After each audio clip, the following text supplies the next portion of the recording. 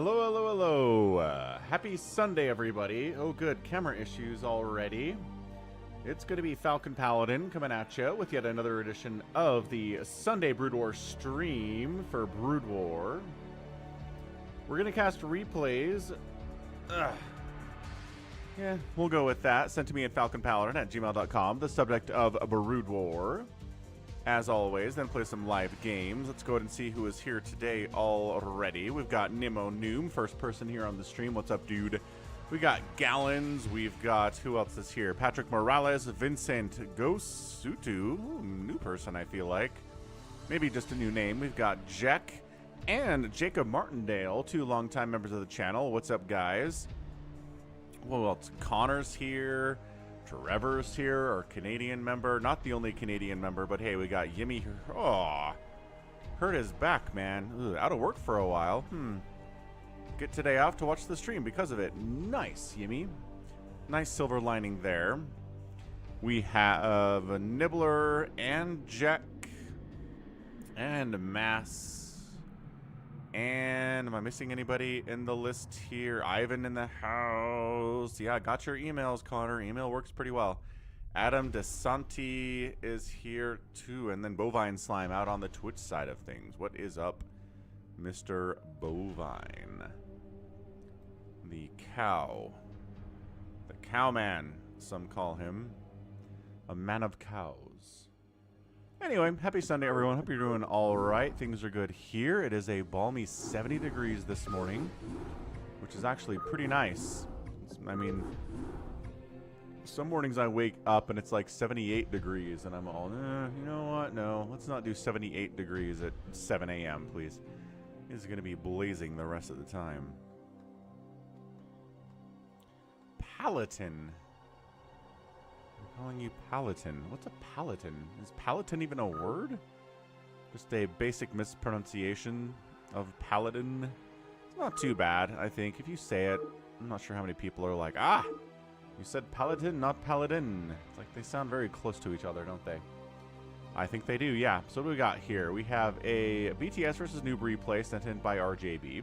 We got Barracks and Soma here too. And a little ZVT, fantastic stuff. Some fastest map rep. We didn't get a lot of that last week, so good to see we're getting some fastest map here this week. Beyonce in a big game Hunters game. Got a, it's the fastest map 4v4? Map name is AvcaTiNuS. I don't know. I'm not sure what that tells us necessarily. They rebranded to Soup, by the way. I mean, I don't know. Is it any better or worse than AvcaTiNuS was?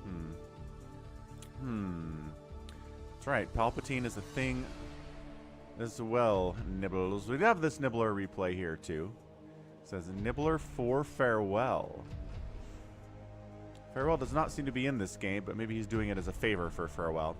SDanny, fastest map. Best fastest map, he says. ToyCop in a game. We've got, and here are the Connor replays. Eminem and NUKES, he says. NUKES, really? Really, really, really. AvcaTiNuS map is a fastest map. Okay. Good to know. Good to know. I mean, that's whatever. Africa does a lot of stuff. That's not fastest map too.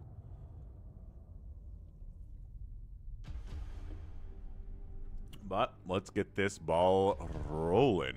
What's up, SDanny? You know what, SDanny? We're going to do your replay. I know you sent this in last week, and I didn't get to it. So let's get it in right off the bat because you're here. Yeah, let's rock. Farewell like specific strategy, and that's how I remember which game it is. Ah, alright.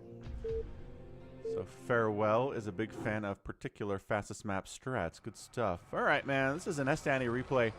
I don't know who is SDanny here. None of these names look like SDanny to me. He's probably not the 23 APM player, though. Ooh, left versus right. That's good. So, team left side, we have XC6060606060606060. His teammate bottom left is going to be a Protoss's Dr. Xsack with the 17 APM. And then finally, a Zerg player, very cool, is Barcode. Nope, this is not Barcode. This is Chipme. Chipme, a dark blue Zerg. Top right, it is a purple Zerg player. It's a Yuagi. We have 09904571, who's a red Terran player, and then a green Protoss player, Barcode.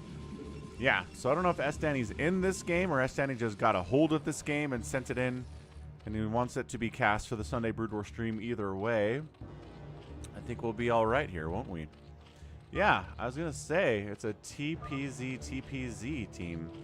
Or versus TPZ team. I'm meching, and I'm a noob, says 0990 with his 180 APM. Spamming pretty well, though, right? So, pool firster here out of Chip Beam, which means he's going to get some Lings out. Good scout here by Barcode says, it is a pool first play. Lings are coming out. How? How are we going to deal with that, team right side? Well, Sunkens would be good. Also, a bunker's nice. Maybe a couple cannons would be pretty good. That's what that forge is all about here. And are we actually going to get some Lings? He went pool first defensively, didn't he? Yeah, Chipme's like, I'm going to go pool first and then throw it on to Sunken because I'm afraid of getting pool firsted on the other side or proxied or something or cannon rushed. So, there you go. SDanny says, I am 0990457221. So you called yourself a noob. I don't know that you're a noob. Dr. Xac, with his 48 APM, has thrown up 6 gateways. Has no gas here in the first 3 minutes. And there are pylons going all the way to the top of his base. This is some crazy stuff out of Dr. Xac. I like it a lot. SDanny's coming back from a long break from the StarCraft. Gotcha. So just setting those expectations low so your teammates don't expect a lot from you. And then when you're okay, they're like, well done. Well done, Mr. Noob. So a little bit of a bio opening here from XC6060. He's got Marines, got Firebats, got Medics. Excellent stuff. Dealing with bunkers is going to be tough for him. Cannons are going to be really good at this stage of the game, too. The sunken count isn't super hefty, but it's pretty nice. And Dr. Xsac's 60 APM is actually, he's got the biggest army of anybody by far right now. Look at this. Look at this man. I think Wagi might just be dead. Like, really, really dead. These Sunkens are coming up. Are they coming up in time? Well, there's the 3 of them. The rest of them are trying to morph on in. Zealots, they're getting screwed up, right? They can't quite jump on this thing. Because of the Sim City, more Sunkens are popping up, trying to help deal with this. A Vulture comes in from SDanny, and a Siege Tank comes in here, too. I think all the Sunkens are going to die. What's up, Phil? I don't think much of anything else is going to die here. I think the Sunkens are toast. I don't think that many workers are going to die from Wagi. Okay, I mean, I lied. This is actually pretty bad. Okay, well, Siege Tanks don't do crazy well against Zealots, especially if they've got Medic support. Dude, Medic support Zealots is crazy good. Kite. Where's the follow-up of 100 Zealots? Here they are. Dr. Xsac following up into Uwagi's base. Wow, okay. So, I mean, this is it's an 8-kill Siege Tank there. Not bad at all. No! Finish off the Zerg. Why are you coming into Bunker Town? No. Go finish off the Zerg. He's only got 3 injured Siege Tanks defending him. Okay, well, a handful of Marines are coming in too. With their medics. Take down. 9-kill Siege Tank. Focus the tanks. Oh, the drones are screwing everything up real nice, though. Stop sending your zealots in here. This is the worst place for it to go. They have vultures in this base and bunkers, and the Sim City is really good. All right. Well, oh, look, they're getting some work done. But seriously, I think if the last 2 rounds of zealots just showed up here, I think Uwagi is dead. He's already 11 workers. But man, Sunken's getting the work done enough here. A Barcode comes in to help try to save his buddy. Not that he's really needed at the moment. It's appreciated. Another tank dies to these zealots. My gosh. 3 kills on that one, 1 kill on that one. Vultures clear him out. The Okay, so giant cannon wall from Dr. Xack on the follow-up. Still doesn't have any gas here at 820. 820. Ah, I'm so sneezy this morning. Goodness gracious. Ugh, I think I have another one coming in too. Ugh. Feeling that.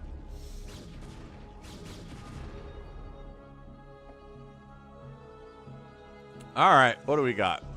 Our guy needs some gas. He's finally throwing up some gas. On the other side, SDanny here is meching it really well. Got his vultures, got his siege tanks, got his spider mines. Bunch of mutas out from ChipMe. Barcode's got some dragoons to fight with it as well. Thank you, Jacob. What's up, ToyCop? Dragoons do fight pretty well against mutas. Surprising number of mutas here, honestly, on the opening. Usually it's a Hydra opening from Zerg players in fastest map, but this ChipMe's like, nah, mutalists.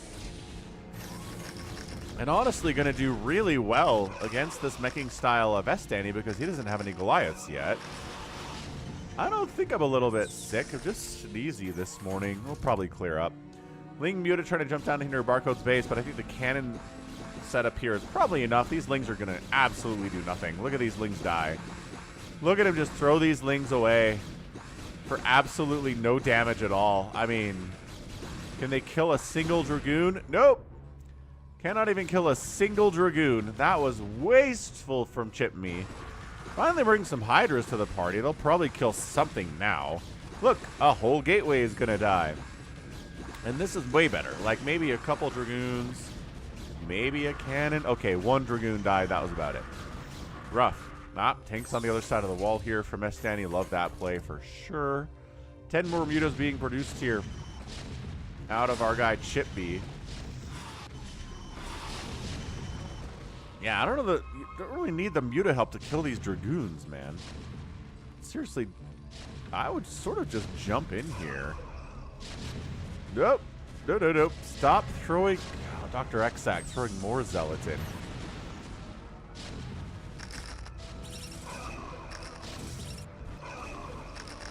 Nice. Zealots clearing out spider mines with their bodies. Excellent, excellent. Some of that friendly fire splash damage causing issues too. He's still trying to crush down here. Yeah. Dr. Xack still trying to crush down this way. Does not seem to be working too well, but, you know, the siege tank splash is actually helping kill some of these tanks. So, 'tis the nature of siege tanks, man.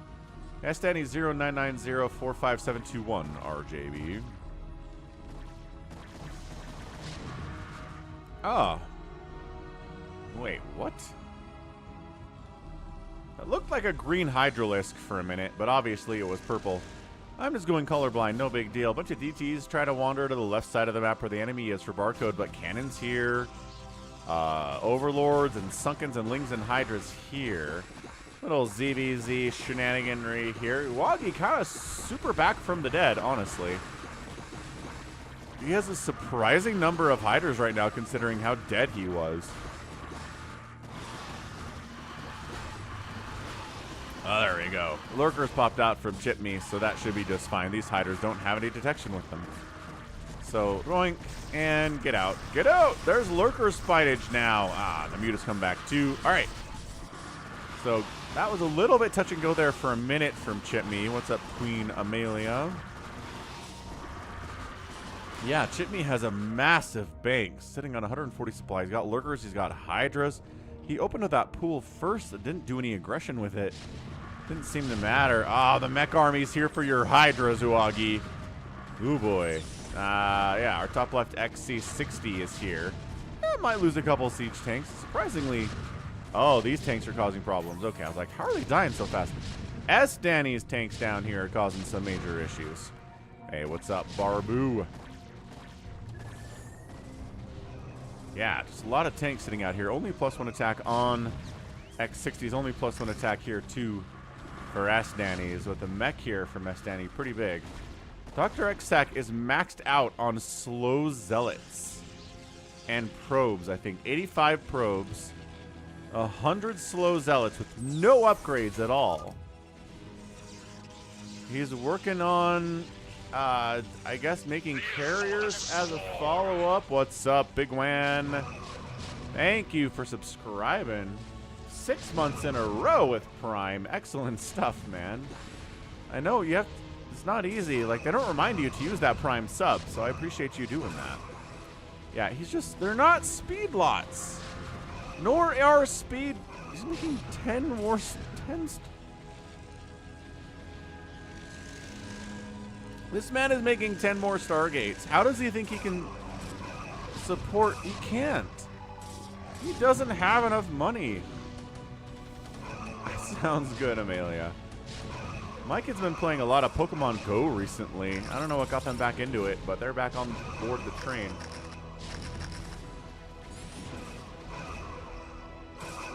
Yeah. So here's the thing. If Dr. Exac had managed to get speed for his Zealots, I think this is a much different game for Team Left Side. But as it stands, the man went 1 million slow Zealots into carriers off of like 27 gateways, which he doesn't have the gas to do that. Even on fastest map. I don't know that you do. Gallons is appreciating Dr. Exac's strategy here. Of making a bunch of... Oh, he's got a shield upgrade. Okay, they're not entirely unupgraded Zealots. That's good. At least.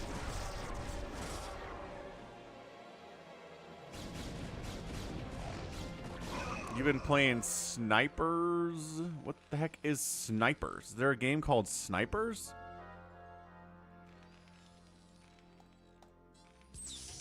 I am unaware of it, if it does exist. 17 Zealots, man. Oh, look, do these Zealots have upgrades, though? They have 111 upgrades. Thank you very much.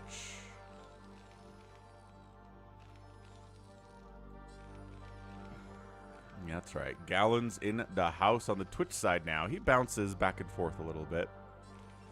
But he's calling Dr. Exac a Chad for going unupgraded 1 million Zealots into gajillion carriers.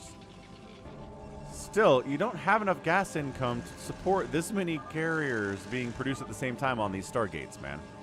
Yeah, he just doesn't have a decent grasp of how to play fastest map. Although, I don't know, like, he did have the biggest army of anybody in the game for a while. Currently, I mean, he's at 185 supply. It's still kind of maxed out.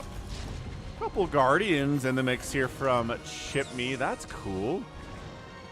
I'm liking it here. Not a ton of anti-air in this army, except for these Hydras and these Dragoons, but you know. But you know. Oh, it's a UMS game, Snipers. What's up, Ebster? What's up, Farewell? This game, not for you. We have a Nibbler game that is for Farewell coming in later, though. I like this. Lurker Guardian. Kind of like dragging the Hydras into the Lurkers. Being patient with the Guardians. SDanny is announcing his intent to go for some drops. We have a little bit of science puzzle shenanigans here from X60. Probably wants to irradiate these drones, but look at this. Look at this Hydra comp. This Hydra defense positioning here, though, is so good. Yeah, you're not getting in there. I am afraid you are not getting in there. So he goes ahead and settles for irradiating the Hydras.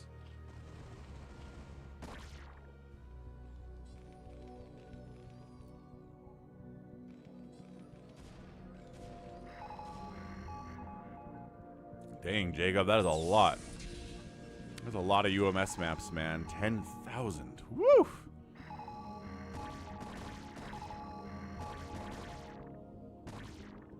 All right.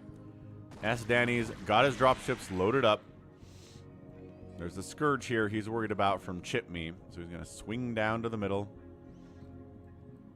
Some of these dropships are not loaded up, but the carriers have showed up, I guess. We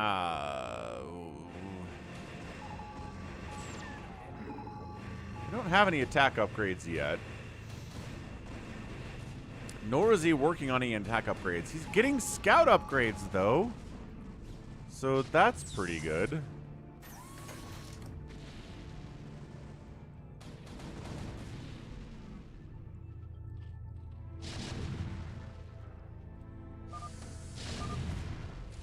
Good defensive drop here from X60 to shut this little tank thing down. Excellent job. Recall, double recall from Barcode into Dr. X-Sack's base. He's got Zealots, he's got Dragoons here, but the carrier count is probably enough to deal with this. I would argue quite heavily. This is, I mean, it's at least 12 carriers. Again, if they were getting a +1 attack upgrade, I feel better about this. But as it stands, they are 0 attack, +1 shields, +1 armor.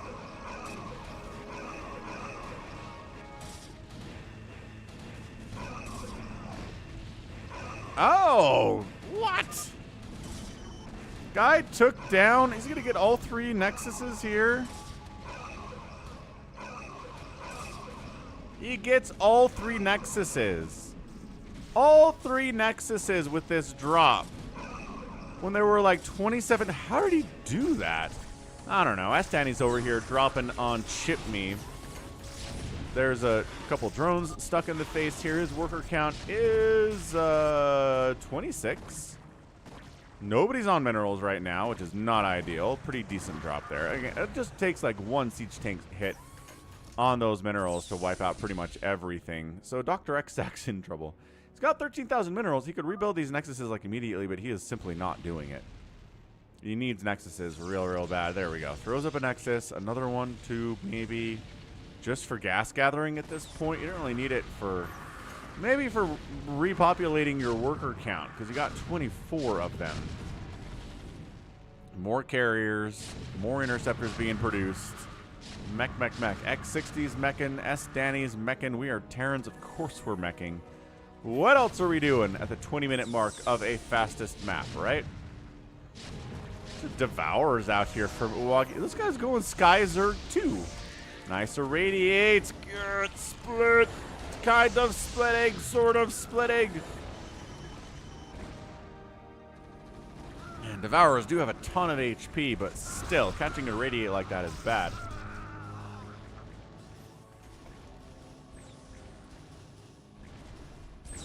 Yeah, man, look at these purple Guardians from Milwaukee. It's totally pushing these tanks away. Wraith Ball is out from SDanny now. High Templar being produced 16 at a time from our Barcode player, but we'll see if those are Archons or High Templar. Feels like he wants to go for an Archon drop at some point. Wraith trying to snipe out individual Guardians. Nice. Good Storm. Now, okay, the High Templar do seem to be just for Storm at this point. Yeah, honestly, just storm this whole thing. You know there's lurkers in this choke. Just blind storm it. Dark's Observer comes in. Dark Swarm pops on top. Not going to help against the blue stuff, man. Never has, never will. God, can you imagine Blizzard releases a patch for Brood War, and it's like, actually, Dark Storm does protect against Psionic Storm now. Everybody will lose their mind. They'd go crazy about that.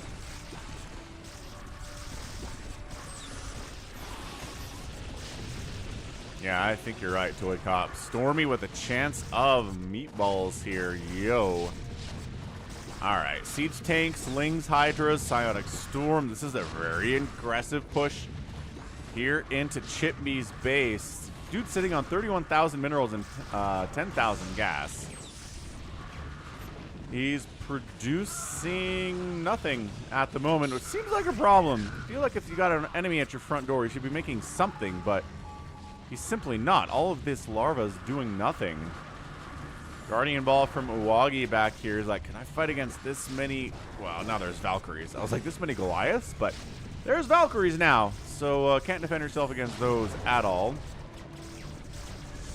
Ah, with the Devourers, you certainly can. Okay, Purple putting in some work here. Carriers dealing with his giant cannonball setup by Barcode. Still no attack upgrades on these carriers. He's going into scouts now. Why is he refusing to build or get attack upgrades for his Sky Toss?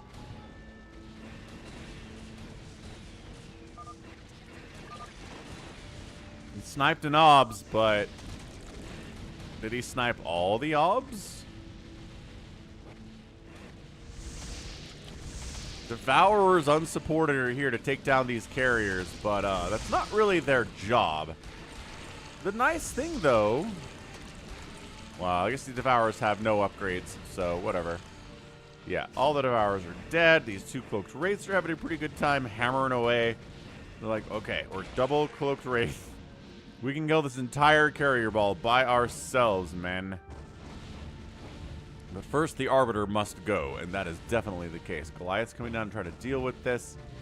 Dr. X-Sack went for 2 Nexuses and cannoned himself up so that further drops would not hurt him as much. I like it a lot. Uwagi's still kind of trying to Guardian in here, but the Valkyrie count is too high. The Devourers went to try to kill the carriers and all died. So the thing to do with the Valkyries is now Hydras, but there are siege tanks around. This is a very interesting game. Like, weird strategies, man. Yes, Josh. As long as you know what the password is, and the password is SOC.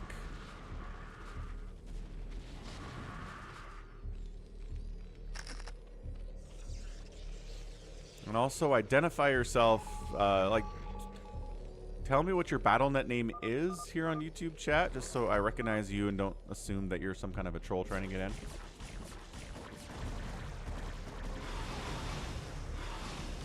No, no, no, no, no. Super no. XC60's drop does absolutely nothing. Josh says you are, I am 8 up. Cool. Sounds good, man. We'll see you at the live game portion of the stream. This is the first replay of the day. Bigwan.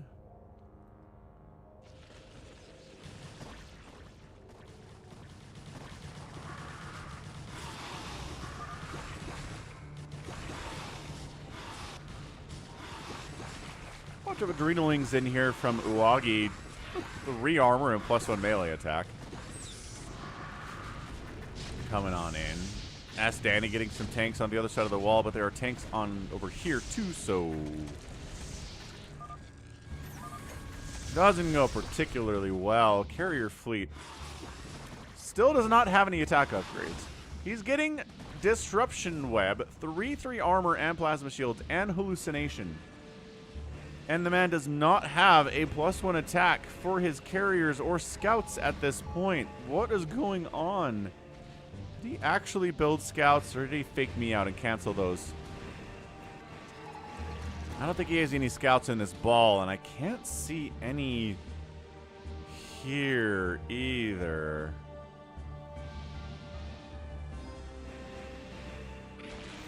Hey, nice, Josh. Has anybody sent in a replay of Scan versus DeWalt? I don't know. But this is a nice little offensive Nidus play out of Chipney. I don't know if he... There you go. He brought his own lurkers. There are no lurkers defending, which is a problem for Uwagi. Actually, carriers fall back in the face of Cloak Wraith Ball. Again, get the obs. There are 2 obs in this group. There's 1. There's 2. Uh-oh. Okay, but he falls back to the cannons. And he's got a lot of detection there the Wraiths can't do much about. They snipe an Arbiter as they fall back. This is still problematic for Uwagi all of a sudden, though. Hydra Lurker, good setup, man. 2-1 upgrades versus 1-1 upgrades. Still 3-3, though, on the Hydras from Uwagi. He's got some pretty decent setup there.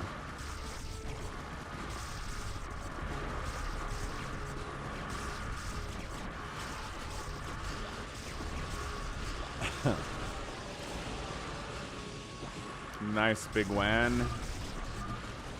All right, just the defensive storms here from Barcode are worth their weight in gold.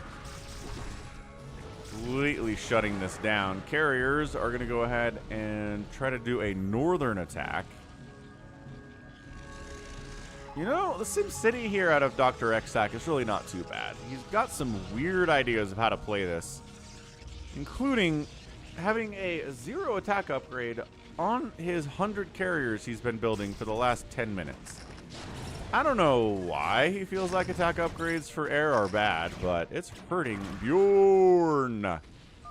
Bjorn Buttinger gifting 5 Falcon Paladin channel memberships. Let's see who gets them. Connor gets a membership. Ara gets a membership. Psychonuts. And Jared and G22 get memberships. Those are all people we know. Hooray! Thank you, Bjorn. Truly a man among men and among StarCraft fans. Channel member, gift and subs, patron, all over the place with the support. Have a great Sunday, Bjorn. Good stuff, man.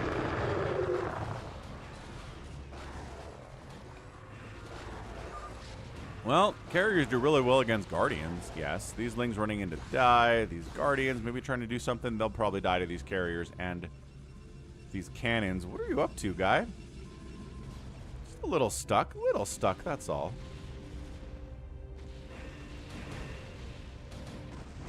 All right, Gallon, sounds great.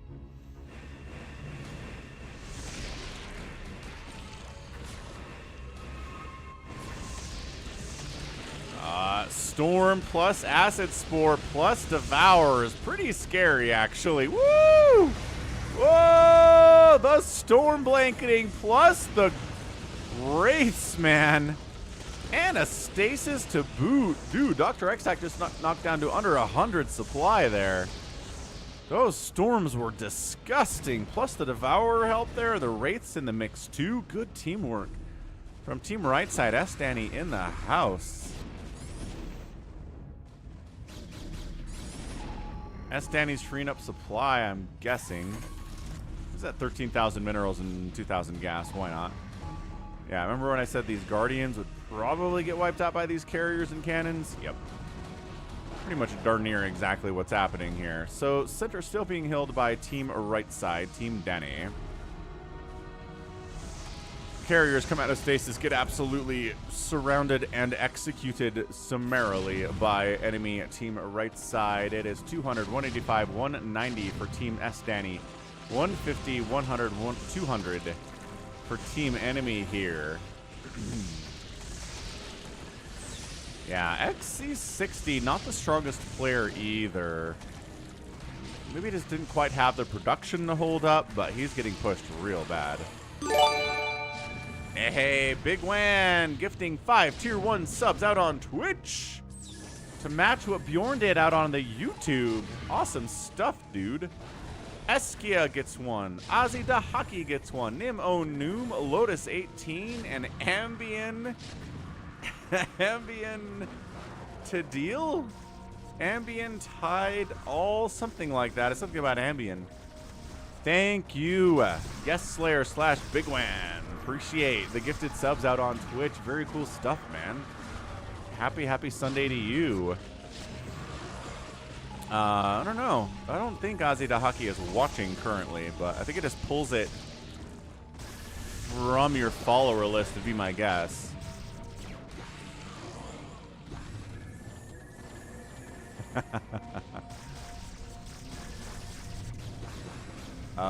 Continuing to, like, the Zerg players today just love nothing more than sending Lings into a million cannons without any Darkstorm support and losing them all. It's kind of sad, actually.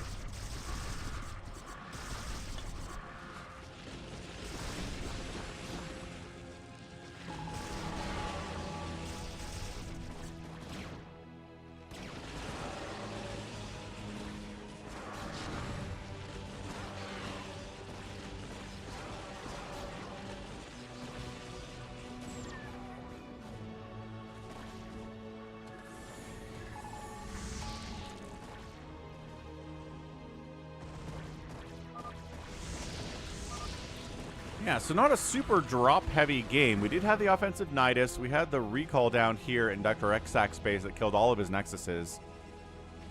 But other than that, I don't think we've seen all that many. High Templar just wandering in on their own, tossing storms down, hoping they don't die. Eskia! Hey, what's up, Eskia? Yeah, gifted sub here from Yes Slayer.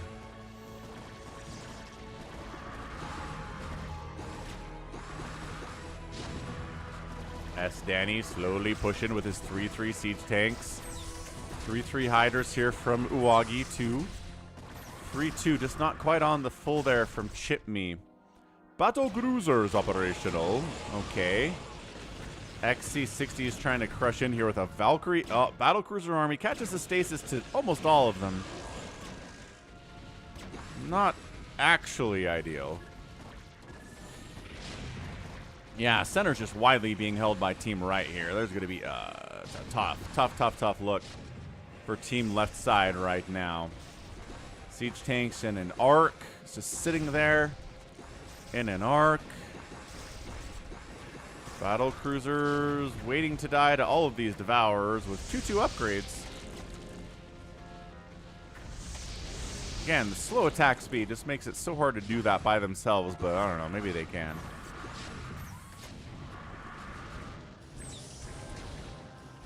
Chipme is getting pushed hard. He's going to die with 46,000 minerals and 19,000 gas. His production tab today is just not throwing up 20 Hydras. And yeah, that sure, the Guardians will die to that, but the siege tanks are just a major problem here. You need the carrier fleet to deal with the tanks. The Cloaked Wraiths are an issue. Why are the carriers not assisting here? Because they don't quite have their full interceptor complement yet, and Dr. Exac is too worried about it. So that's not great. Oh, he's going to go for it anyway, though. Good, brave man with his 0 attack carriers. I don't think I've ever seen a Protoss player make this many carriers. Honestly, make carriers at all and not give them an attack upgrade. What's even weirder is he gave them the air armor upgrade to level 3. Ah, catches the stasis. Very good today. I really feel like Barcode has been more of a support teammate than actually making a ginormous army, but, you know, support is good. The stasises, the storms, the little cannon setups here. You know, Dragoon support when necessary. Barcode didn't play, like, the biggest, scariest, strongest game, but he's doing some really, really, really good things. What's up, David Wagner? Battle cruisers from XC60 trying to wander in and shut this thing down. Is there enough anti-air to deal with it? Ah! Wagi Dark swarmed with his lings. Oh, my Zerg heart is so happy. He did the thing that he needed to do. I mean, he didn't have enough Dark Swarm to get all the way in here, but he's cracked the front door open. That counts for something. Yeah, the carriers of Dr. Exac. Man, imagine if they had that attack upgrade. Imagine if they had +3 air attack. Imagine how this would not be happening to him. It'd probably be a much, much different game, wouldn't it? Battle cruisers actually kind of shutting this down. Ah, another stasis, though. Man, stasis is so good.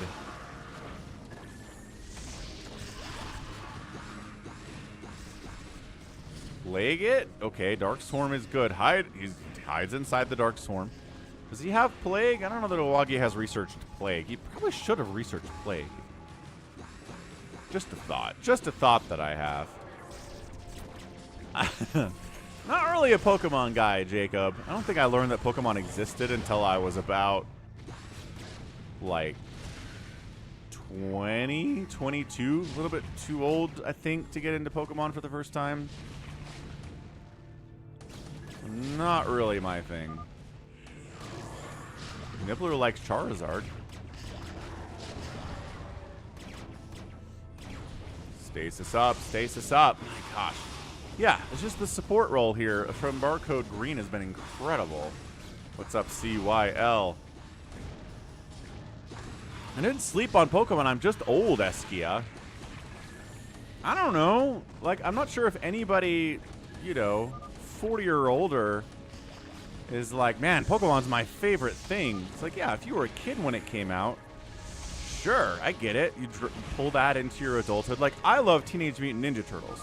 Because when I was a kid, TMNT was the cool thing, and I love it to this day. Like, that's what's going on. But, I don't know, Pokemon wasn't around when I was a kid, at least not in America. It was probably huge in Japan at the time.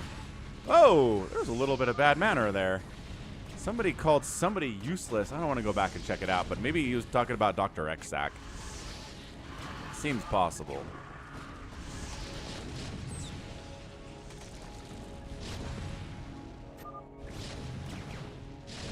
No, I've never played a Pokemon game, Gallons. I played some Pokemon Go with my kids. Like back in 2016. But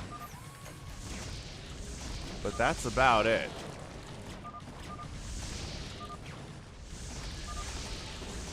Ooh, Eskia's got a theory. GG, Dr. Xac says the better team won. Look at this good manner of Dr. Xac. Alright, so SDanny, Woggy, Barcode get the win. SDanny calls himself a noob again after winning.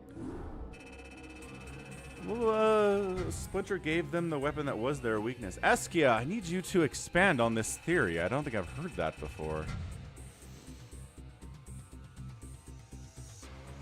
Yeah, 50 APM from Dr. Xac. He ends up killing as much as, I mean, most people did here. XC actually killed a whole ton. I mean, never mind. So yeah, Dr. Xac not quite pulling that off there. Resources. Woggy outspent everyone despite basically dying in the early stages of the game. That's an impressive comeback from that Zerg. Really, really good stuff. And then Chip Me, surprisingly down here. Consider, oh, I guess he mined a whole ton. He mined more than almost everybody, but he was really had a hard time spending. Hard time spending. Cool. Let's go Nibbler. We'll nibble this thing next here. As long as we're on a fastest map play. Hey, thanks for the follow. Was it Josh? I think it was Josh. Going over to Twitch with his I am 8 up account. Raphael's twin size. He speaks with a Brooklyn accent. Yes, definitely. Size a defensive weapon. Splinter gave him the weapon that could improve his defense instead of being a brash guy. Interesting. They're gonna 3-on-1 you, says Nibbler. Message to party says, yep, just be alive, says Nibbler. All right, team 1, Danny. It is a green Zerg player. His teammate on the right side is a purple Terran. It is Perocidoso. Pero is dog in Spanish, but I don't know what the rest of this is trying to say. Then we have Renubi on the left side, who is a Protoss. Team 2, Nibbler. Orange Zerg as usual. A Tomato is a Zerg. And then message to party is a Terran on the left side. So basically, the idea here is that Terran's going to get rushed because he's alone on the left side here.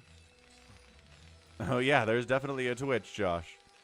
Truth. Don't you stay to the end of my casts? I always say you can find me on Twitch, Facebook, Patreon. Where else do I say I am? Other places. Facebook, Twitch, Twitter is the other one. Or X. I guess we're at the point where people are starting to respect that it's called X now, I guess. I don't know. Bad name, honestly, for a website. But I believe what I heard about this is that Elon, ever since he was, like, young, like 17-year-old Elon, he's like, I want a website called X. And he got a website, and so he changed its name to X. He's really just kind of a child, that man. In a lot of ways.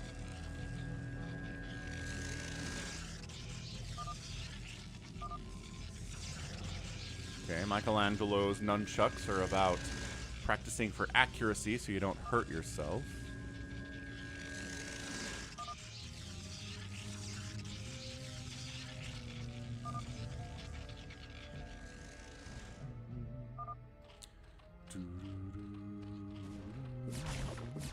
Yeah, it was more than a couple billion Psychonuts. Alright. Superdidoso. Making a move here on Tomato. Not quite alive yet. More Sunkets popping would be nice.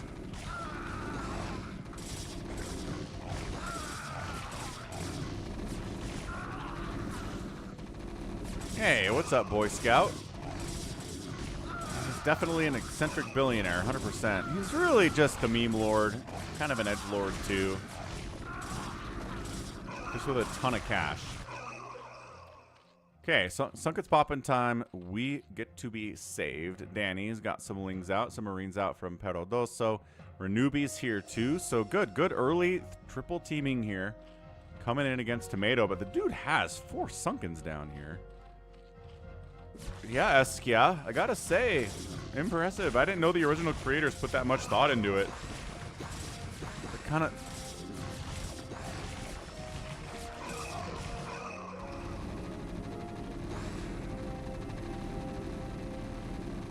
Yeah, stay out of range of the Sunkens. Try to burn those things down.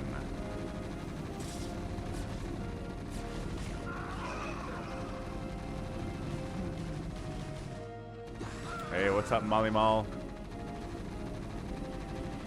Spawning bull dying is a problem. Not the end of the world, though. Message to party. Little TBT Marine versus Marine action. Not something we see very much. Oh, up. Not up. Down into the Sunkens to die. Not the greatest control there from Perro. I'm guessing he's macroing back home. He certainly is. Moving into factories now. He has enough racks to make the Marines for the early pressure, but that's going to be about it for now.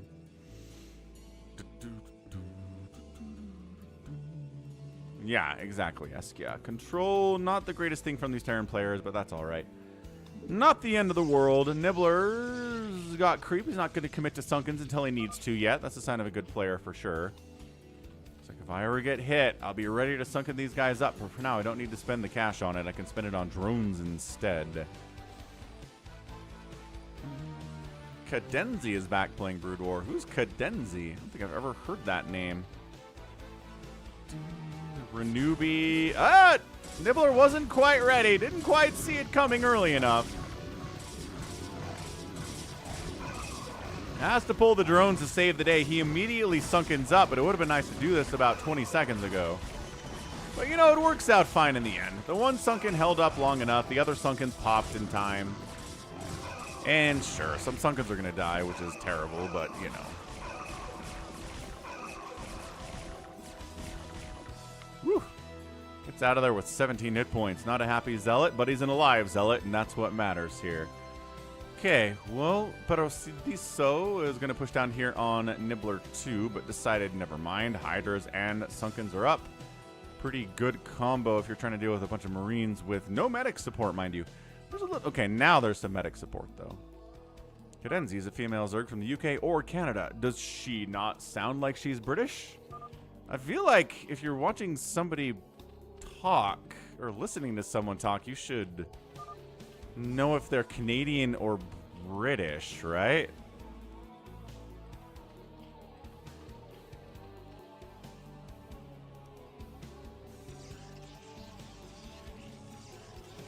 Like, I haven't met any Canadians who sound like they're British, I guess. Obviously, there are some people who've moved to Canada from England and stuff, but anyway. Nibbler going into the drops. Yeah. Carapace, missile attack. He's got speed for the Overlords. He's got drop for the Overlords. He's got lurkers here at 8 minutes. Very, very good. 60 workers. Big drop incoming on someone. Who do we think it is? Message to party? No, that's his teammate. Renubi looks pretty prime for some kind of a giant Hydra lurker drop.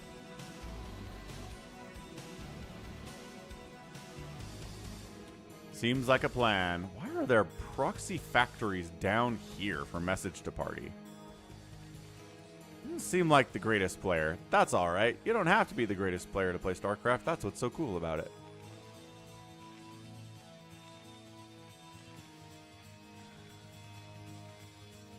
She's the best foreigner Brood War player. She's better than DeWalt? Toss Girl's not really a good measure at this stage, I don't think, unless Toss Girl got a lot better. DeWalt can't beat Toss Girl? Is that what you're saying, Gallons? I am confused.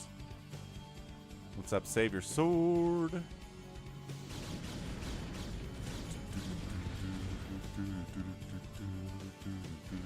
Sure thing, Connor. We'll get your replay next. Ah, siege tanks are up here on Tomato. No, Tomato. Tomato. I get it. Hydra Sunken, decent combo defensively, but yo, a lot of tanks. Nibbler with the drop. Nibbler with the drop. Ugh. Renubi gets knocked down to 15 probes. This one cannon trying to save the day. DT's trying to save the day. I don't think they can see these lurkers, and they're dead anyway now, so it doesn't really matter. Bam. All right, man. So Renubi getting wiped pretty effectively here. The siege tanks. Oh, did Nibbler save the day over here? Where did all those tanks go? Looks like I don't. Like Paradiso was here. Did he pull them back to try to help?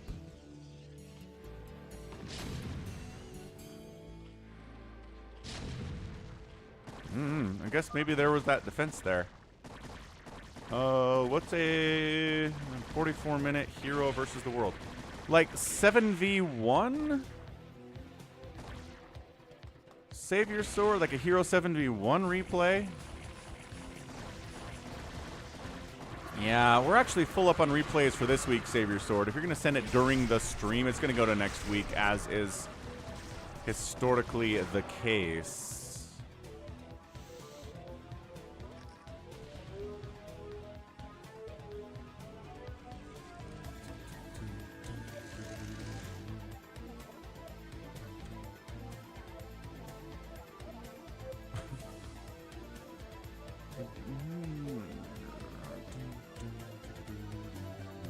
Yeah, I'm pretty sure Jack's memeing Father of Man. It's cool. I think everything is A-okay. Alright, SaviorSword, see you later. Well, now I want to see a DeWalt versus Toss Girl game. Let's somebody set that up.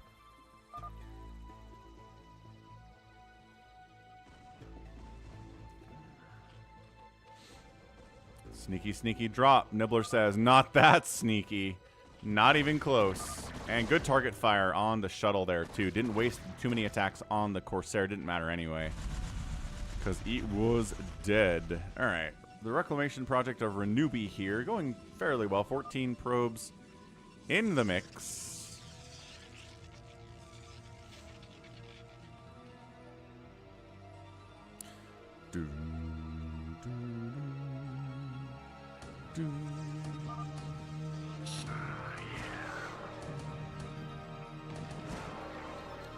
Nibbler's lurkers are like, we can do a lot. We're not going to fight siege tanks, though.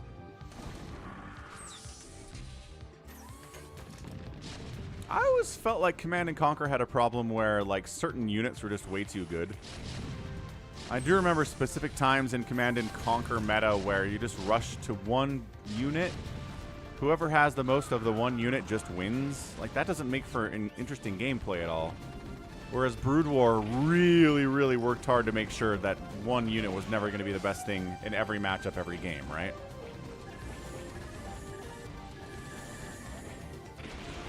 Tomato trying to drop here? Yes, he's trying to lurker drop. There are siege tanks and bunkers and missile turrets, so that did not go particularly well for Tomato. It was a good effort. Not going to complain about it. But just didn't work out in the end. Hey, Jack. Yep. We've been talking about the guy inside the missile turret for, yes, we know. He's got to be super dizzy. Oh, my question has always been, is it a robot? But if it's a robot, like, why bother making him look like a dude? The Carbot missile turret doesn't have a dude in it. So take that for what you will. All right, Nibbler says, let's go again, boys.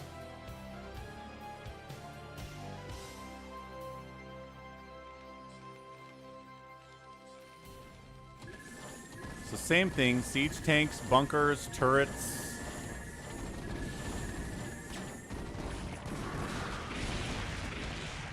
Doesn't matter, it's just too much stuff, man. Too many hiders, too many lurkers. SCV count dying miraculously here. 25-20. On a radiate defense here, trying to save the day. Actually, not doing too bad. That was like 3 hiders down for 1 irradiate. Hiders getting dragged down in to fight the tanks, but honestly, stay up here, take down the tech. All the command centers are dead from Paradiso.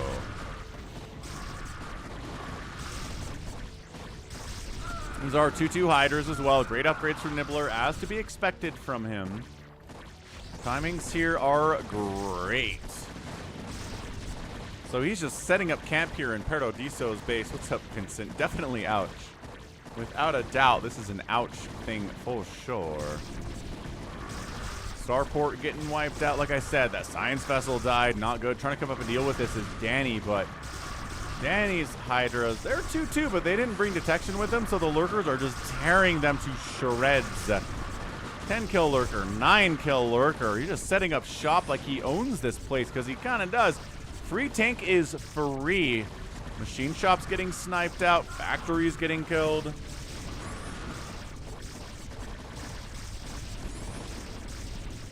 Yeah, this might be it for Perodiso. Perosidoso. Something like that. There was a Dark Archon up there. Perosidoso's like, well, that was absolutely problematic. Certainly the case. Storm Drop gets it. 34 kills on the Storm. 1 kill for that guy somehow, but the other one, 34, knocking Nibbler down to 18 workers. Good drop bottom right there from Renewby. Good revenge for getting dropped earlier. Turnabout is fair play.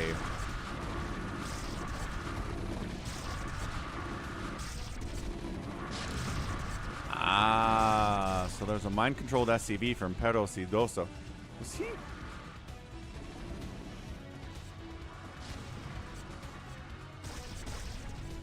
Man. So the only Protoss here is Renewby. Renewby is going mind control to race when he has like 30 workers and a gateway. Okay, he has more than that. But still, I guess he has this space too, which is going to die to Tomato.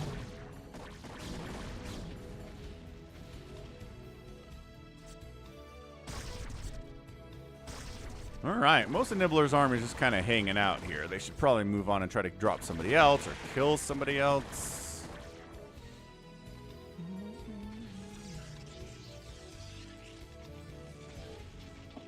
Nibbler has some mutas here for defensive purposes, I'm guessing. Try to help message to party in case he gets attacked because, again, he's not the strongest player. He's got 40 APM.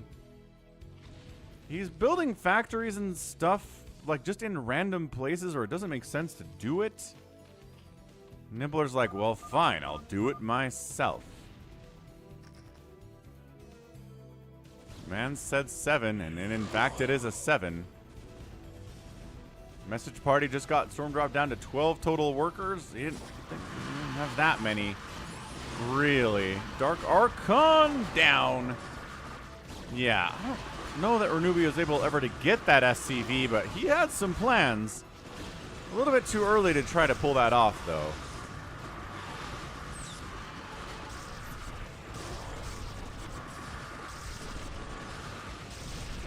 I mean, carrier death sound is honestly pretty unique. Like tank death sound, Goliath death sound, pretty generic explosion sounds, but carrier death sounds are a little different for sure. Tomato calls out there are lurkers here. True. 11 kills, 8 kills, 16 kills. A little bit of assistance from Danny to help his guy not die. These lurkers, though, they'll do friendly fire splash. Goodness gracious. Nibbler's Muta's trying to get something done. Are these loaded up? No, they are not.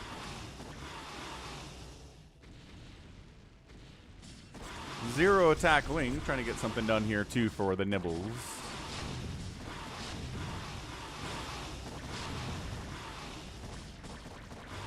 Also, he's getting metabolic boost for his lings here at 19 minutes. But when you go for that like double layer fast overlord Hydra drop strategy, you're not getting metabolic boost in there. You're cutting that, obviously. Yeah, scout death sound pretty generic too. Although ToyCop is asserting scouts have never died in StarCraft, so maybe I'm making stuff up. Who knows? 19-minute slowlings. That's exactly right. That's what we're here. Hey, what's up, Mr. 2XT?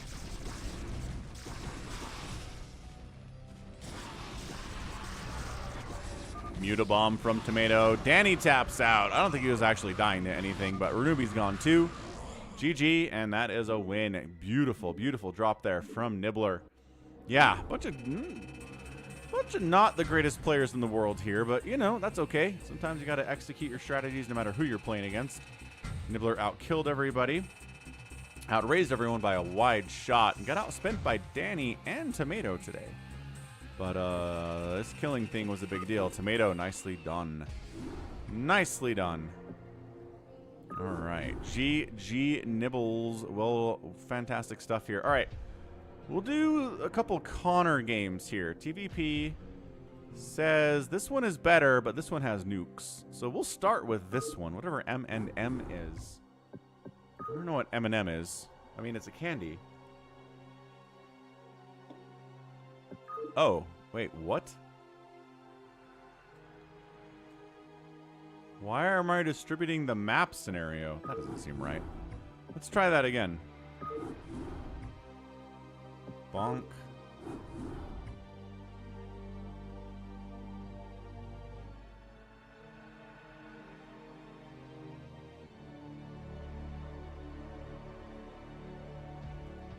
This is not going up. It needs to be downloading. What's up, Alexander?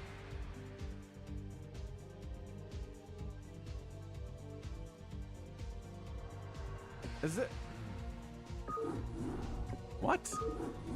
I've never seen that before. Let's try nukes. Nukes works. Okay, so we'll do nukes and we'll come back to the other one, I guess.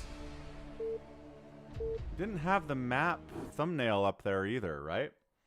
For retro? Very strange. Alright, Neo Dark Origin. We're gonna red versus blue this just because, like, blue versus teal. I don't know.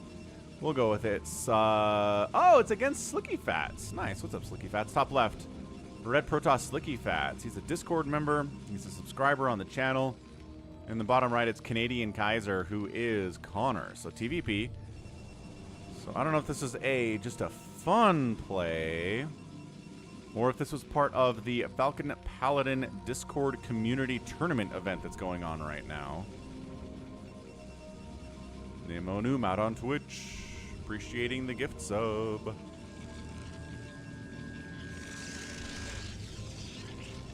And a bad SC players here too. What's up, dude? Alright, Canadian Kaiser not going greed. No command center first play from him. Gateway just coming up inside the main base from Slickyfats 2. No big deal. Everybody knows what to do. Everybody has their assignment and their mission. They're following it to the letter here. Ooh, 2-gate. I lied. That's different. Slickyfats going for some aggressive Robert the Zealot stuff here and friends. A bunker's going to be necessary. Well, maybe not. But a hard wall here, pretty good too. SCV does see the 2-gate no gas and says, uh-huh. So this is happening. What's up, PJ?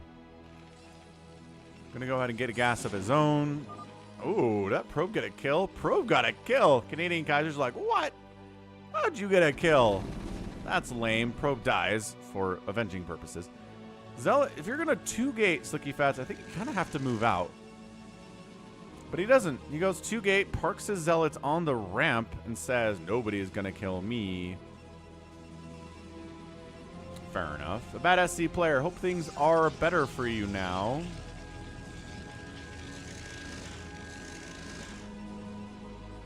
And you're back on the StarCraft, so I hope that you are. So double fat coming in with the double gas here from Connor. Still no expansion yet. He's a little bit afraid to.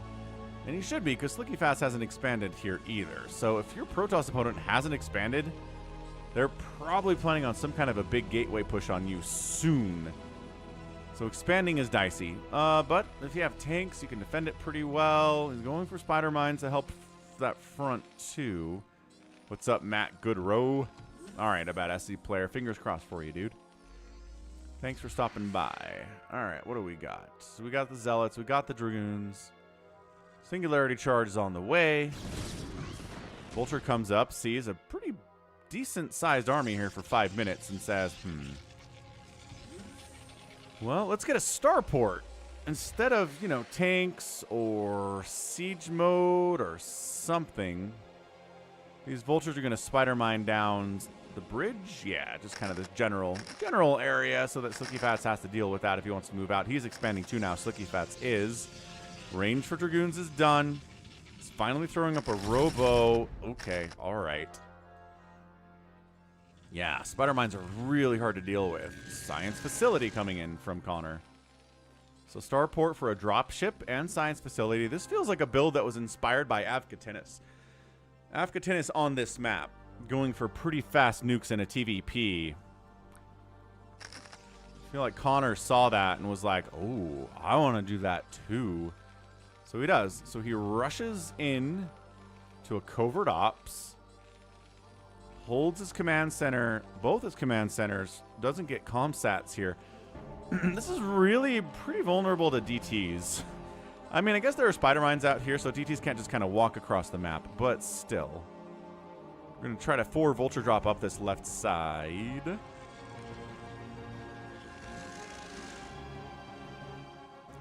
Considering it anyway, but yeah, like a DT drop that just goes...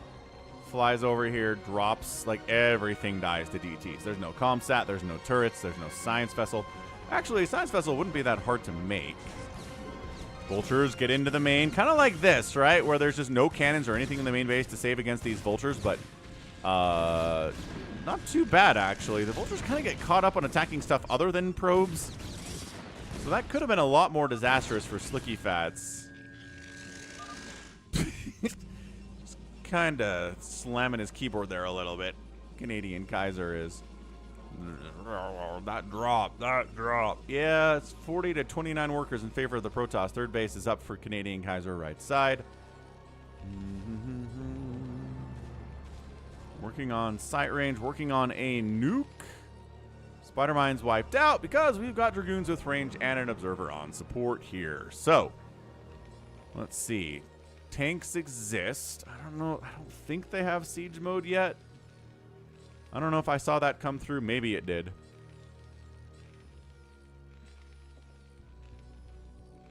Hard to say. Hard to say.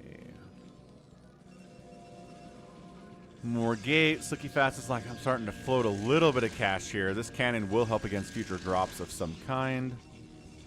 Yeah, like... Dropping over here with your ghosts and nuking this area is really tough for Protoss to deal with. Although, I don't know. They can just access that area through that ramp, right? Right. So we're going to speed this up a little bit here.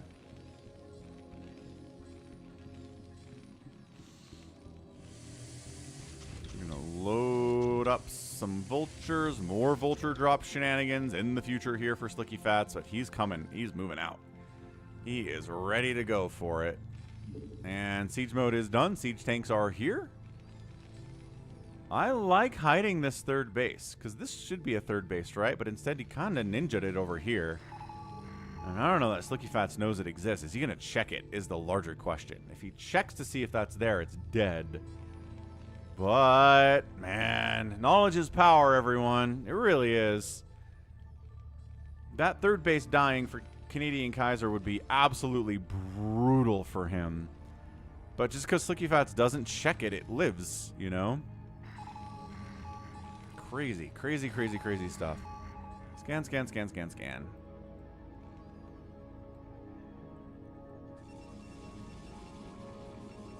There's a probe and a shuttle here as the top right base tries to come in from Slickyfats. He's like, all right, I've got him on 2 bases. I'll get a third base and I'll be ahead. Little does he know this base totally exists.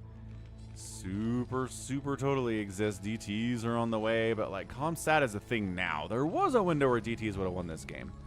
But there are 2 ComSat stations. And even if they don't have energy, which neither of them have enough energy for a scan currently, they will soon. And I mean, there's nothing worse than a DT hacking away at your SCVs and you're waiting for scan energy to come in. Ugh. It's actually faster. We've seen that play a lot, right? Where you scan, you need another one, so you just kill your own ComSat station and rebuild it, because it's faster to rebuild a ComSat station than it is to wait for the energy to go from 0 to 50.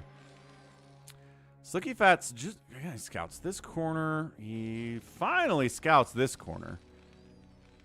Here we go. So unload on it. Oh, there he is. Yeah. He's like, ah. Connor sees it. Connor's like, no.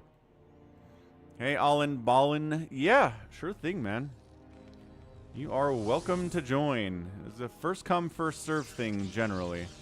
And he builds a next or a pylon here. And then gets the DTs inside the main base. I wanted this to happen, but maybe a little bit ago, right?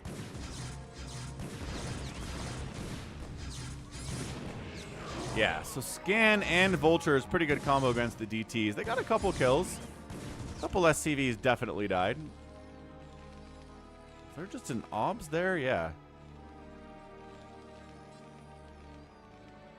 This space is alive, despite the fact there's an army like parked right on top of it. What's up, Andrew? Oh, glad you're enjoying the upload today. Out on the StarCraft 2 side of things.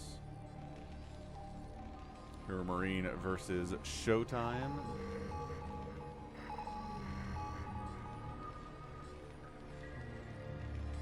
Yeah, Slickyfats is just too passive. Like, the DT drop was cool. I like that quite a bit.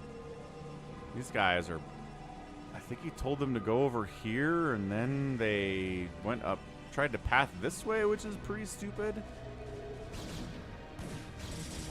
Alright, Slickyfats does finally decide to kill this third base of Canadian Kaisers. But this big old Doom drop inside the main base of Slickyfats is problematic for him. He's like, yes, I killed a base. Continue on, win the game, but then this is happening. Yeah, this is not great. A bunch of vultures, bunch of marines, medics, cloaked ghost wanders over. Nuclear launch detected. Goes for the nuke. Where is that nuke dot? Ah, right there. Okay, so it's only one nuke. 2 nukes against Protoss especially is good because their buildings have so much freaking HP. Nice. Ends up wiping out a ghost that flew a little bit too close to the sun there. Slickyfat's coming back to defend against this. And I don't know, like the nuke was good. Did kill a bunch of probes here. But it's still 43, and that's it. Canadian Kaiser, GG's out. Slickyfats gets the win. The defense of the main base was enough. 2 basin Canadian Kaiser against technically a 3 basing Protoss is not going to work out with a 4th base coming in too. He was down 128 to 65 total supply. So yeah, he just saw the writing on the wall and said that drop should have won, but it didn't. And that is a GG. So again, props to Canadian Kaiser for sending in a loss here. I do appreciate people that send in replays consistently to just sprinkle in losses every once in a while. Slickyfats 41 to 16. Just better macro from Slickyfats today. Tried something sneaky there, Connor did. Didn't quite work out for him, but I appreciate the effort. Let's see if we can get this to load. Oh, wait. Why is it? Oh, no, that's fine. See, but this one says it's a 1v1. And this one's like, this one doesn't have teams. I don't know. Oh, no, this one doesn't either. That loaded just fine for us. So I guess that's not the problem.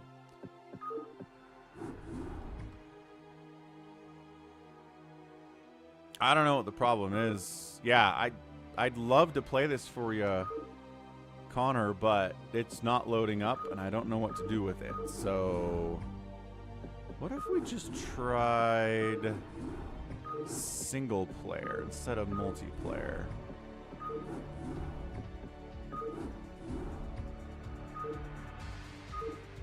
Quick attempt here. Oh. That works. Okay. All right, good. So we're on retro. That's weird. So single player totally works, but multiplayer doesn't for this replay file. I wonder why that is. Top right, Slickyfats. Bottom left, it is Canadian Kaiser. We'll go ahead and give him a teal color now. He chose that. So he likes it, obviously. Hey, Big Mac, happy Sunday to you. Who is working on a Sunday? And why is my team not having me on snooze right now?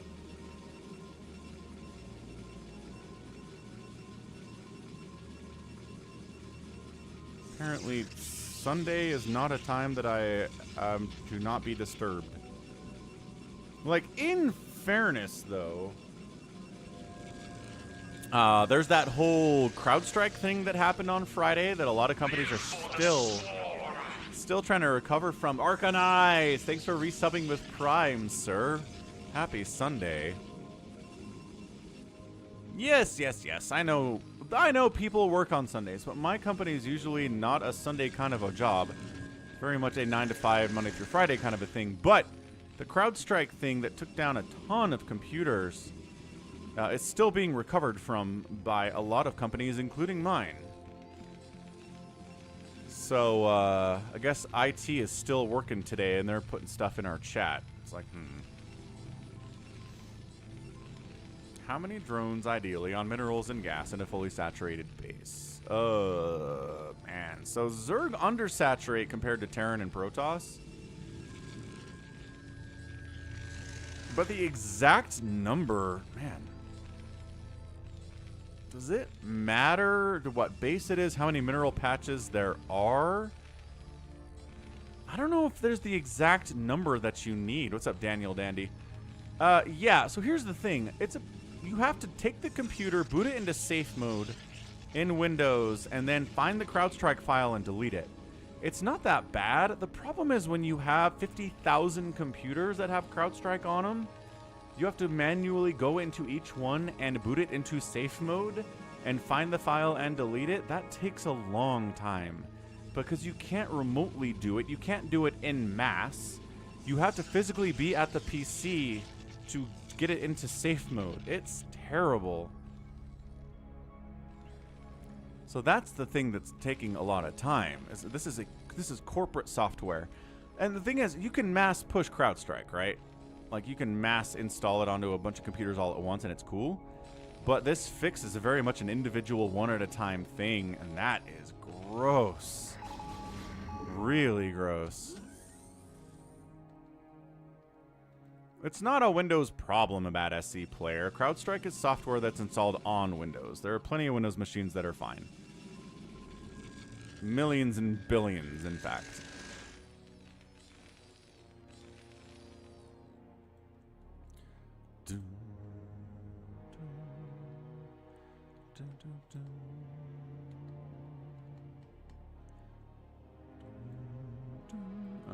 So Slickyfats kind of pushing in while Canadian Kaiser's pushing out. Terran's like, wait, what? No, he's not. He's like, this is cool. I have a tank on the high ground. Don't worry about it.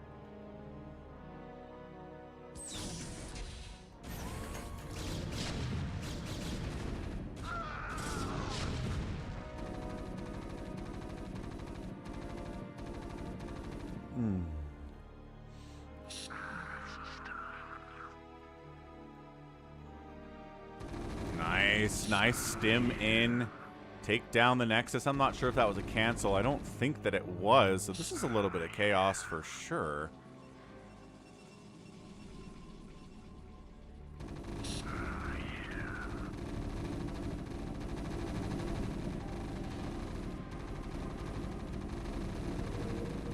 Yeah, Slickyfats is like, this is really bad for all my probes. Fall back, defend. Defend the homeland. Alright, I think there are enough Dragoons to do this. Target firing the gateway is not where it's at. I mean, taking it down is nice. And I guess you're probably not killing any of these Dragoons either, so go for what you can. Probes are probably a better target here for your guys. You're probably not going to get this pylon either. I mean, I don't know about SC Player. Like, we don't get these kinds of problems. You're talking about being unable to boot your machine? Because that's what it is. The CrowdStrike issue just makes it so Windows can't boot. Like, are there never booting problems in Linux? I feel like there are. Working with Linux is part of my testing job. Sometimes they don't boot, and it's a hassle to figure out what's going on. And if you mean, like, widespread problems with Linux machine, like some kind of program that's installed on millions of Linux machines, all having a problem at the same time, yeah, I guess that's never happened. But that's never happened with Windows either. Like, this CrowdStrike thing is the first time this has ever gone down, so... Like, you know what I'm saying? Yes, exactly. Boot's fine in safe mode. It's an easy fix. But again, if you have 100,000 machines you need to do this on, and there's no way to do it en masse, really sucks.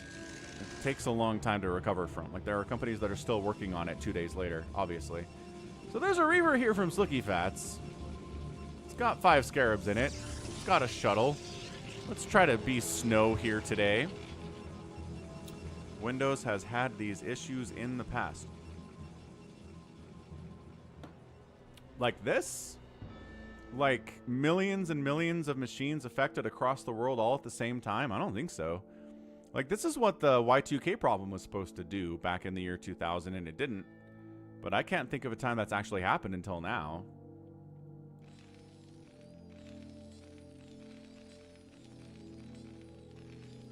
And someone's totally getting fired, Big Mac. What's up, Sammy? What's up, Sonyo? I mean, the big thing for CrowdStrike is I hope this taught them to push out their updates in stages instead of pushing out an update globally all at once. Like, nobody does that. No one who's big enough to have global pushes does it all at the same time. That's stupid. Like, my company's way smaller than CrowdStrike, and we even just push our stuff out in stages to different regions at a time just to make sure it's good, right? That's exactly what this is for. You push it out to a small group of customers. If they look good, then you continue. But if everything dies, then you didn't kill everyone at the same time. Like, that's the big problem for CrowdStrike, I would say.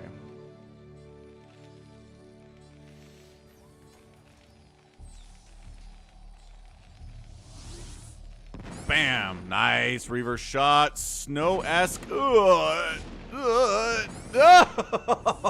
no! Oh no! Oh no!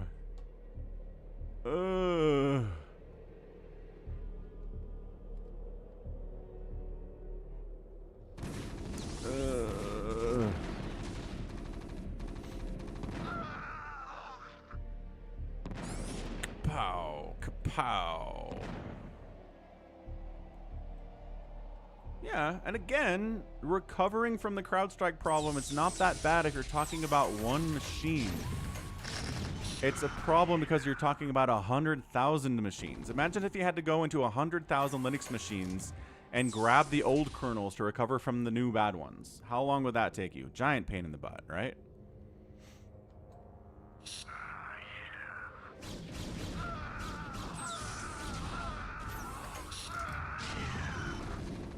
All right, man. Canadian Kaiser kind of needs to win with this push. He's got the Marines. He's got the tanks. The Reaver drops in to try to wipe this out. No, Reaver dies. Kills none of the tanks. Trying to stutter step in, pulling some probes, recognizing he's so far ahead economically, he can kind of do this. What he really needs are some zealots. Oh, ask and he shall receive. It's a zealot. What's up, Crusader Gundam? And probes here to deal with the tanks, I guess. Vulture's here to deal with the probes. Spider-Mine gets no connections. More Spider-Mines getting tossed down here, too. 30 to 14 workers in favor of Slickyfats and Canadian Kaiser. GG's out. Nothing left again on the attack. GG's. And Slickyfats gets the 2-0 here today. Woof. Amazing stuff there. Right, Josh. But again, going into the VHD and fixing it one at a time for 100,000 machines is going to be a pain in the butt. The CrowdStrike fix is not difficult. It's a corporate problem. If you have one machine that has the problem, no big deal. 100,000 machines, bad times happen by all. There, I think I've made that point enough. What's up, Nintendo? So GG Connor sending in 2 losses. Excellent stuff by him. Appreciate it. Hope you have the great rest of your day. I'm not sure if he's still here even. I hope he is. I hope he's here. Because that's the whole point. All right, let's go with a ZVT Barracks versus Soma game. Like, I think Soma should just kind of roll here, right? Like, Soma's definitely the better player, all things considered.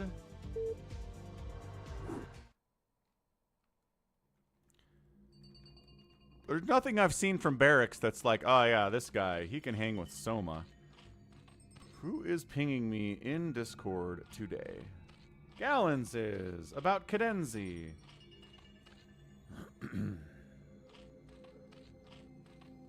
Oh.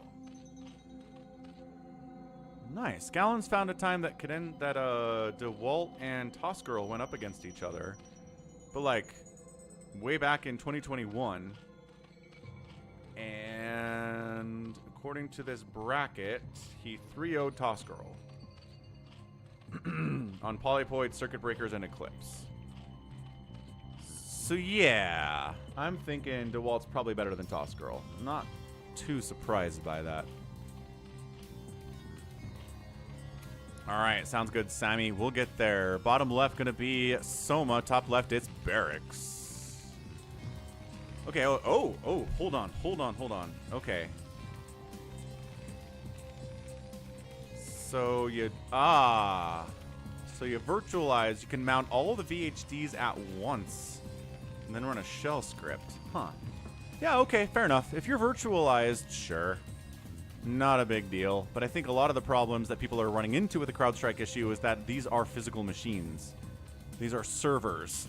These are 50, 100 servers sitting in a rack somewhere. You have to go to the data center, connect to them individually, and go. Anyway, pool first here, out of Soma. Looks like it is an overpool. Yeah, overpool timing from him. Barracks on the other side, raxing inside his main base. No proxies. Early gas, though, tells me some early factory shenanigans. Because what else are you going to do with that gas?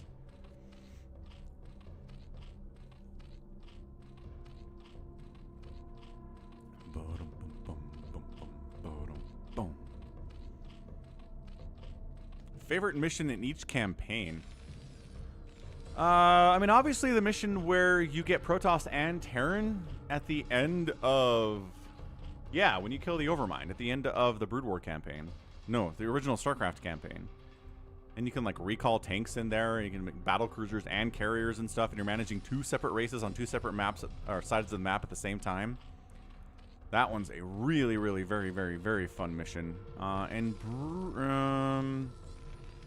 What other really fun missions stand out here? I do like the one where you have the pilots, right? The pilots for the battle cruisers, and your job is to keep them safe and get them to their battle cruisers. That's really fun. That one's great. So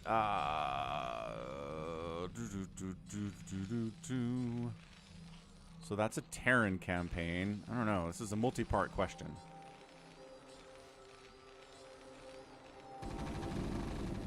Yeah, the early Ling's not getting much done, but I don't know. They would have helped against some kind of a proxy bunker play that Barracks was going for, but he's not. So, Laird coming in, Metabolic Boost coming in with a second 100 gas, as is tradition these days. Nobody gets speed first anymore. It's kind of completely fallen out of favor here.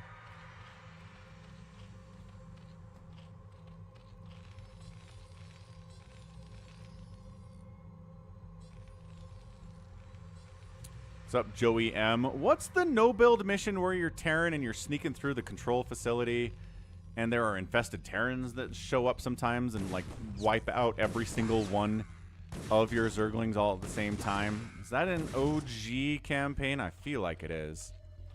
Ooh, Battle of Braxis is a fun one for sure. What's up, Joey M? Okay, so sunken up because vultures are a problem. And fast Wraith here, too, out of Barracks. Is this Valkyries? No, because we don't have an armory yet. Are we going to try to use Wraiths to deal with the mutas? I don't know if that's a great idea. Although, he's got time to research Cloak if he wants. He doesn't have a control tower yet, though.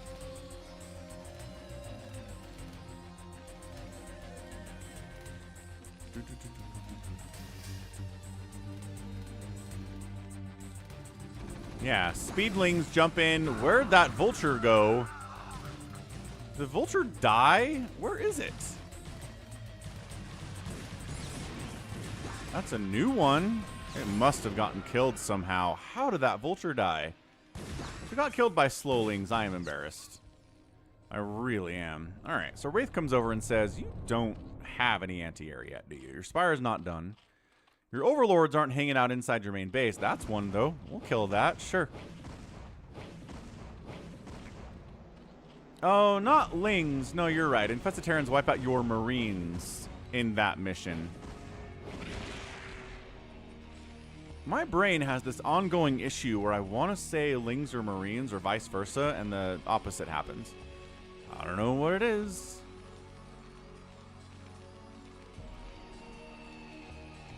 That sounds like a fun mission, ToyCop. I don't know if I remember that one in particular. Task. Oh, no, I do remember. It's a no-build mission again, right? Yeah.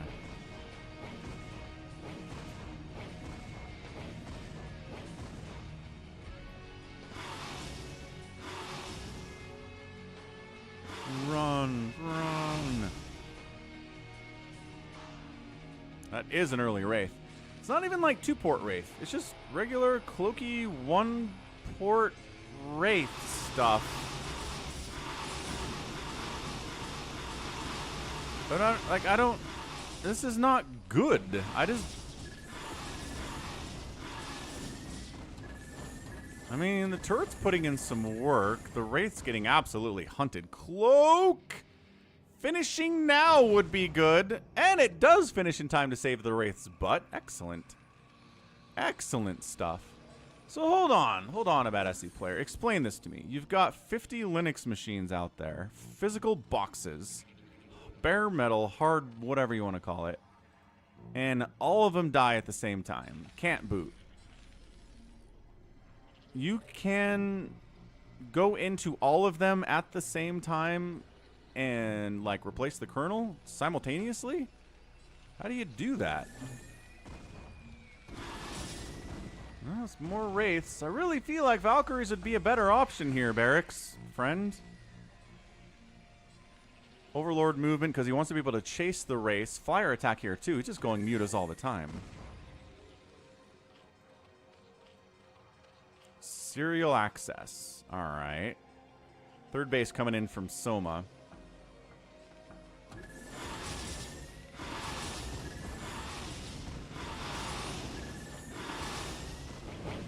Race. Cloak it up.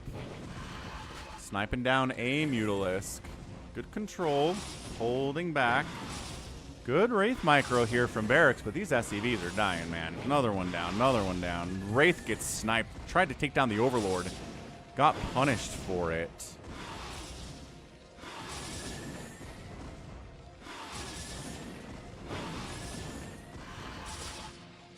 Another Muta down. Still got 7 of them here. This is so micro-intensive right now. Both players well over 300 APM. Mutas are dying. Wraith Ball looking... 3 is not exactly a Wraith Ball.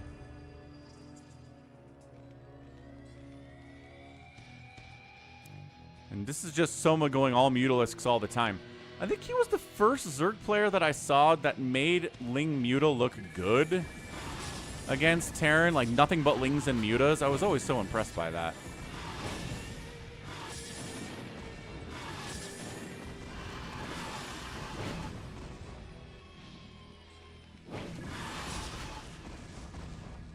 I still think Barracks is dead, though. Like, this is just, it's 23 to 19 workers. Third base is up for the Zerg. Your ability to pressure is basically nil. Barracks is completely defensive here. Yeah, the SCV death count here is way too high. 16 remain. Mutas have their +1 attack now. They're extra dangerous. There's a whole 10 of them. And every bit of gas that Soma is pulling in here, he's making into Mutas. So, the 1-port Cloak Wraith build is not good, it turns out. And Barracks GG's. Like, I don't... I don't know. Like, I don't know what you do. Ah, I did that thing again where it was over, but I didn't think it was, and I pressed P. Like, I'm just not sure. RJB tends to send in replays that are really interesting in some way, and I guess... Thanks for the follow, the Team Web. The interesting thing here was that 1-port Cloaked Wraith is not good against a 2-base Muta opening. Because it's not. Don't get it. That's Barracks, though. That's Barracks for you. Okay, 23,000 to 32,000 total points there. 40 to like a 2-to-1 kill death ratio for the Zerg is always going to be pretty great. 4 buildings raised to 0. Outspend him like crazy. Weird stuff. Oh, there was another port in the top left. Okay, fine. At least it was 2 port. At least it was 2 port. Thank you, ToyCop. I appreciate knowing that. And yeah, a bad SC player. That is cool. That's really neat. Yeah, I bet Windows admins wishes they had something like that. All right. Next up, we're gonna do who's been talking. Sammy's been talking in the chat a lot.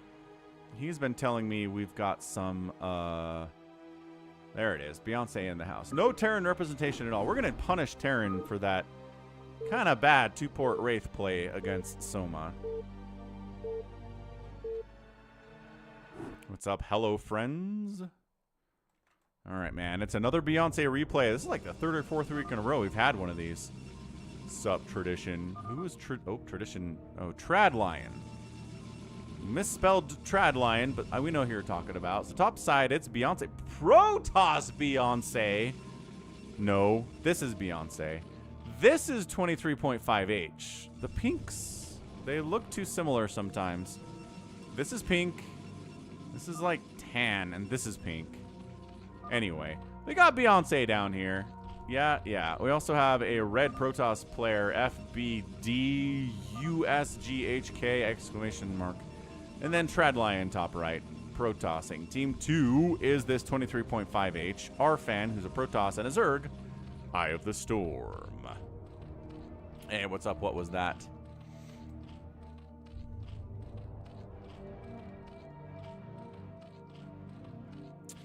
Yeah, but you could lay out 50 windows that display individual TTYs with a stream that controls all the machines. Yeah, but again,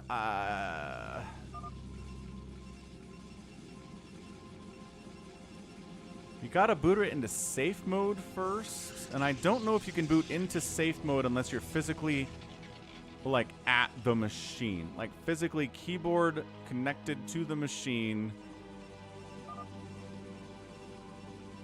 using a wire, you know. I don't think you can do safe mode any other way.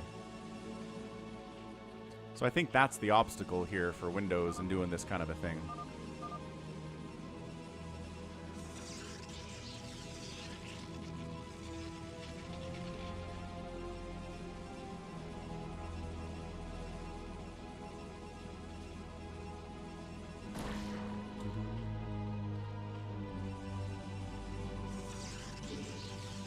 Alrighty then. So is it, yeah, it's team right side versus team kind of split up left side here a little bit. 23.5 is in a position where they need to be very careful that there's not some kind of an attack coming to cover this area and then all of a sudden you're contained and dead. I mean, it's big game Hunter, so getting contained is actually not a problem. Hunters, yes, contain bad times, but yeah.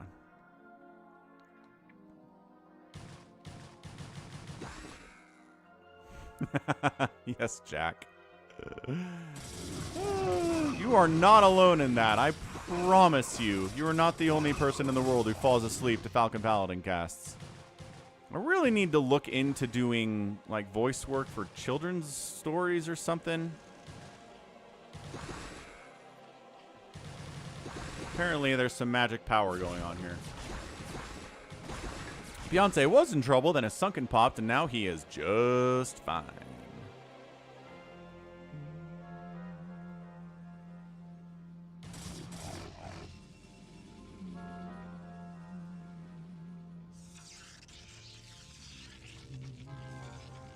See, there you go. Nintendo knows what's up.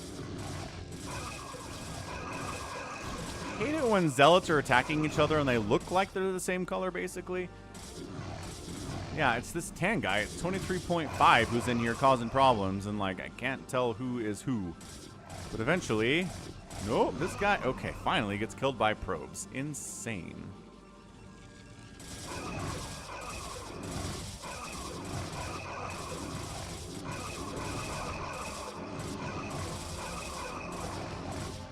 Zealot action. Good SimCity here. Cannons behind the buildings. Pretty easy to do.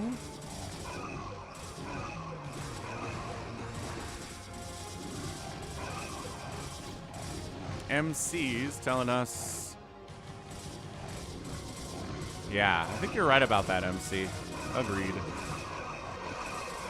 Zealot on Zealot violence. No one seems to be getting the upper hand here. It's just we're throwing Zealots and Lings in the middle of the map, and it's a stalemate currently.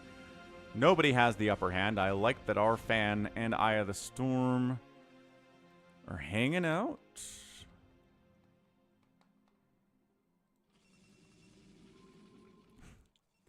Yeah, then you get an Ultralisk roar that scares you to death. Trad Lion he's totally involved in here, yes. His probes are mostly fighting, but yeah. It's kind of in the center here. Nobody has been super assaulted. Trad Lion had a Zealot in his mineral line, but that is about all we're dealing with to this point.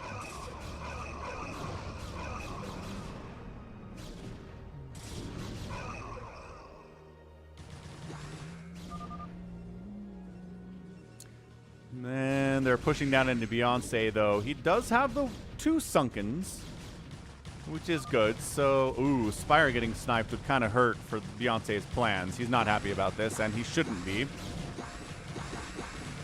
And dead.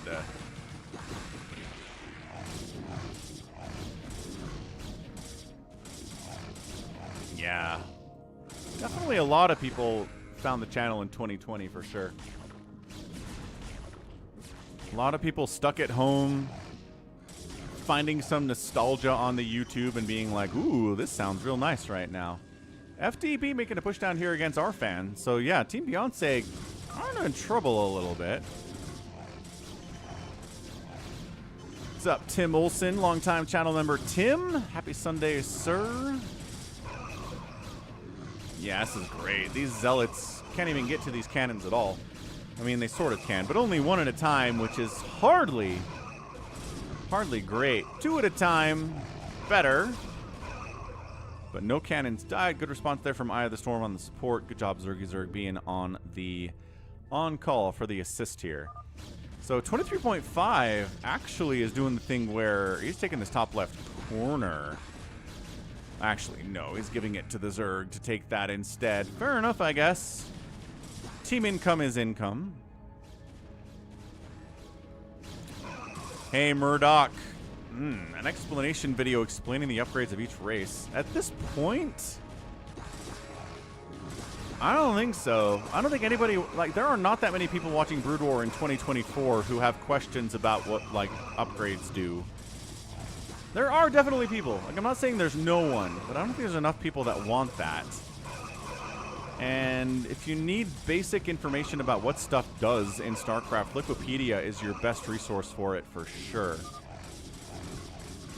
I mean, Day 9 did the Let's Play StarCraft playlist back in 2017 or something with the launch of the remaster.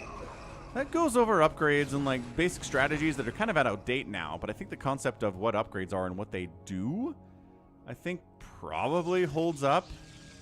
DT's wandering into cannons as per usual.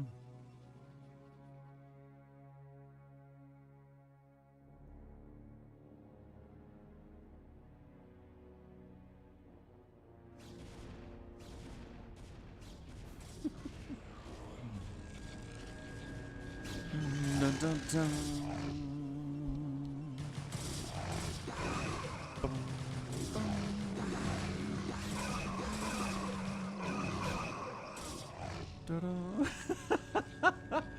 Tell me more about these plumbers. Exactly. Ugh, the Artosis Twitch streams, man. They are their own thing, aren't they? What's up, monster?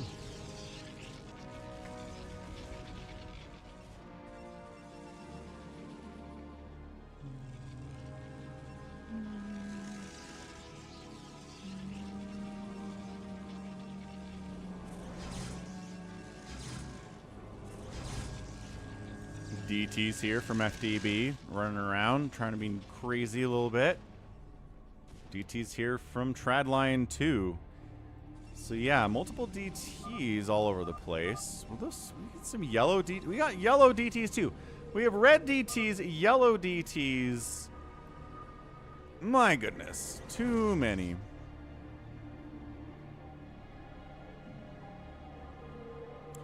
So we're moving into more of a let's tech up here stage of the game. Archons are already out at the top side here from 23.5. High Templar in the joint here from Tradlion. Spire is back for Beyonce, man. He's sending these drones somewhere. I guess he rallied them over this direction, but they should not be there. There's nothing for them to do in this corner. Maybe he's hiding them. Seems like maybe that's what's going on. I don't know. I had the Storm very happily on 2 bases. Got a bunch of Hydras coming up. And a Spire here too. So everyone just sort of chilling this stage of the game. Time to ×2 this sucker until we actually get some attacks. Our fan is moving out. These drones finally go to work. Took them a minute to realize that they were there. But yeah, hit that like button. Doing great so far. 60 likes is a great number.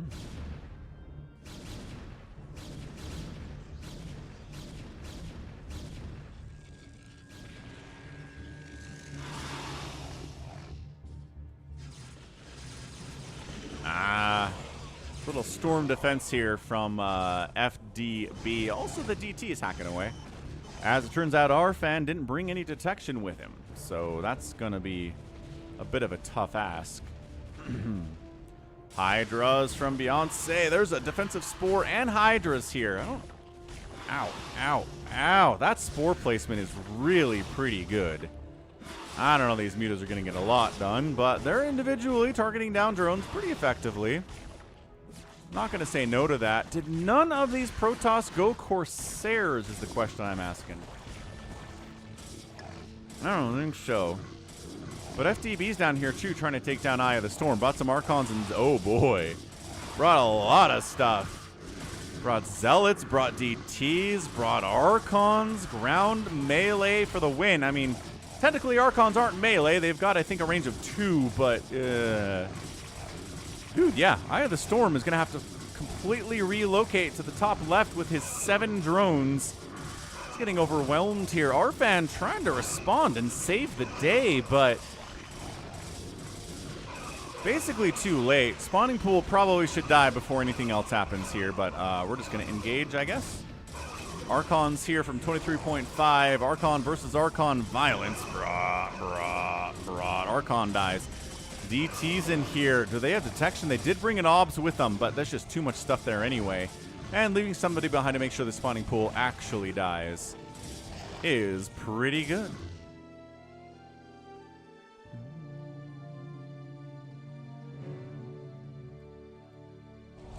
I like DTs because of their story. What's up, Jose? Happy Sunday. What is the story of DTs? They split off from the regular Protoss because they were not accepted by them and made their own culture. And then they worked together with the Protoss to defeat the oncoming evil. Murdoch, thank you for the $5 super chat. Glad you look forward to the videos. I'm glad I'm your favorite StarCraft commentator. That is very nice to hear. Happy Sunday. Hope you're having a good one. And Noob Styles, thanks for the follow out on Twitch. Awesome stuff.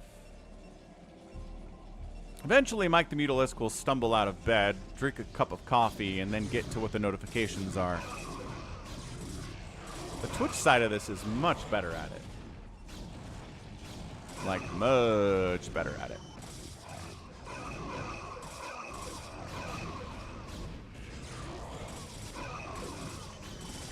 Decent attack down here in our fan space, but the SimCity cannon stuff, he's got his own DTs out.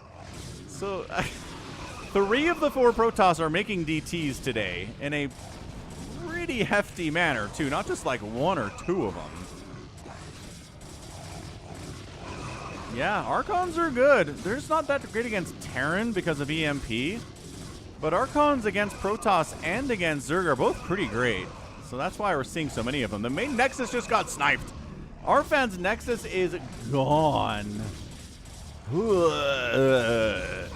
The DTs are going to save his butt overall, but my goodness. He has enough money to rebuild a Nexus. 23.5 is coming in to assist him. Again, it's team left side of the map versus all this team right side spawn. So if you're confused, that's what we're looking at. And that's true. DTs do front flips in the Carbot skin when they attack, which is pretty cool for sure. ToyCop never touches alcohol? Ugh. I don't know if that is necessarily true, but he also said scouts never die, so the ToyCop reliability scale is a bit off, I would say.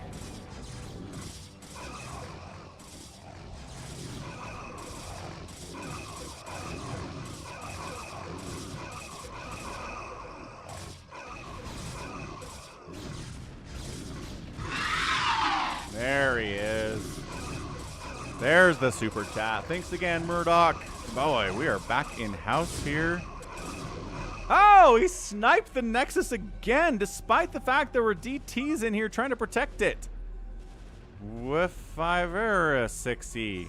Ah. With 5-re. What is happening right now? He's asking... Why is he sprinkling numbers into his typing? What is Tradlion's problem here?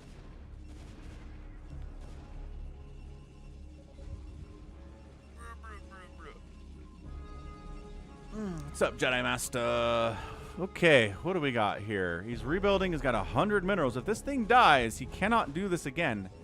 Dude, 23.5 is like, all right, we got to keep you alive, friend. This needs to happen. Little storm pressure here at 23.5. Eye of the Storm is rebuilt back up to 26 workers, which is about half of everybody else, except for Beyonce. Doesn't have a ton of drones, but Zerg doesn't really run with a ton of drones here. Generally. Yeah, it's Sunday, Jedi Master. It's what I do. Dude! They force another cancel! How are they forcing cancels on these Nexuses? The DT damage is not fast enough, I guess. Okay, he has 403 minerals. 403. So he has just barely enough to rebuild this Nexus. And he has one probe to do it. I don't know where this probe is. Oh, it's all the way over here. Don't come down. Don't. Oh my gosh, he's gonna kill himself. He's gonna kill himself. Our fan's dead. That's it. He took his final probe, ran it into cannons, and now he's dead.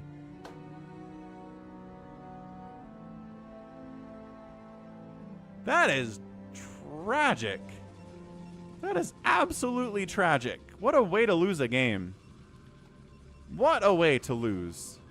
I mean, he still has his DT army, but he doesn't have another Nexus anywhere. Nice play on these Arbiters. As a recall is going to try to wander on in here to Beyonce's base. And, oh, one of the Arbiters died. The other one gets a nice recall off right in the middle of Hydra's sunken town. I'm not sure if there's enough Protoss to actually do this. He does have 3 attack, though, so against the 0-1 Hydra is going to do a little bit better than otherwise they would. Sunken, getting hacked away by, again, +3 Zealots. Little Storm defense here, coming in to assist. Tradlion doing what he can. All the Sunkens are down. Workers for Beyonce are dying. It's a visit from Bell and Ollie. Well, specifically Ollie. Ollie says hello.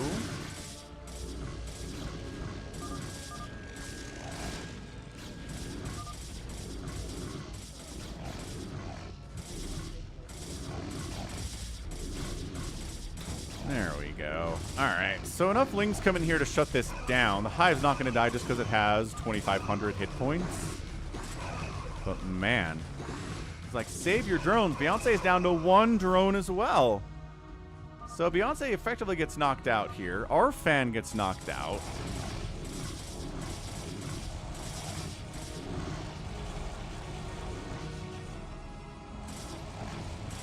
The good news is that more drones are being made here by Beyonce. He's got hatches. He has some cash to rebuild the economy to some extent.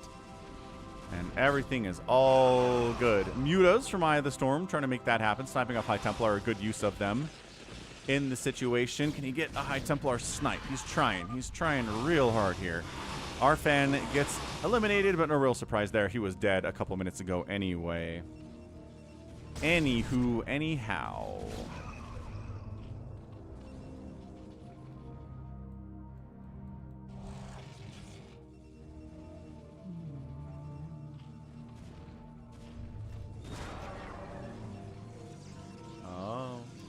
Got a visit from Bell. What's up, Bell? Counterattack from Beyonce, trying to take... Ooh, offensive Nidusing. Great meow.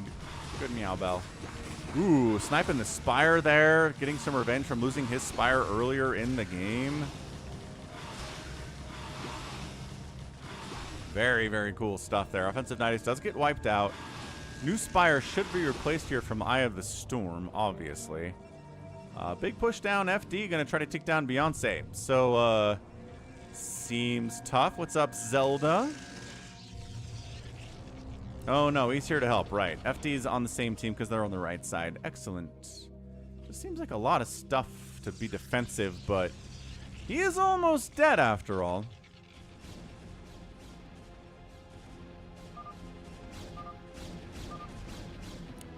Continuing to kind of try to push up here into Cannon Town. It's not gone well.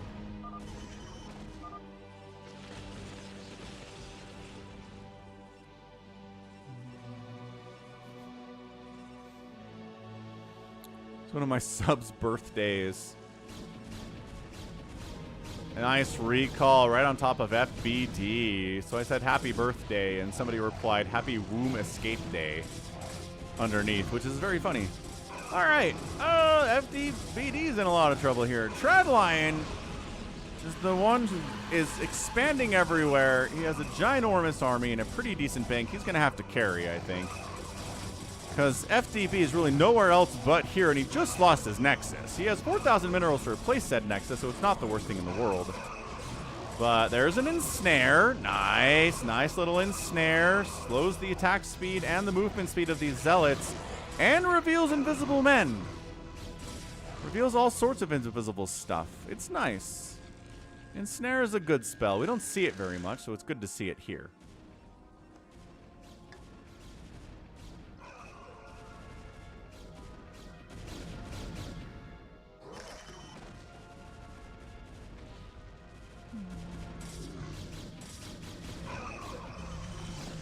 There's your Plague. Plague-oo on the buildings.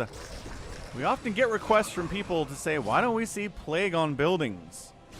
Especially Protoss buildings, because they never regain that HP. It's great. And the answer is generally it's better to Plague the units that you're fighting. Cannons are not that big of a deal if you have Plague. If you're at that stage of the game, then it's like, meh. We can kill the cannons with cracklings in about 3.8 seconds anyway. It's not a problem. Not the problem. Ooh, here we go. Here's I think this is what Beyonce was telling us earlier. We get some Ensnare Plague combo here. Ensnare. And then a Plague. And then a Plague. I'm getting teased right now. And then a Plague. Yeah. Then a Plague. Plagued and Ensnared. Tough. Tough look from a Protoss for that to happen. 23.5, getting pushed pretty bad up here. Not looking good. I mean, Beyonce is only at 46 supply, but really, the Plague, the Dark Swarm, the handful of Lings, that's all he really needs right now.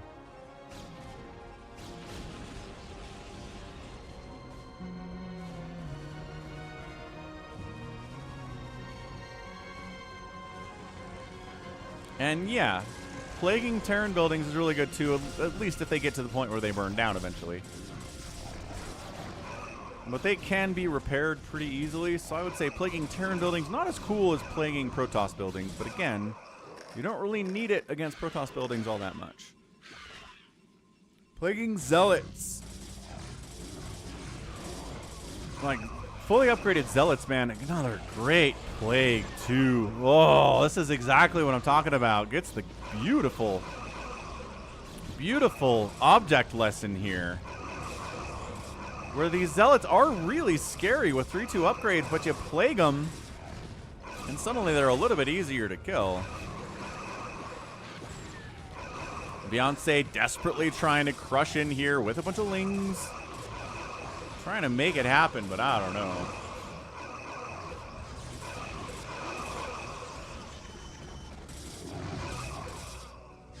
Yeah, man, FTB's got a ton of 3-3 Zealots here. Defilers continuing to join the party. Just Tradlion casually having like 6 bases on big game hunters is crazy. Ensnare. Great, another ensnare. Zealots that are slower, not as good as Zealots that are fast. We all know that very much. Yeah, this is absolutely fantastic. Oh, Stasis. Well, I mean, I don't know. I just feel like Stasis just kind of delays the inevitable, you know?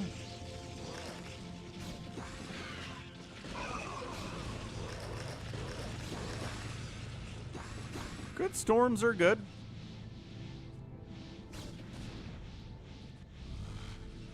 There's another plague. Yeah, the spellcasting here from Beyonce is great. I always say, if you want to take the next step in improving as a StarCraft player, learn how to spellcast. Learn how to plague. Learn how to storm. I mean, for Terran, maybe it's not as important. EMPs, though, against Protoss, EMP can be the difference between win and a loss for sure. And I guess you do have to irradiate against Zerg too, so never mind. Terran totally needs to irradiate. So yeah, spellcasting. That's how it works. Falcon needs to invest so Gamba's into Twitch.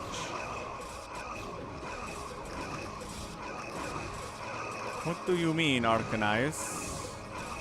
Actually, I do have a betting app here.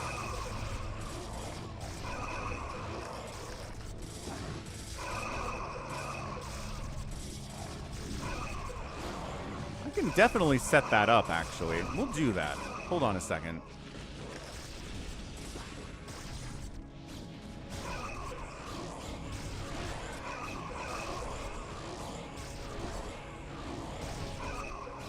But yeah, this is the end times. I have the storm tapped out at some point. I don't know why.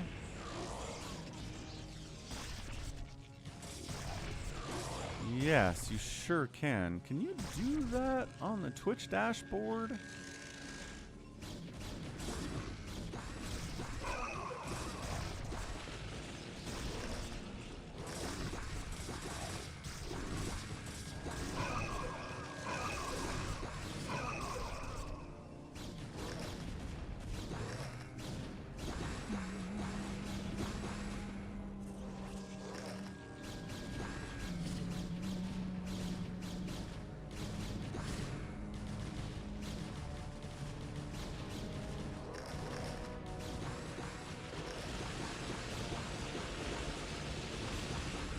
Yeah, I don't know. I don't know if I can set that up quickly.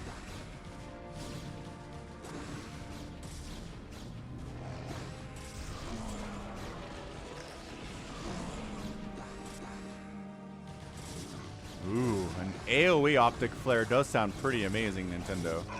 That'd definitely make it more useful. Tradlion has his own little Zerg army at this point. 333 available supply. I just assumed these bases were regular Protoss bases, but apparently, nope, some of it's all Zerg stuff down here. Great. The only thing that can leave this base looks like our Lings and Defilers, man. So this is just 23.5 H, defending by himself for all time. It is tough to crack a Protoss, man. It is really, really tough.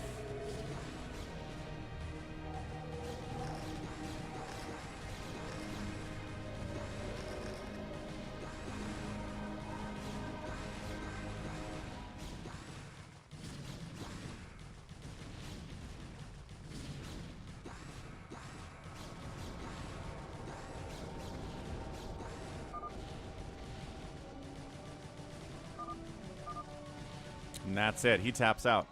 So GG. Beyonce died, came back from the dead, got the win. I mean, Senior Lion here, Trad Lion, kicked butt. He was amazing. He ends up 248,000 points. 23.5 was there too, obviously. He killed the most stuff, but man. Trad Lion outproduced him, out-resourced everybody, got the win. So real quick, how do I set up bets? It's gotta be easy, right? Set up betting Twitch points. Creator dashboard. Start a prediction. So go to Stream Manager. Yep, good, fine.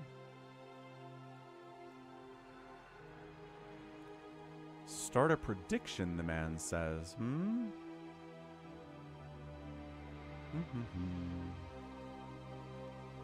Oh, there it is. I already have it? Oh, I do. Oh, I do.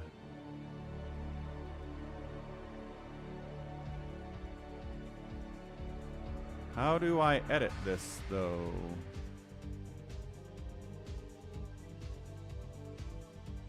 Huh.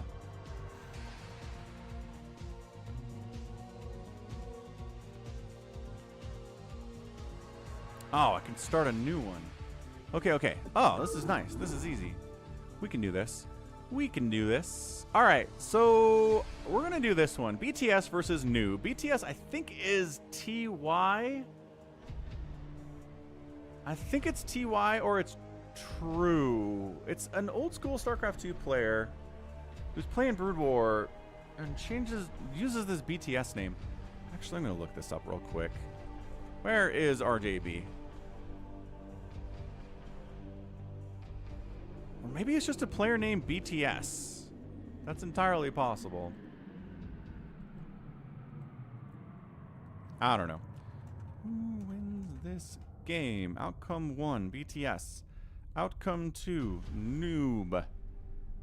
Submission period, 1 minute. Good. And go.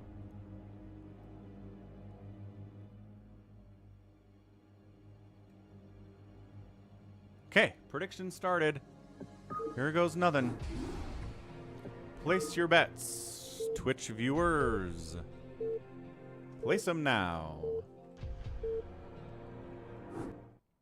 You got like a minute here. Okay, so top right, it's going to be our Purple Protoss player. It is nOOB. And in the bottom left, it's BTS. Our Zerg playing under a barcode. BTS. Bigwan. He's got 350 APM. nOOB's a pretty solid Protoss player. He's probably the favorite here. That's probably who I would pick if I was betting, but you never know. Zerg. It's a 30-minute game, right? So it goes into late game. Is Zerg overpowered in late game? I would say probably not. I'd say a lot of the wins that Sulky's been getting to win the last couple ASLs have been kind of early to mid-game wins. Not so much late game where the Protoss has Reavers and Storm, right? Right. Okay, I'm going to step away for just a second. Follow this probe. I'll be right back. Nobody bet on Zerg. Oof.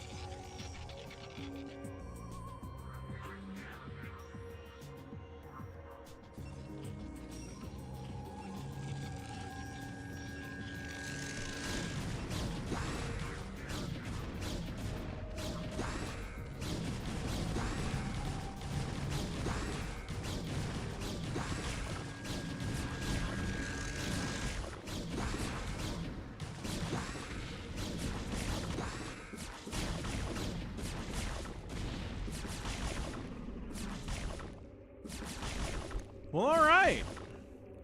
Missed cannon rush, kind of. I guess we got to see the whole thing, though, because the probe that I thought was scouting was cannon rushing. BTS does manage to hold it off here by getting Sunkens up in time somehow. Now he's going to kill his own Sunken because the pathing of the minerals is bad. So, all right. Forge Cannon Rush into Expand opening here from nOOB in the first 4 minutes. I don't think anybody had that on their bingo card. Good grief. All right. That's a beautiful hold by BTS. I mean, if you keep your hatch alive in that situation, you've pretty much won it, right? I can't imagine he lost any drones to that either because it was so in his face. Yeah, I don't know if anything died to those cannons at all, which is kind of a problem when you're cannon rushing. So not a great opening from nOOB, I would say. Stargate coming in from nOOB. We're moving into more of a standard little ZVP here. Third base done from the Zerg. And first 100 gas here from BTS is going for what? Just kidding, not first 100 gas. He's getting a lair. He's getting a Hydra Den.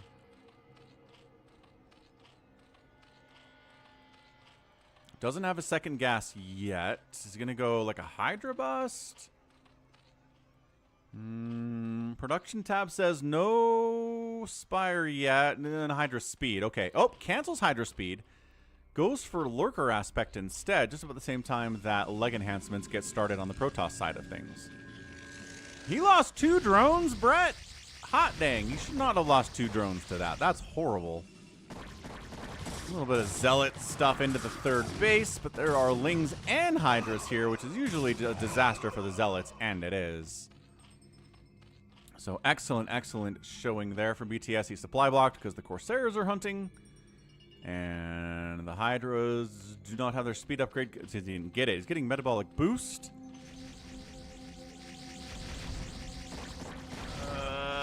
Got another Overlord. Yeah, these Corsairs are putting in some work. That's another one. Okay, so now BTS is in trouble. He kind of started off okay. But then when I found out he actually ended up losing 2 drones, I decided no.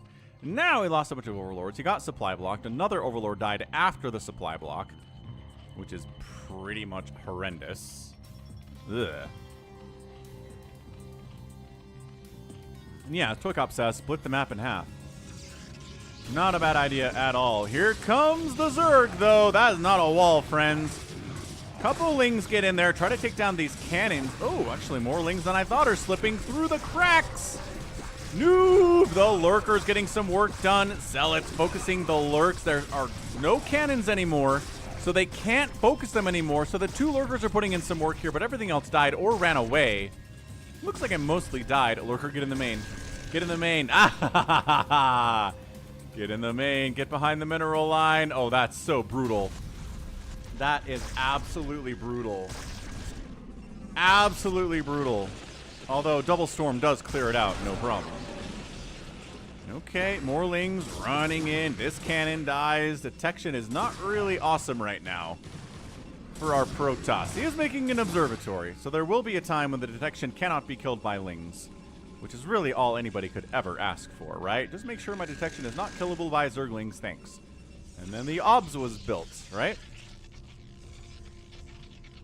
Now, our man is going Mutalisks. Are you serious? Are you seriously going Mutas against a +1 Corsair play?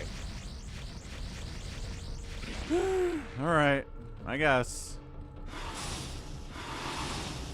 Ow, good skirt connections, though. I think... okay, 2 Corsairs die, though. Hold on. Maybe 3 Corsairs died. Where'd the other one go? There were 3, and I think they're all dead. Never mind. Mutos are fine. BTS making this happen, Captain. Zealot counterattack here is going after these drones. The Sunkens are in trouble. The drones are really in trouble at the natural. And in the main base. Lurkers are going to burrow in and save the day. No? Okay, we're just going to run. We're just running for it here. Zealots, they do get cleared out by Mutas eventually, but they're so tanky. It Takes a while. 38 to 45 workers now in favor of the Protoss. Protoss has a third base coming up, high ground, minerals only. And everything is calm for the time being, man. I mean, this is... What's this guy doing down here, hiding in the corner? Mutas found him, said, no, no, no, no, not in my base.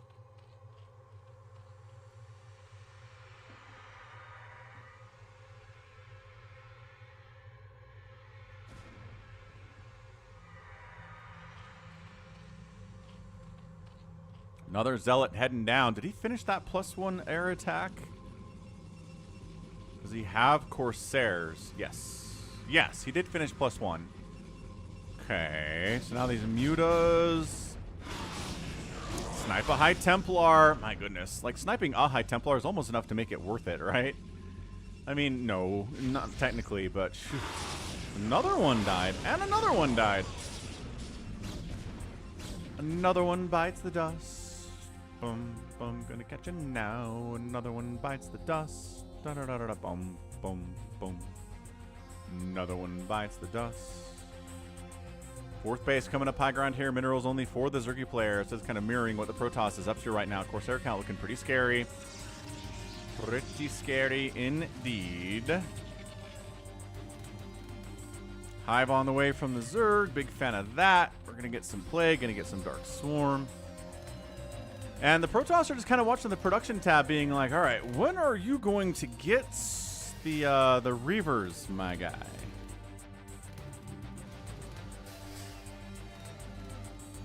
Because that's what everybody wants. Everybody wants the Reavers. Without Reavers, it feels like the Zerg win rate in the late game against Protoss is a lot higher. Storm is good, but Storm with Reavers combined, even better. So much even better. That's right, gotta listen to some Queen. It's important. It's important to listen to Queen sometimes. Yeah, farewell. That JohnDoe versus Ruin match that I did repost. Did I tell you the story about that? I think I talked about it. No, I don't know if I did.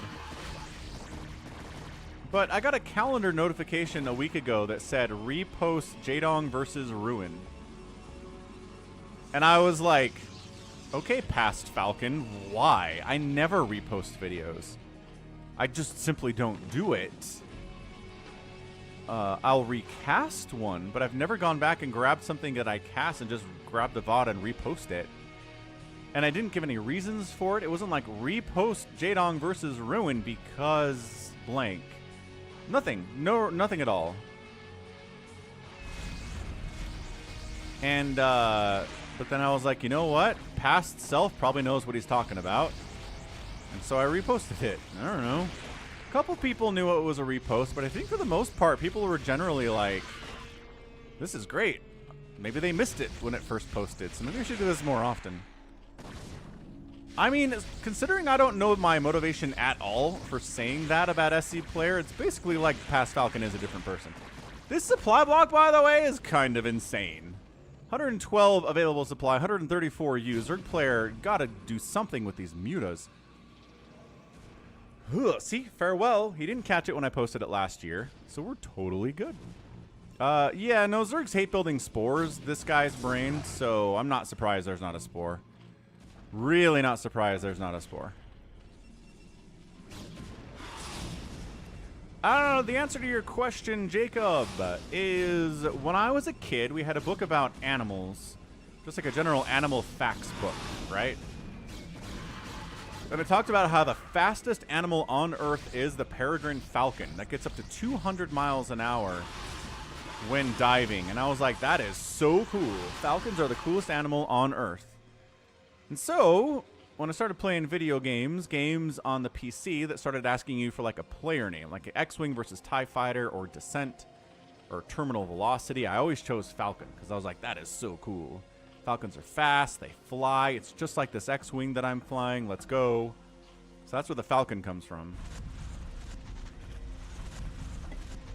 And then in Warcraft 2, I just fell in love with the Paladin, man. Just the Paladin visual design, the sound design, the fact that they like dispel dead and they can heal friendly units and They sound like this. I was like, ooh, that's aspirational. I want to be a paladin. And then in World of Warcraft, my main was a paladin because of that reason. And when I started my channel, I was like, well, my gaming history, a lot of it is just me being Falcon and a paladin, so Falcon Paladin it was. That's the story. You're very welcome, Jacob. For the king. I like the zealot place here from nOOB quite a bit. Running down, trying to find stuff. Are we sunkening at all? Is he doing the... Oh, he is. BTS is doing the no sunken defense. This might be a sunken, actually. Oh, gosh. Oh, gosh. Oh, gosh, it's Dan. Dan is here. Dan is here to wreck house. Yep. Absolutely ruining everything for BTS.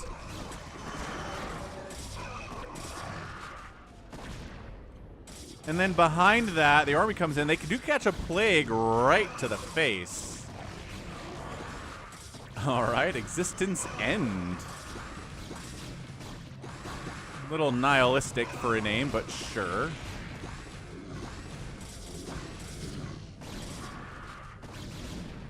Paladins and Death Knights.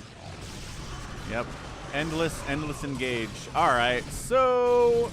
Good Dark Swarm. The Dragoons are like, ah, peas. We don't want to fight in here anymore. Get the Zealots out front. No? Okay, no. This is a lot of blue blood down here. 146 to 142 supply. It is a scrap-tastic battle right now. Bunch of Lings running out. They got themselves the 1-1 upgrades. I'm going to guess they have Adrenal. I have not been watching the production tab at all for that.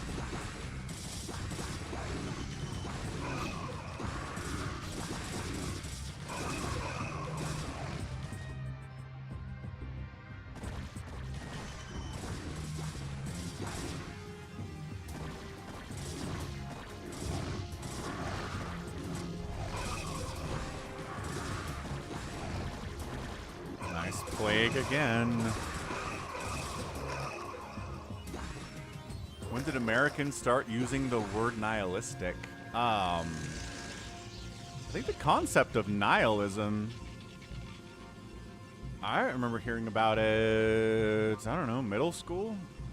But that doesn't mean that's when it showed up. But I've been, I mean, just kind of been always a part of the vocabulary, at least since then, which was the 90s. So, at least 30 years, I guess? Probably longer? Zealot is this? Oh, this was probably a storm drop. It was. Alright. Evac. Unload the High Templar! Unload him! He gonna die! Yeah, but he unloads, but he doesn't have energy for a storm. Never mind. Fair enough.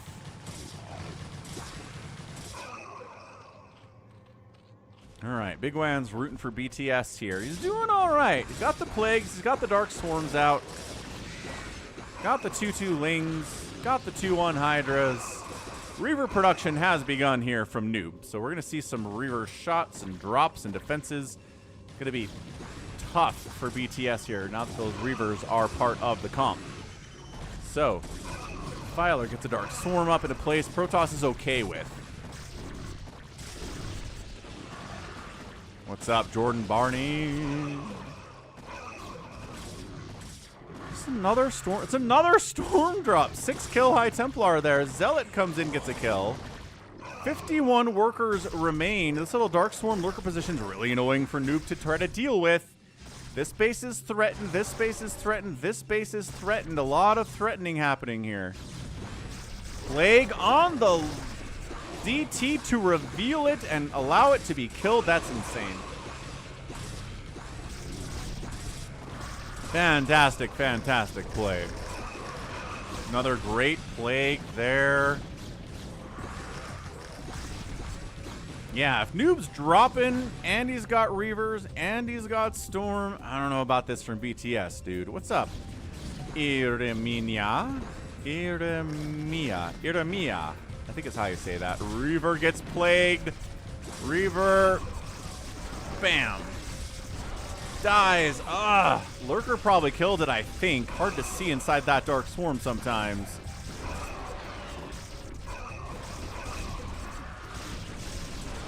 Good plague, good plague. High Templar has enough energy for a storm. Storm, defend yourself before you die, High Templar. Doesn't do it. How about this guy? He doesn't have enough energy to defend himself, so it doesn't really matter. But Swarm big time here. Another attack on this left side with Zealots. I'm assuming there were High Templar in that drop as well. Man. Yeah, this base should be dead. I really don't see how this base lives at all. There are 2 cannons and a High Templar with 50 energy down here. So, see you later, right side base from nOOB. Ah, Lurker Egg blocking the ramp. 6 stuff buying time for these Adrenalings with 2-2. There aren't many of them, but you don't need many Adrenalings to take down a Nexus, it turns out. Probes dying all over the place as well. Only 41 remaining. Are we still? Yeah, still trying to drop over here. He's got a Reaver inside that shuttle. Nexus down. Simulator down. Cancels the Lurker Eggs, or they died. Either way, this is nuts. Corsair's still hunting. What's up, J-Tox? Ah, Iremia. You know what? My kids have the same problem. They'll play it sometimes, but it's not like they really like it. It is tough. It is tough, tough, tough. But, you know, it's never too late. 5-kill DT wipes out the links at the space. Could be retaken by nOOB here fairly soon. Gosh, dang it.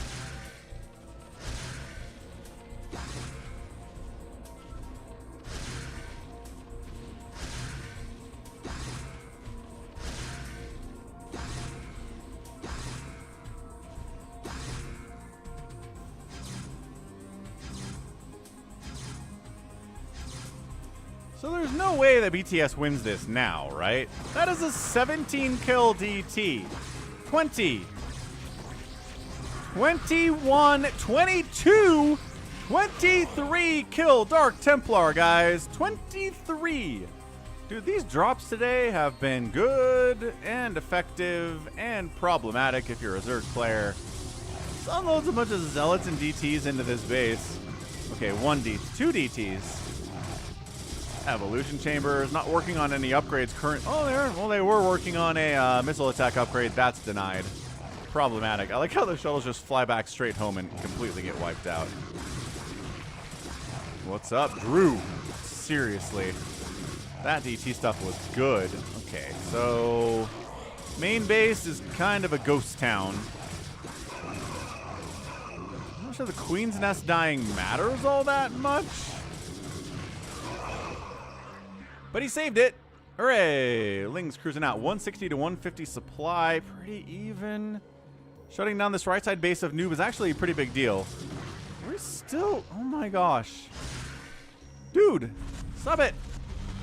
He plagues it again to reveal it. The Corsairs... That's an 8-kill... That's a 10-kill... 8 and 10 kills on these Corsairs. He plagued his own drones to plague that DT too. Okay, so he kills the Overlord, swings back in with Reavers now. I mean, the Overlords don't really help with that, but ugh. Ugh. Ugh. If they ever beat StarCraft, I'll give them $100. You know what? I should do that. That's a good idea. Kind of like that idea, actually. Ugh.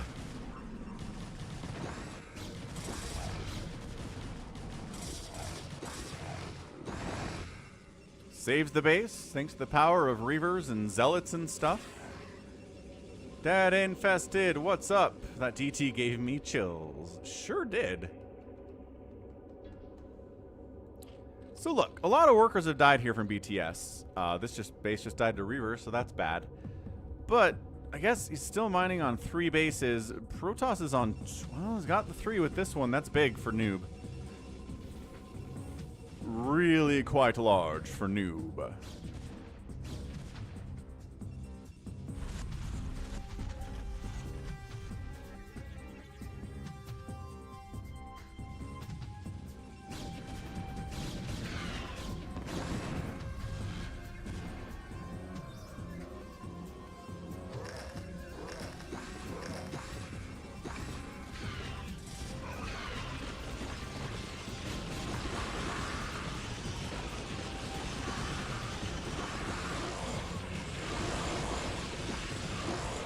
It looked like that was enough storms. Good heavens. Yeah, I was going to say, how do you verify your kid didn't just cheat to get through all the levels? How do you verify that? I guess you could have them complete a StarCraft quiz. Like, who's Rajagal? Who's Artanis? And then if they just skipped all the levels using the There Is No Cow level cheat, then, right? Yeah, those were pretty good storms, man. 169 to 150 supply. Play catches the Zealots. Couple Lings in the mix, but that is a fair trade to be sure for BTS here.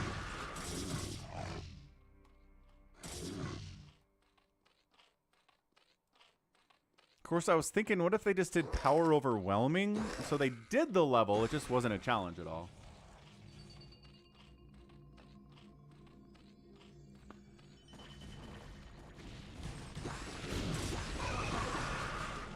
Well, except then there's the $100 thing, Brett. Storm Reaver, Zealot, Dragoon, push all the ingredients you need in your soup to defeat Zerg. Good. Storm drop. The final ticks of that storm were sick. This one High Templar's like, well, I can't kill this base by my own. On my own. 168 to 154 supply. This is getting dicey in here.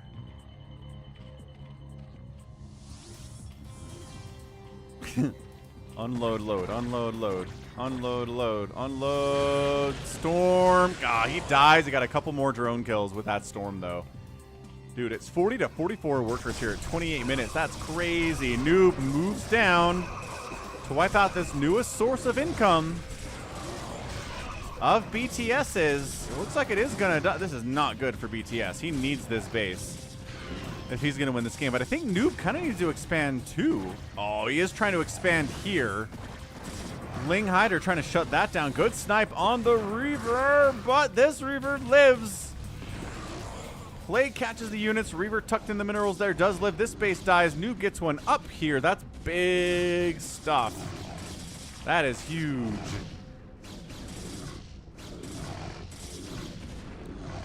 I mean, the objective is to get them to play StarCraft. And hopefully to have fun, discover fun while playing StarCraft. And if they don't have any fun doing it, then I don't want them to do it, right? I don't need them to do it if they're like, this, I do not have any fun with this at all, and I know how to play, right? I'm not having fun because I'm losing. I'm just not having fun because it's just not for me, you know, and that's okay. Yeah, we're starting to swarm a little bit here, which is impressive considering it's only 40 workers for the Zerg player right now. Guy.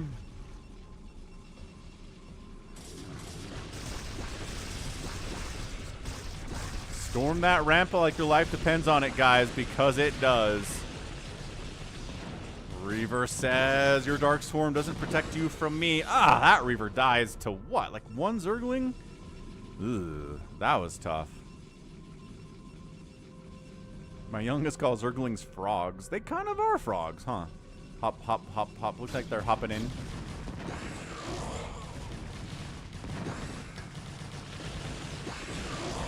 Man, Reaver Storm combo is such a tough nut for Zerg to crack. But usually there's more than one Reaver, and that is a takedown by BTS. All right, cool. So this base is dead again, which means this base is really important for nOOB. Russ, welcome to the Hydralisk level of channel membership. Very cool stuff, man. You too can be like Russ. Become a channel member by clicking the join button down below.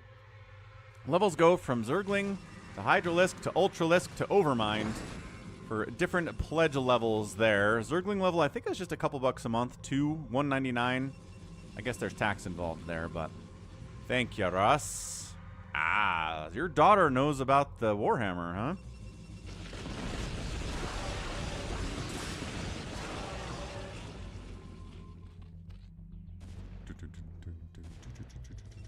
This is bad for Noob. He's got this base and this base, but also BTS is sort of out of cash too. Remember when I said this base was really important? It is. 16 workers remain for the Zerg here.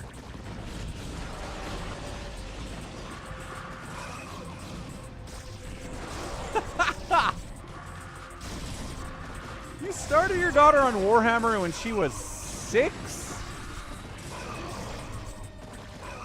I feel like that might have a negative impact on her worldview. Like, speaking of nihilism, good heavens, Warhammer when you're 6 years old. Like, that is some dark stuff. Are there, like, Warhammer books for kids or something? Storm! Oh, gosh. 16 workers remain here for BTS. So look, let's take stock of the situation, right? This base is mined out. There is no mining from Noob right now. He's done. That was it. That was his final mineral patch. There is the barest of mining down here from BTS. He's bringing all of the drones down this way, but Noob's going to try to shut this thing down. She's a scary child.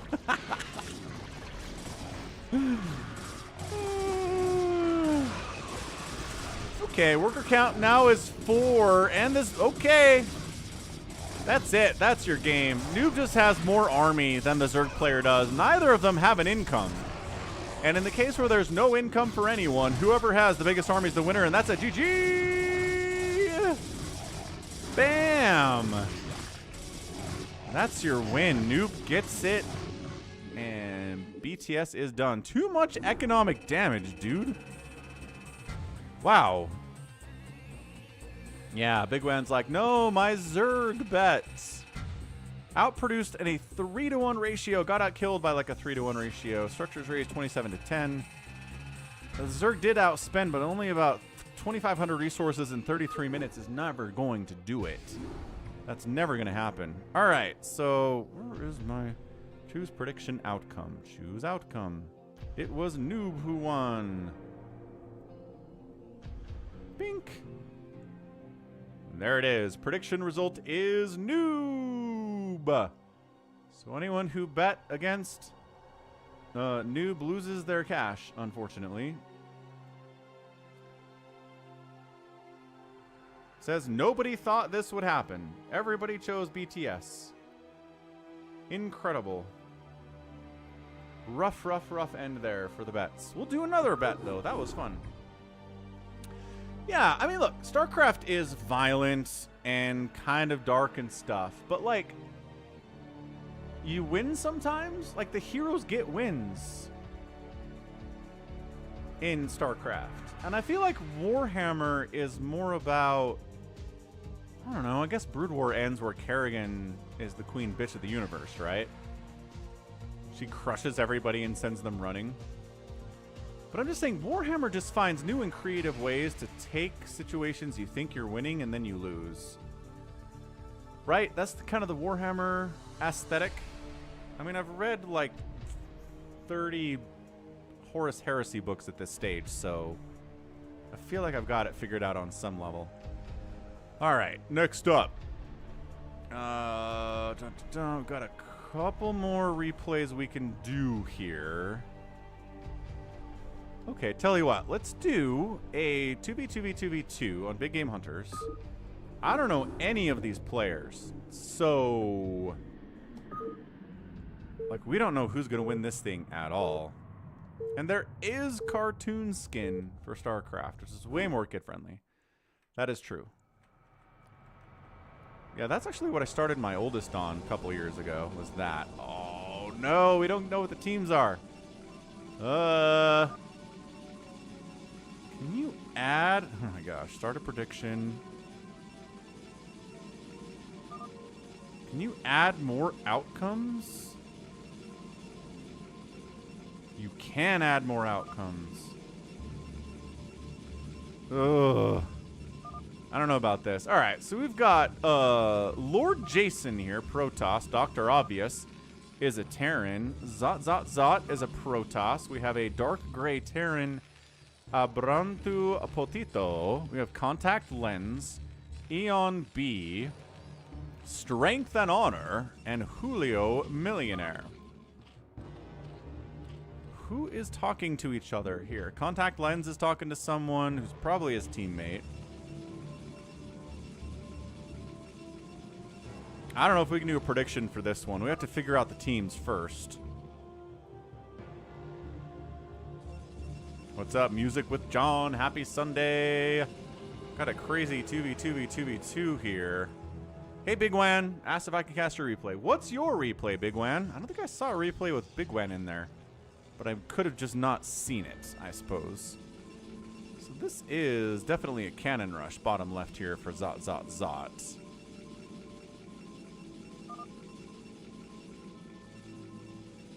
Alright, tell you what, here's what we're going to do. Because I don't want to have to figure out what the teams are.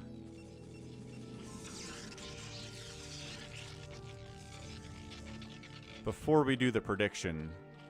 Cannon Rush gets spotted and immediately shut down. So Zot has to get out of there. It's the Cross one. Ah, it's you with Chovo and Cross. Nice. Okay, we'll get to that one, yes, Leia. We will.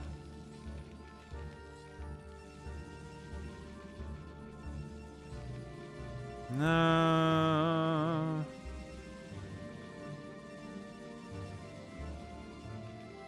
Man. 2v2v2v2s are so hard to figure out what the teams are. Because it's like this process of elimination thing, right? So red is scouting yellow, which means they're not on the same team, but it doesn't tell you who is on red's team, right? It does not tell you that at all. And we know that blue and yellow are not on the same team, but it doesn't tell you who are on the other teams. And we know that Julio Millionaire is not on the same team as Lord Jason. So, like, you have to create a spreadsheet for this or something. Some kind of Venn diagram. Ooh, wait. These are friends. So pink and gray are friends?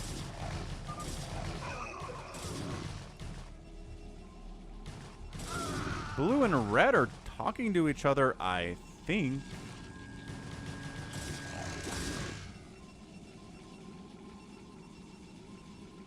Yeah, it sure looks like Dr. Obvious and Julio Millionaire are a team. Oh, definitely. They're just like parked right next to each other in love. Okay, definitely. Well, that's one. I guess I can write that down. Team 2. So you can figure that out. So red contact lens is moving out. Is he gonna get? Okay, it looks like blue. Blue and yeah, they're talking to each other. So blue and red are a team. So which if we can read their chat, but we're not seeing anyone else's chat, are we?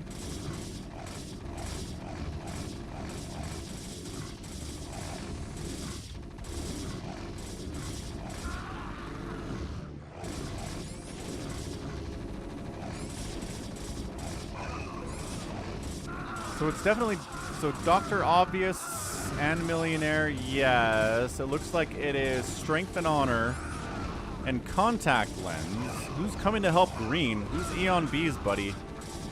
Nobody seems to be moving to help him. Oh, Zot's coming down. Zot coming to help. Zot coming to help. Okay, so it is Zot and Eon B. Okay, and then we've got Dr. Obvious and who did you say?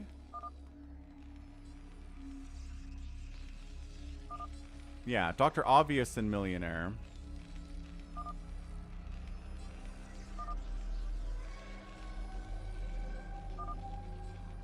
And it's Contact Lens and Strength and Honor. So that actually helps us a lot. Contact, Strength. And then the last team is Lord Jason and Abrantu Potito. So Jason and Abrantu. Okay. Alright. Predictions starting.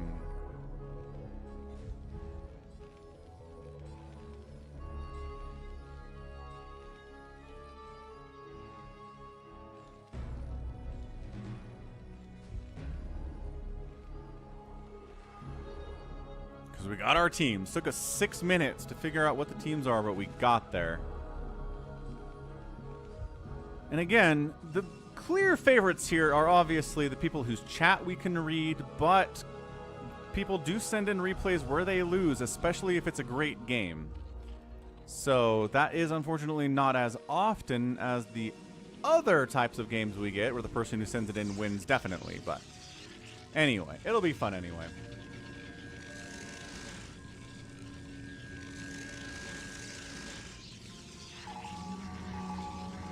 Hey, what's up, Christian from Romania?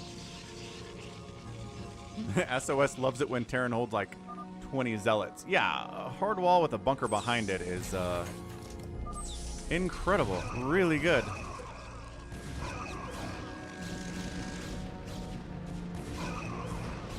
Yeah, green and yellow are buddies. Yep, Eon B and Zot Zot are buds. I guess I can create the same poll out here on YouTube.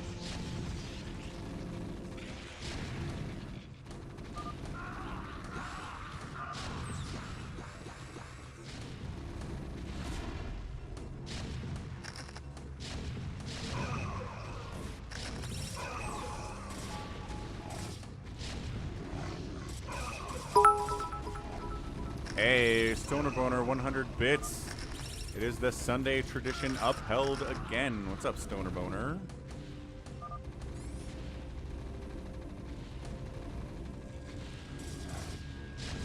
All right, here we go. Now siege tanks are here to wipe out Senior South Eon B.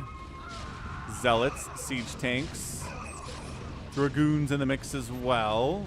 Tanks versus tanks. Very fun TVT shenanigans. This is all happening. Wow, up north here, Dr. Obvious kind of getting wiped out by, looks like a tank drop. Coming in from Lord Jason. Nope, coming in from, whose tanks are these? Looks like Potito's tanks. This is crazy stuff, dude.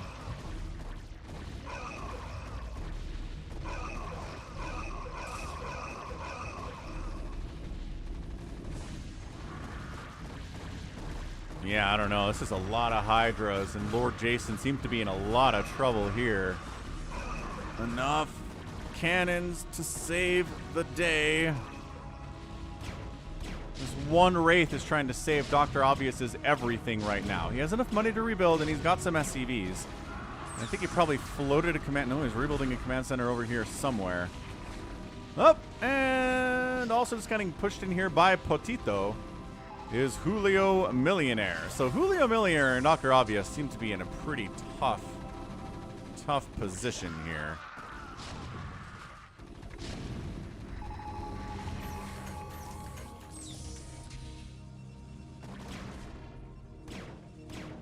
All right, Jacob, have a good rest of your day, sir. Thanks for stopping by. Casual 11 kill siege tank here. The race finally clean it up. Carriers are now out from Zot Zot. Eon B completely got wrecked. He's floating. Bottom now belongs to Contact Lens and Strength and Honor. So, yeah, the whole bottom half of the map belongs to them. That's going to be a nice advantage for sure. And plus, the remaining enemies are attacking each other. So that's something you definitely want to see in a 2v2v2 is the other teams wrecking each other and kind of letting you sit back and macro up a whole lot.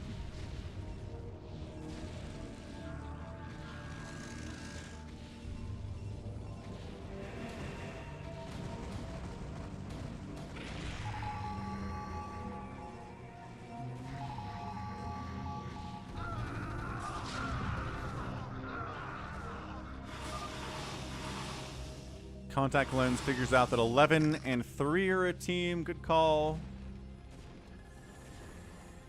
Good call, good call. Bigwan feels good about his prediction, as he darn well should.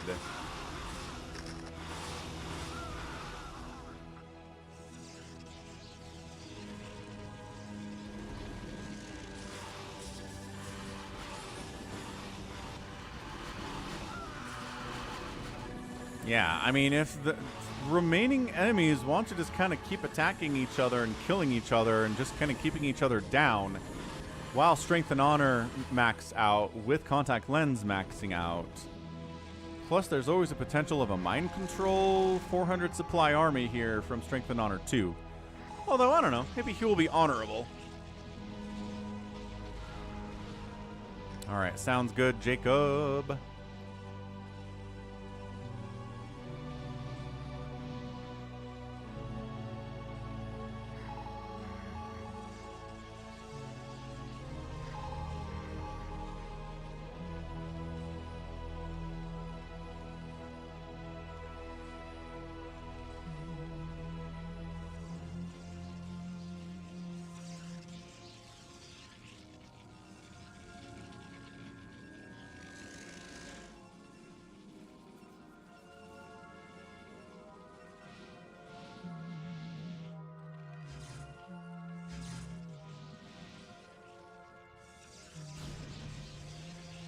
Yep, so everyone just consolidating at this point.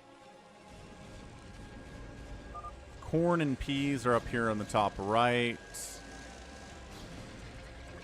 Dr. Obvious is really trying to share the real estate here with his Zerg teammate, but that is tough. There's creep everywhere. Building's pretty much impossible for him. The bases aren't that big. And then these guys are split up, which isn't great. Yeah, yellow and green still here. DTs, cannons, carriers, Dark Archon. Eon B trying to rebuild. He's at 46 total supply. Muta's flying to a million carriers that are cloaked and back it out. Contact Lens says, let's surprise somebody. Who are we going to kill is the question of the day here.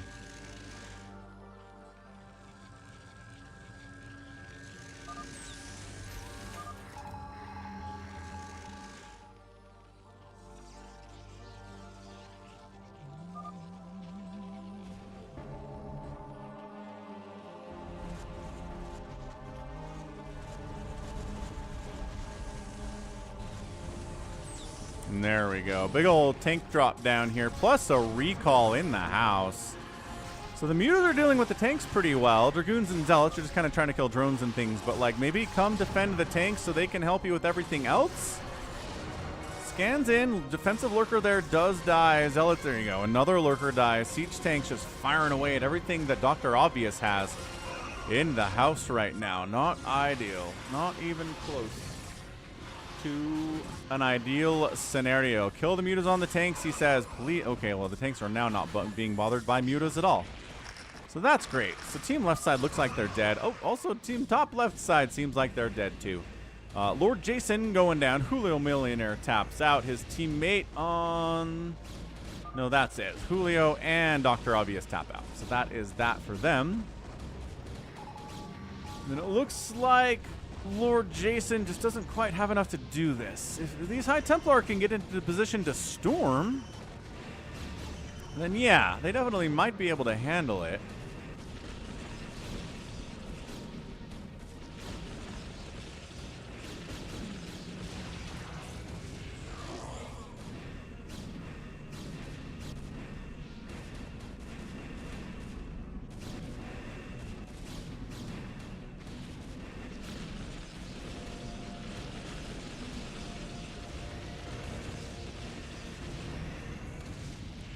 Yeah, so the storms are wiping out some of the carriers. And yeah, we were talking about carrier death sound a while ago, right?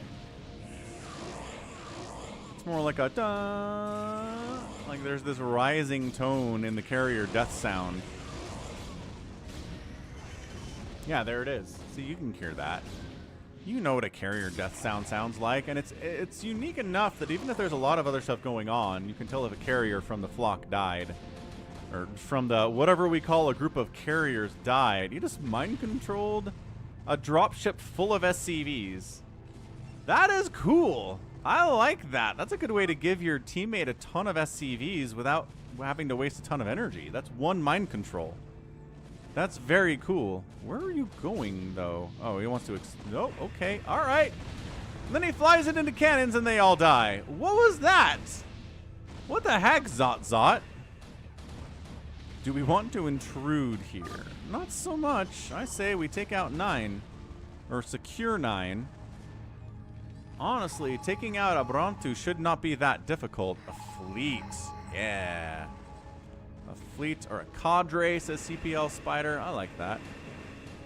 Why did the dude fly his dropship over here at all? Like, what's... Like, I guess he thought he could just unload here and start building stuff, but... He knows there's... He has vision on these cannons. I don't know. I don't know what that is at all. Alright, contact lens. Going for a bit of a drop here. Loading those dropships up in the pipe 555. For sure.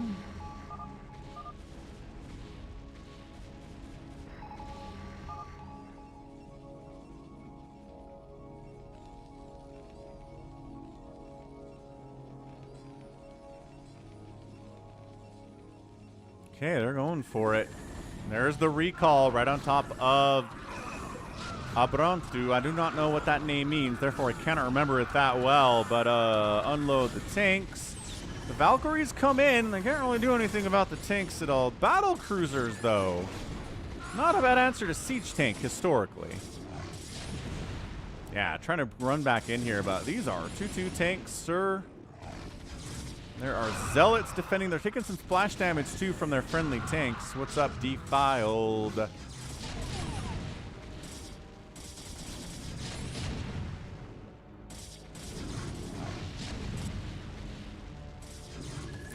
Wait, this isn't lockdown nuke combo, is it?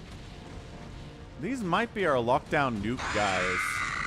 Thanks for the follow, Venomous Stare. I feel like I've seen your name before somewhere. Venomous Stare. Yeah, alright. So this is going to turn into a top versus bottom 2v2 from a 2v2v2.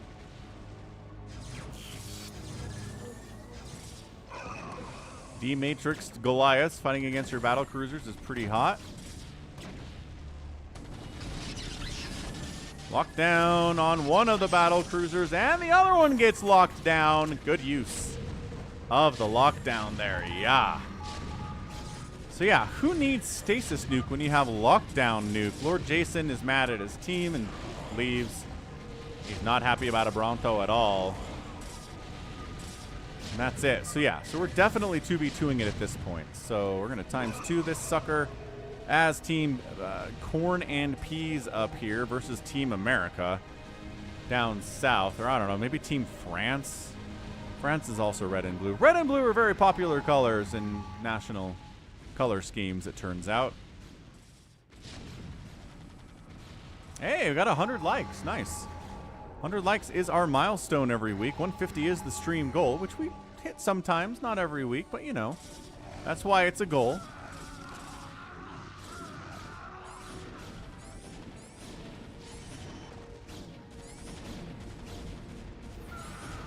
Nuke.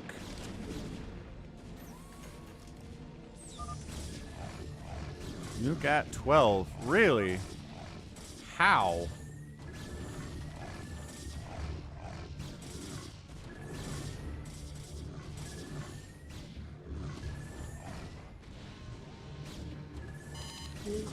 Okay, I think the other one got canceled or something.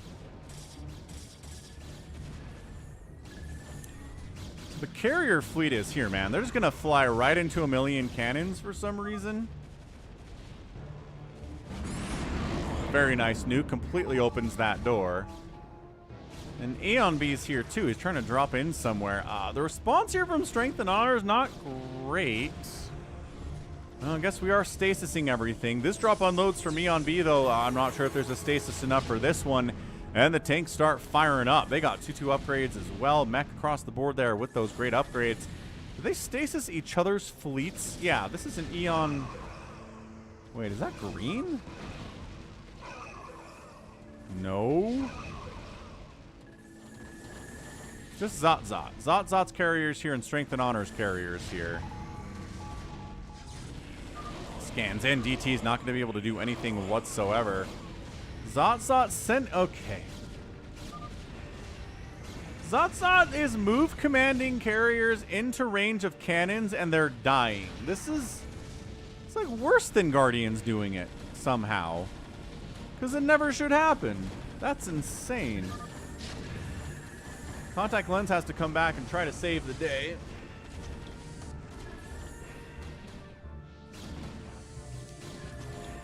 Pretty much manages to pull that off. Bring some Goliaths into the house here too.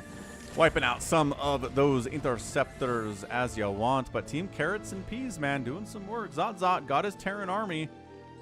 210 available supply here. This is going to be tough. Nuclear launch detected.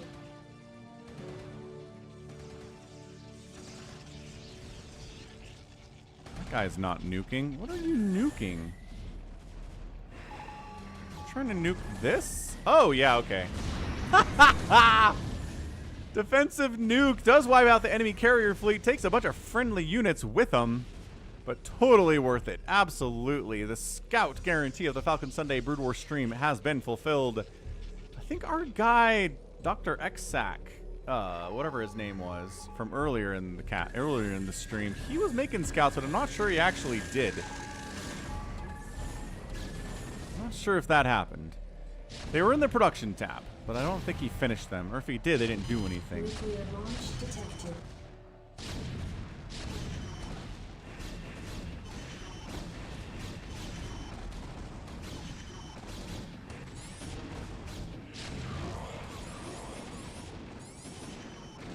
Nice. That was a good one. Cracking this even further open. I didn't see the scout got die, ToyCop. Obviously, it didn't die. More carriers coming out from Zot-Zot.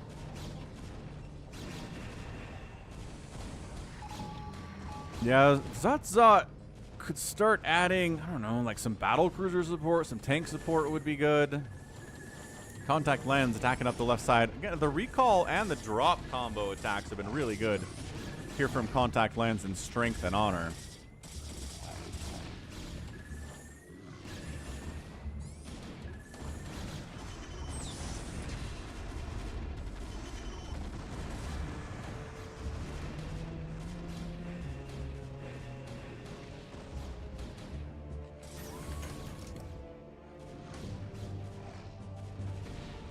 Crusader started Warhammer Teleplay at 9. What the heck is Teleplay?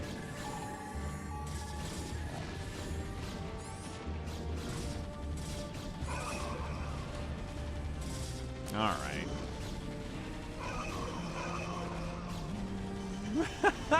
Hey, no dice. I don't want to get swatted. That sounds terrible. Swatting for fun, honestly.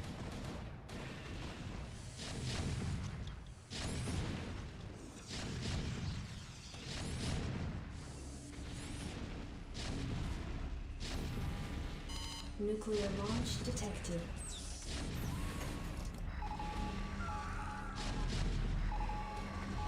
I think that nuke got wiped out as that ghost got killed by the carriers. Contact Lens wanders in and says, "What's this? You have carriers? I have a giant ball of wraiths with 2-2 upgrades, mind you. Oh, but we die to cannons so easily." I'm just going to get dragged into those cannons real quick. Man, cannons are having an absolute field day. Cannons have killed carriers and a ton of wraiths today. That's very fun for them.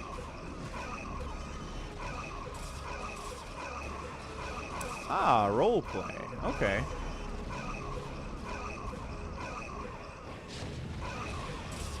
Yeah, I'm just saying, like, when you say grimdark, I think Warhammer is one of the more grimdark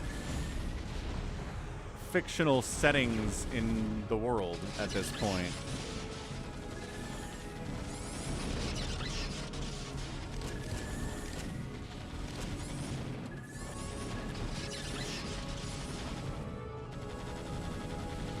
Lockdown. I mean, sure, you got the tanks, and your ghosts are cloaked, and the enemy doesn't have scans, apparently. Even though he totally has 200 energy of scans. A defensive recall in trying to save the day here. Now that the tanks are gone, the rears are going to be better.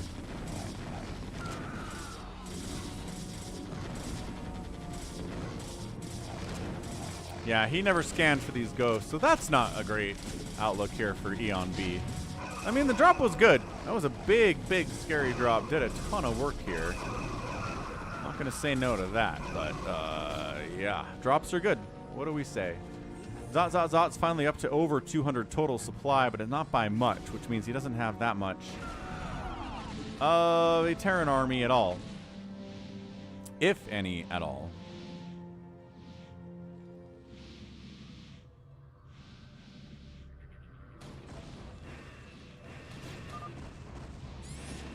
And then the carrier follow-up to the giant drop is a lot of fun.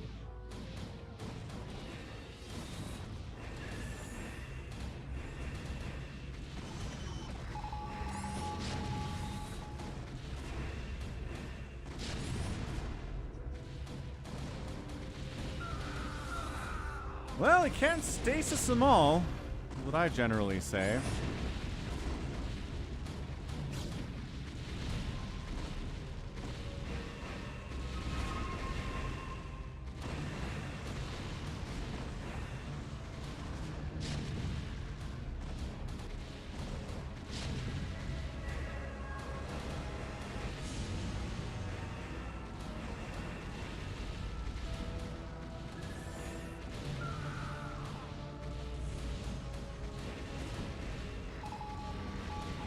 So yeah, carrier group, problematic. It's a lot of them. I'm going to guess they have attack upgrades too. Yeah, they're at 333. This bottom right area, a contact lens is dead, but I'd feel worse about it except that he's like here, and he's over here, and he's up here. So you can afford to lose something like that. Carrier fleet, on the other hand, from our dark blues, a 332. So slight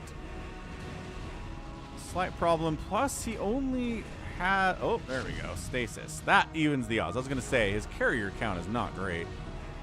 Oh, he did recall some tanks in. Nice move. Good stuff. Recalled tanks in, cloaking them. Sick.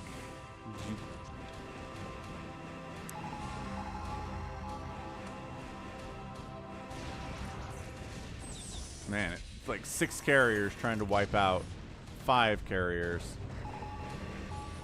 Is he going after the injured one? There isn't an injured one, so no.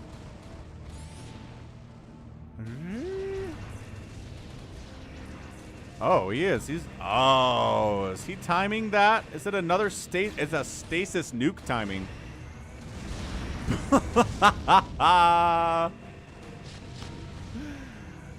That's where we're at. Yeah.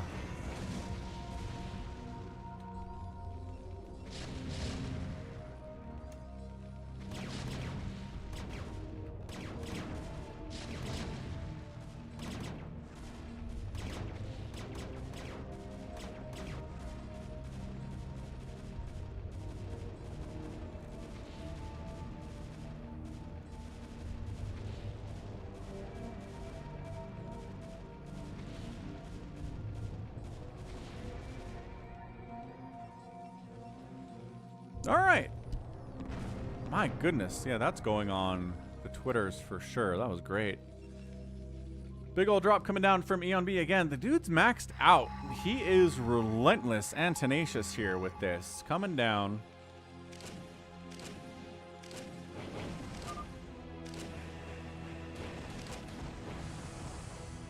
Hey, what's up? Ara. Stasis on the drop ships to try to slow this down from happening. You're unloading right on top of enemy mech. Enemy mech.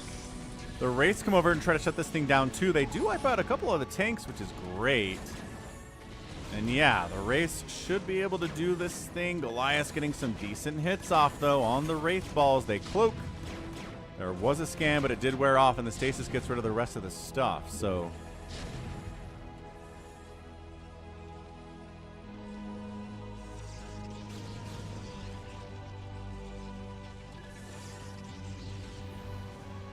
Nuclear launch detected.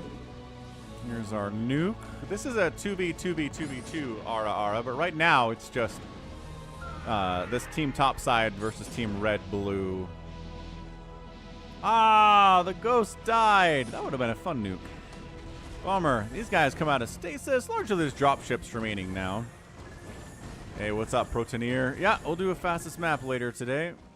You mean a live one or a replay? What are you asking about here?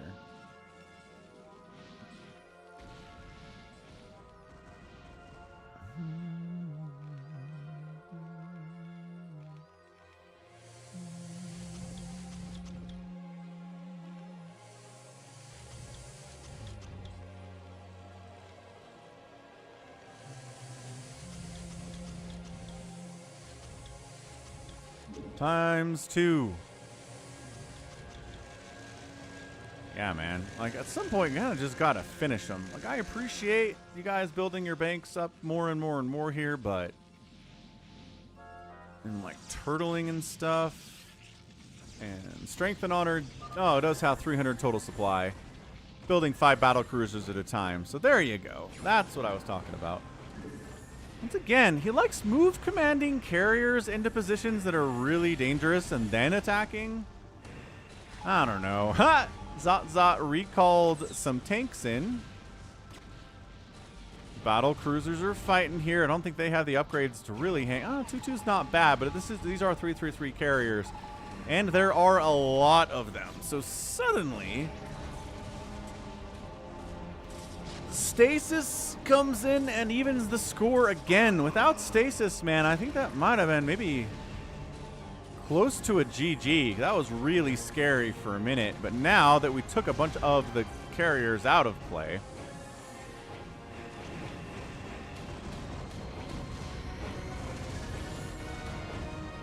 it's not as big a deal anymore. It gets cleaned up much easier, just piece by piece by piece, right? Right. Nuclear launch detected.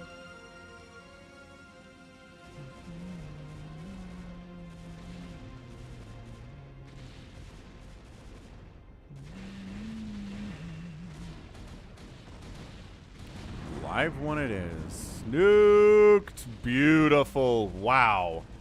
Okay, that was a good one. Zotot's down to 129 supply. ENB is at 94. It's 180 and 275. I think you just gotta go at this point. How did the 20 Wraiths not win that fight, says IPFF Food. They were detected, I'm guessing. They're not supposed to win a fight against carriers unless they're invisible.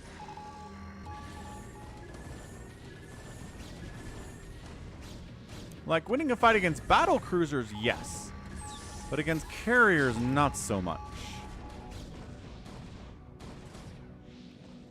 I need you guys to move out here. You have a massive overall advantage in every possible way. Stop letting them rebuild after you wipe out their army and over again. Here we go. Here it is.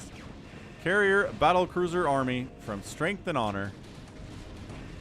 Mechanit Wraiths trying to find the obs. Appears to have found the obs. Okay, so the cloaked Wraiths are cloaked. Plus they only have 2-2. If they had 3-3, this would be easier, but as it stands, this is working pretty well. Yeah, keeping those carriers off the backs while this blue fleet checking out stuff. Zotzot GG's out. He's like, down under 100 supply. Can't really leave my corner. The good news is the money's effectively infinite. So Zotzot taps out, but did he not actually tap out? That is the question.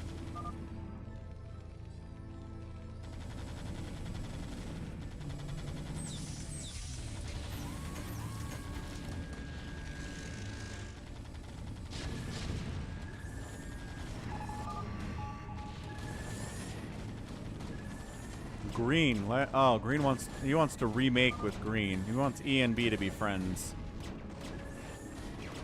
E on B's like, heck no, I'm not leaving. I have siege tanks.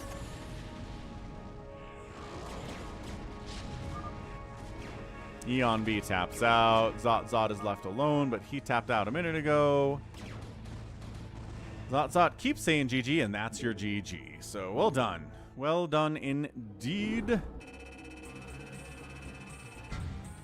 And the winner was, as predicted, the people whose chat we could see. So that, again, makes it a little bit tough in certain situations. Yeah? Yeah.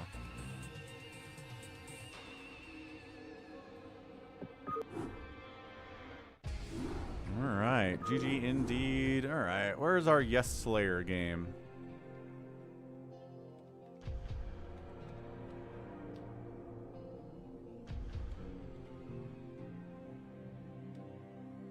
Cross. That's the one. Cross.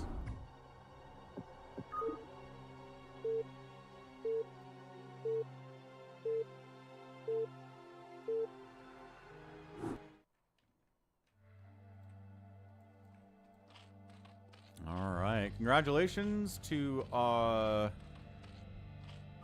whoever picked them for getting 3,000 channel points from that. Not bad at all.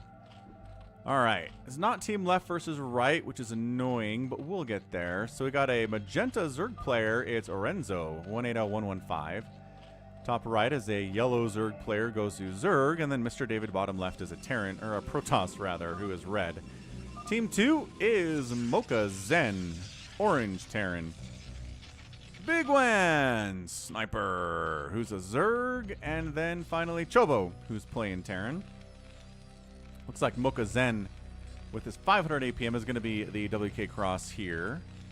So what we're going to bet on, because it's going to be a Wk'cross win in the situation against people that have like less than 100 APM. So we're going to ask the question of who dies first.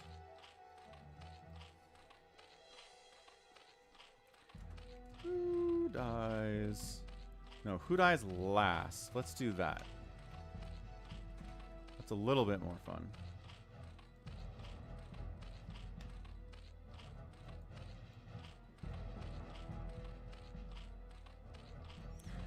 So we've got Renzo could die last, Gozu could die last, and Mr. David could die last.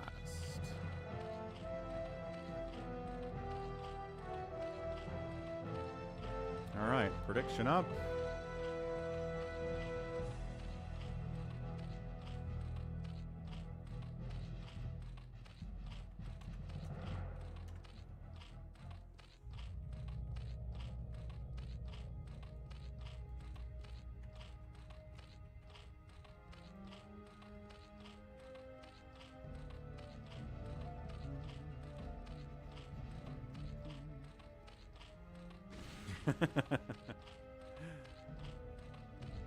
All right, sounds good, Brett.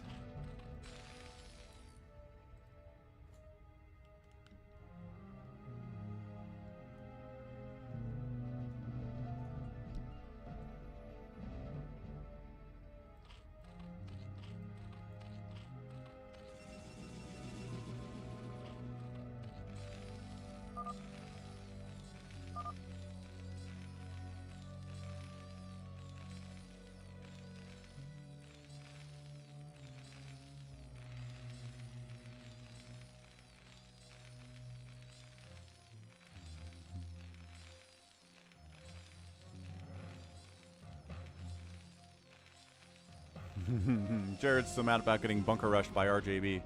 That's okay. He died in the end anyway, so you got your revenge. You were avenged. Someone showed up pretty soon after that, and he died, so yeah. Hey, what's Realultra asks what Zen means. I think Zen just means calm, mentally centered, not distracted, not anxious, just calm and ready and prepared. Not letting anything bother you. It's a Zen mindset.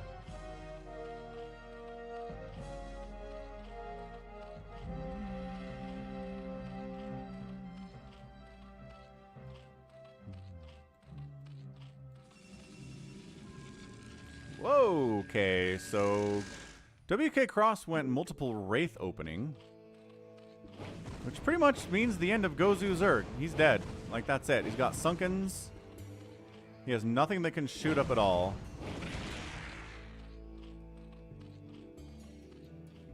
Apparently we're just going to allow Chobo to kill him now. Why did you not just... I guess we're just hunting Overlords. Just trying to make sure that he never has any supply to make Lings or anything. But these Sunkens are... I mean, the Wraiths are not going to kill them quickly. So I guess 2 Wraiths are better spent making sure that Gozu Zerg is supply blocked into next week forever.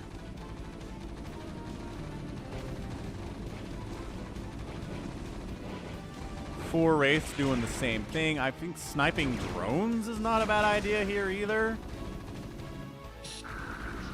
I like how the Wraiths like do a ton of work and then get out of there. What's up, Jocko?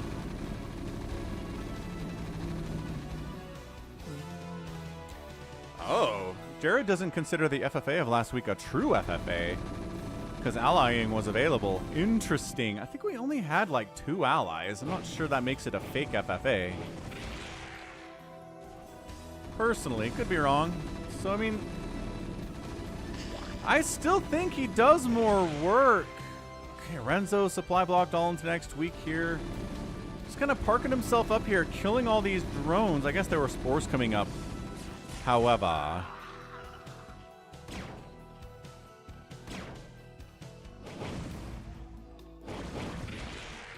Renzo continues to be supply blocked, so that's bad news bears. Mr. David making a bit of an attack here down against our Wraith opening player. Seems cool.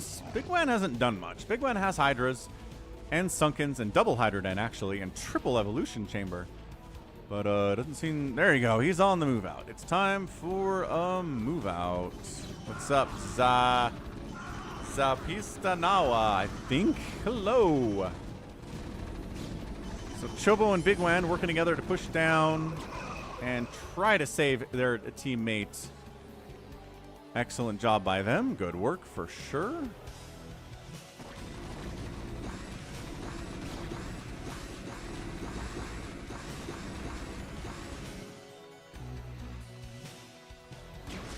Wraiths sniping drones that are outside of the spore coverage. God, that's pretty good.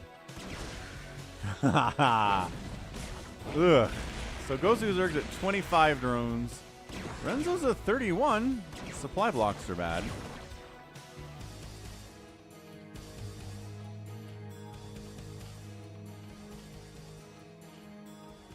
Drew, this is fastest map is what it's called. When was this made? Years? I don't know, 25 years ago? Like, seriously, fastest map is old. One of the first not one of the first, but definitely a UMS map version for a while. Although it's not even use map settings. Thanks for subbing, P-Dano.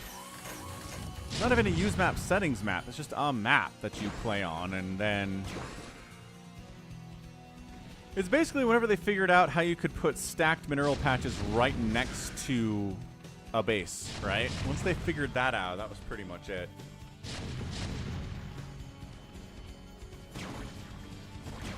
Yeah, this Wraithy stuff is fun. They have upgrades or anything? No? Alright.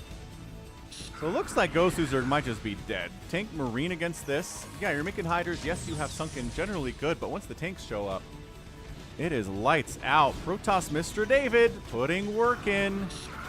But Cloaked Rays trying to snipe down Dragoons. Not something they're particularly good at. But also not the worst either.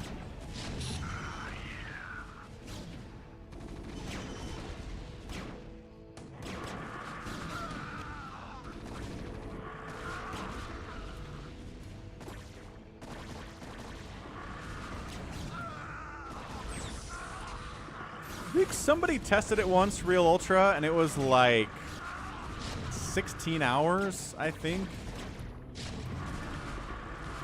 I think it was around there. This is a cross game, galons, which means we should be using the cross command, shouldn't we?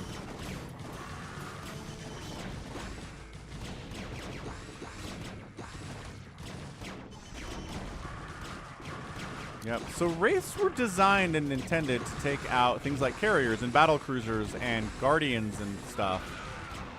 But they were given a ground attack too, and, you know, not the worst thing in the entire world. They're pretty close, though. Their burst laser's not the greatest thing. We're just gonna fly out here, huh?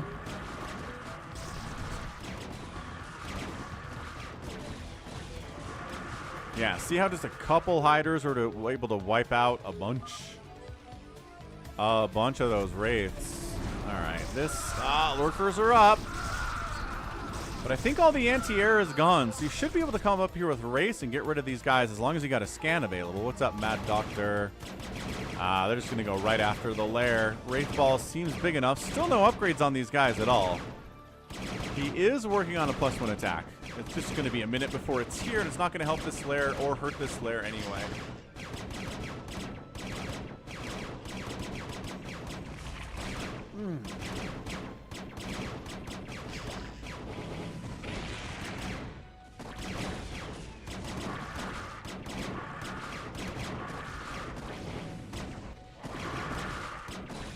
Yeah, see, even a couple Hydras spawning against 12 Wraiths. Wraiths are going to die in that situation. Probably not enough. Nice little drop here. Okay. Bigwan goes Hydra Lurker drop. Runs into some cannons, but says, I can deal with that. I have Dark Swarm here.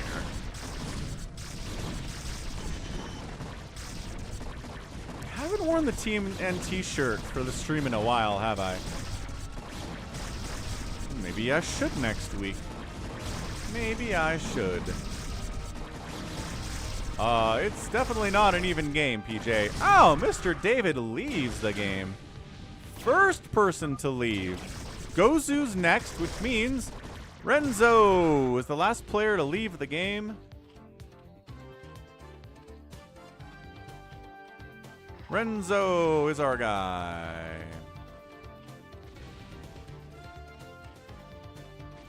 Looks like most of you thought it was Mr. David. Renzo at 21%. Drew, it's like choosing my children. I like StarCraft 1 and StarCraft 2 a lot. I cast both of them. I spend tons of time in both of them. I can't choose. It's like choosing my children's. Hey, what's up, Dave C?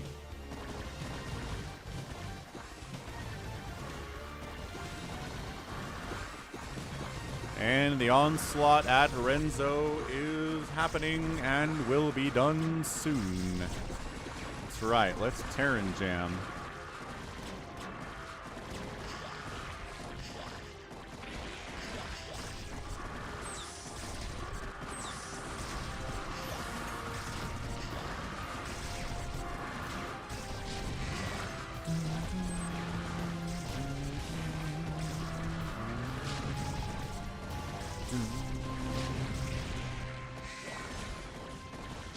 I mean, I will tell you, Brett, with my kids, it fluctuates, right?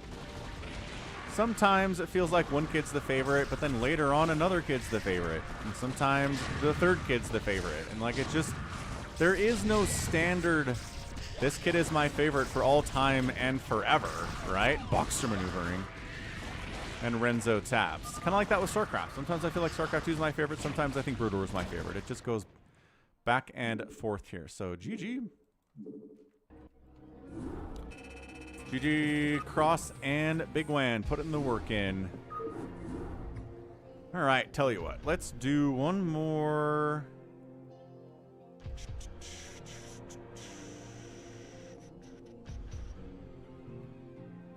Have somebody in chat that has a replay they want me to cast. Did that. We did that.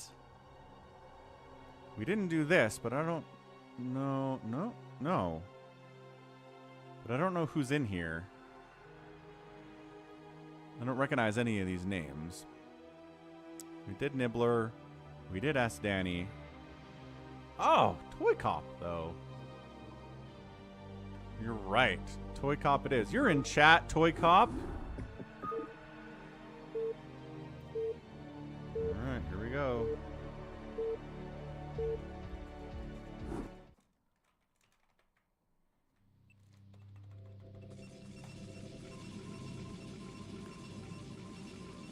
ToyCop or Mysterious Barcode.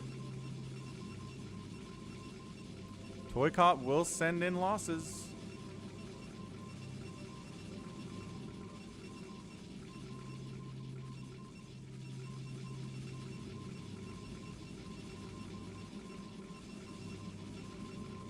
All right, I'm gonna step away for a second, but we'll get some little ASMR here. Top right, ToyCop. Top left, Barcode. I'll be right back.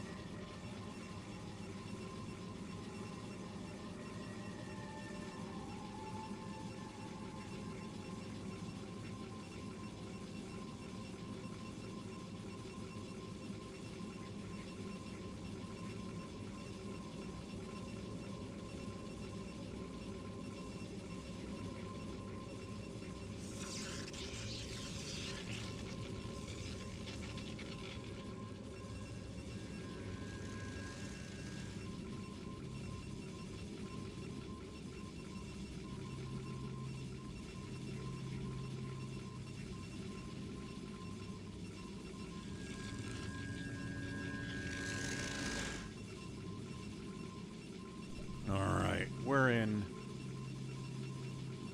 Looks like 88% of the people out on Twitch are choosing ToyCop. Looks like 82% of YouTubers are choosing ToyCop here. Circ player third base coming in at 3 minutes. So basically double expanding. Looks like he went for a pool first, then expanded, and then went for the third base before the second base was done.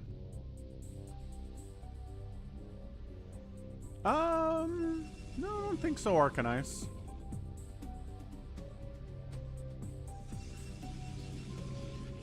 I think we'll keep doing it on replays. I think that's fine.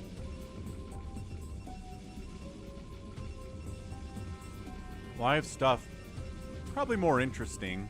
I hear what you're saying. 9 pool, pair of lings. So just trying to be safe, right? Make these 2 lings, then drone up the rest of the time. 150 to 200 APM.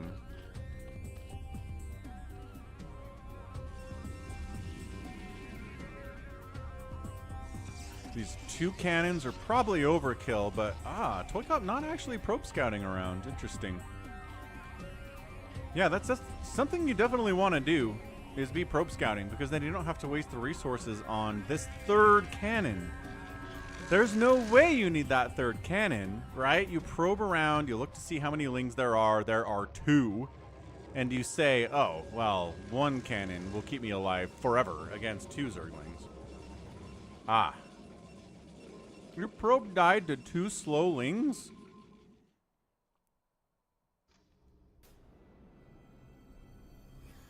Yeah, that's tough. All right.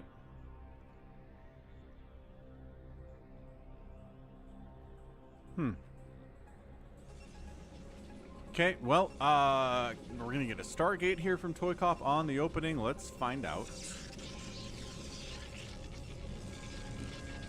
Indeed it is. ToyCop knows how to play this matchup.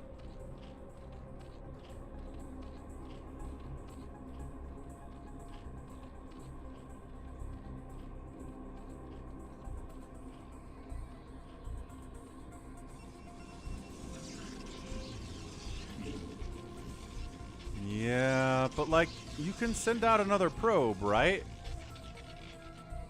It seems like it's an option for you anyway.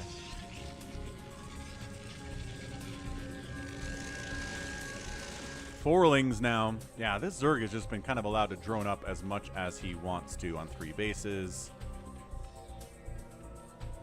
He's got the second gas here, so it feels like he probably wants to go Muta, but the air weapons upgrade is coming in from ToyCop, so that's not ideal, right? How many times have we seen a game where a player goes Mutas against a +1 Corsair opening, and the Mutas win? Yeah, Larva can pull it off, Sulky can pull it off.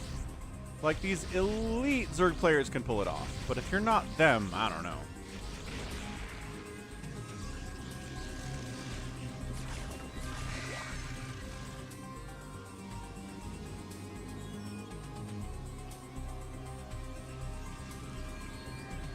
He's making mutas. He's got 2. He's supply blocked. Ah. He wants to make more mutalisks. He's going for a Carapace upgrade here, too, which is pretty good against Corsairs. Reducing the damage done by tiny attacks that come in all the time.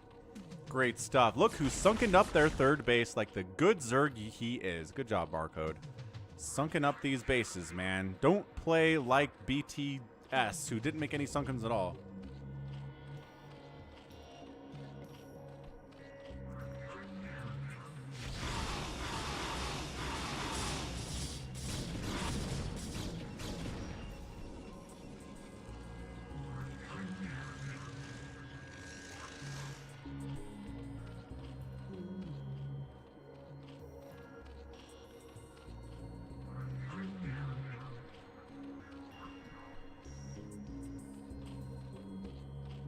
Yeah, Brad, it's really just experience, right? You watch a bunch of games, you pay attention to build orders, when stuff goes down, when stuff happens.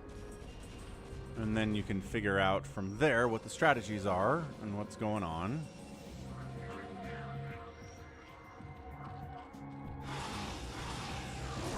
I don't know about this, but okay. Well, if the hiders aren't going to be microed at all, then sure. This is actually pretty bad Sim City. There was nothing for the hiders to hide behind whatsoever. And the mutas are going to clean these out, but like if the Corsairs show up, and by that I mean there are Corsairs, right? They didn't all die. I feel like maybe they all died. Problematic. So 45 to 36 drones. 6 more drones being replaced here. Ling Muta pretty good against Dragoons, as it turns out.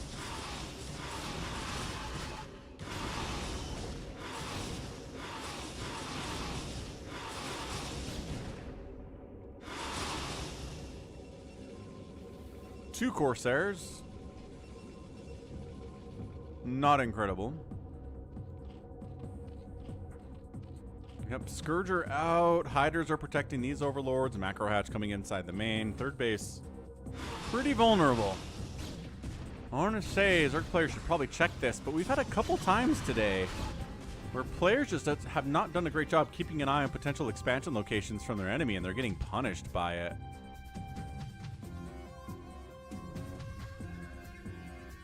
Yeah, goons are just tanky enough that mutas don't kill them very fast.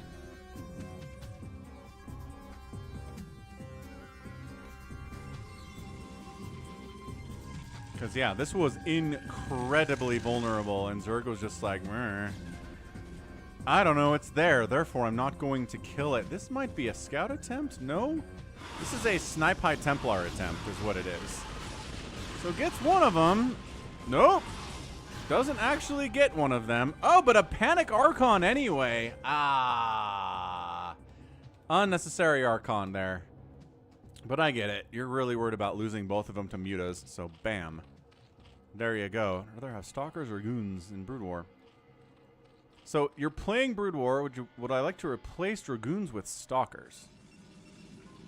Yeah, I think so. Just because Stalkers have Blink. And their pathing is better.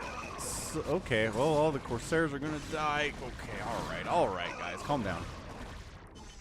And Stalker's trade, like, just the blink concept alone makes that, I think, better than Dragoons. Yeah, this Mass Hydra stuff against Archons and Dragoons, they're okay with that. Let's keep going, guys. Where's the storm? Where's anything that is splashy to deal with us? And suddenly, it's getting scary. Is he finally, for the first time, seeing this base? Yep. That's why he only sent a few units. He didn't know it was here. Now he's like, oh, there's a base here. What?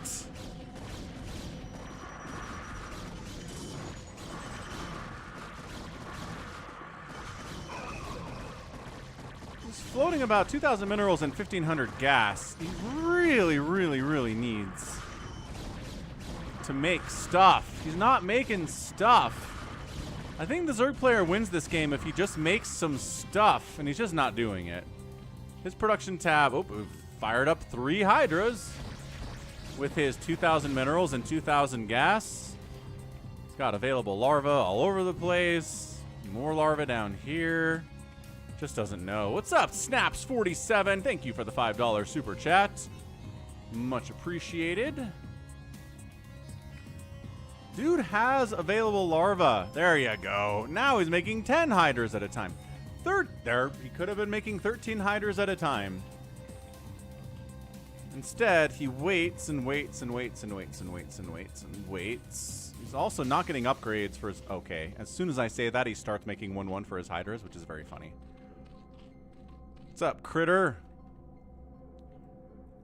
Hard to target the Templar and micro while macroing. Yep, but gots to do it.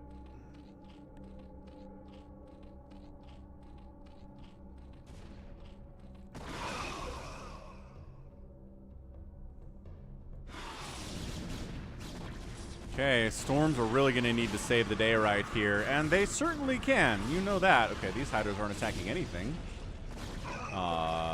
These Overlords are like... Oop, now the reinforcements come in from ToyCop, and everything's dying. There's Mike the Mutilist. Hey, hey, hey. Glad you enjoy the vids. Thanks for the super chat.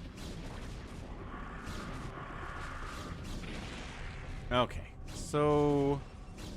Yeah, I think there was a window there where Zerg could have won this, but now he's down 108 to 62. His upgrades are insanely late. He's still really not spending his money that well at all.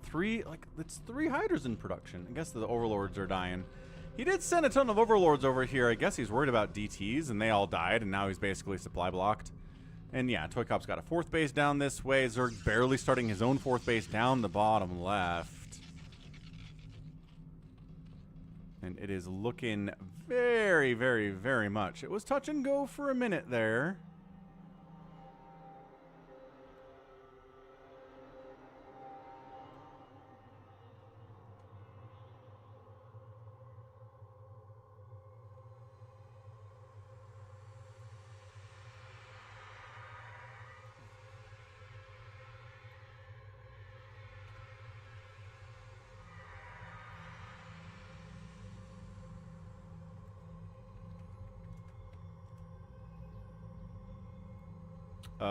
Shams Charnea on Twitter just broke the news that Biden has withdrawn from the U.S. presidential race. On a Sunday? But, like, he's an NBA guy. He's an NBA writer. What is he doing breaking that news for us?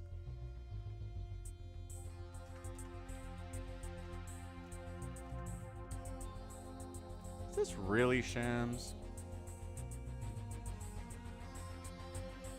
Yeah, 2.3 million followers. This is the guy. What the heck? That was crazy. All right. Anyway, ToyCop kind of hanging out in the middle of the map.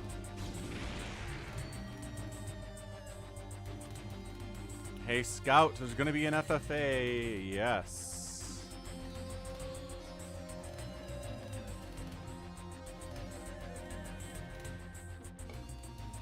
How the heck is Shams breaking that news? How is he not spending every second of every day just talking to NBA people. How does he have political contacts too? Who is this man?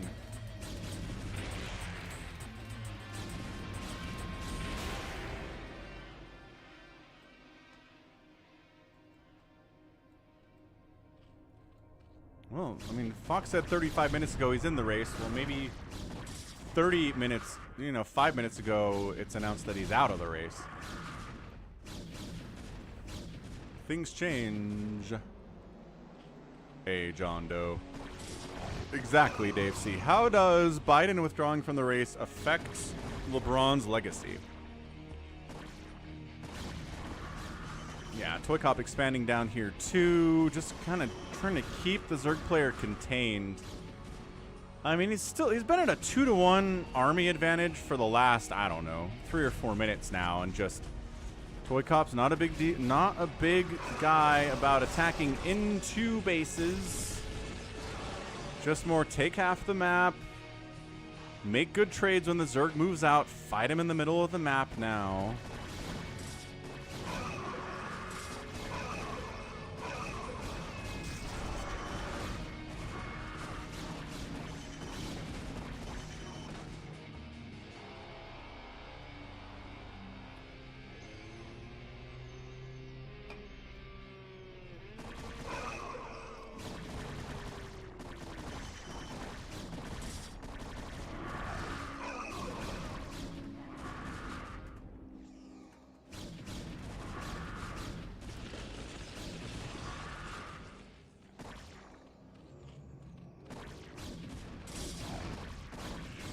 $174 to $111 supply. I mean, it's just a slow strangle here.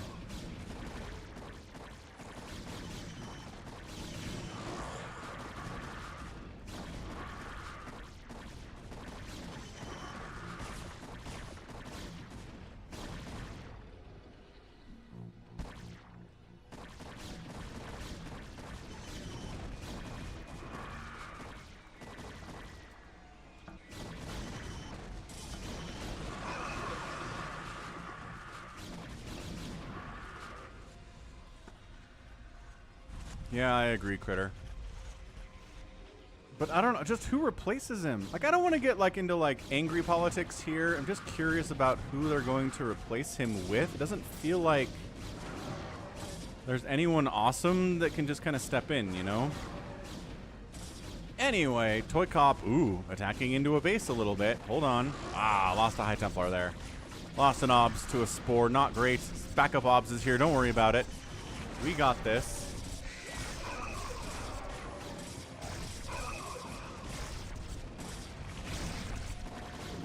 Yeah, he just goes for it. So look, Zerg player's on 3 bases, ToyCop's on 5 bases. Yeah, but nobody likes Harris. I'm not, again, I don't want to get deep into this, but all the polling for Harris is bad. She was knocked out of the primary in 2020 in 3 seconds.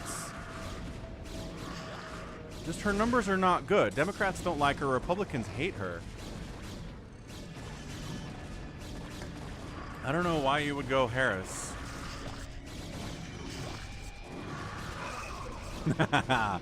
Critter feeling good about his bet today.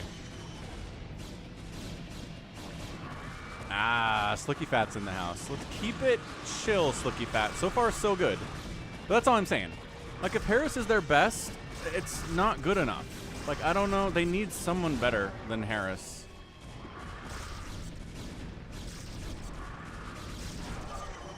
And that's it. Zerg's I'm on 3 bases. I'm dead. ToyCop gets the win. Very nice. Again, I think there was a window here where Zerg could have maybe pulled out a victory, but just wasn't macroing well enough back home. Didn't see the 3rd base until it was too late. It's just one of those games where it's just a couple little basic things,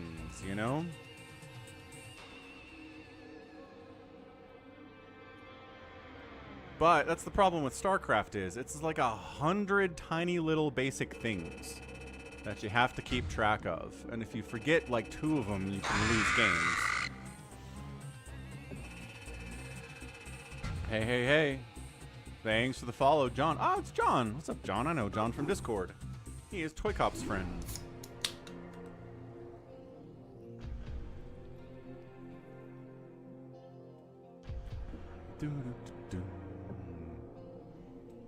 All right, I think that's it. Moving on to the live game portion of the stream out on US West BattleNet. We're going to play games with the name of Falcon in them. The password is suck. We're going to do an old Phantom mode to start us off here. Then we'll do a new Phantom mode, and it's going to be great. And we'll do some polling for this, some betting for this stuff too.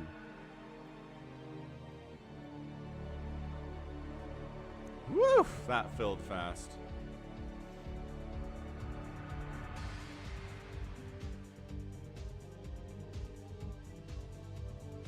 Thank you, Realultra, for identifying. The monkey with drip is Realultra. Mr. Exac is Gallons. SaviorSword, DarkKnight. Thomas Matthews seems new. Yimmy, Exton, Refter, Psychonuts. Thomas? Who you?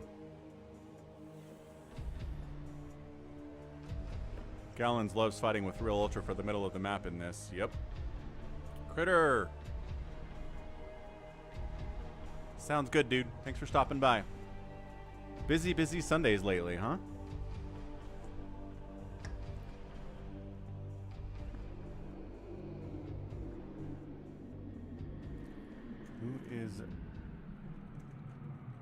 Who is Thomas Matthew?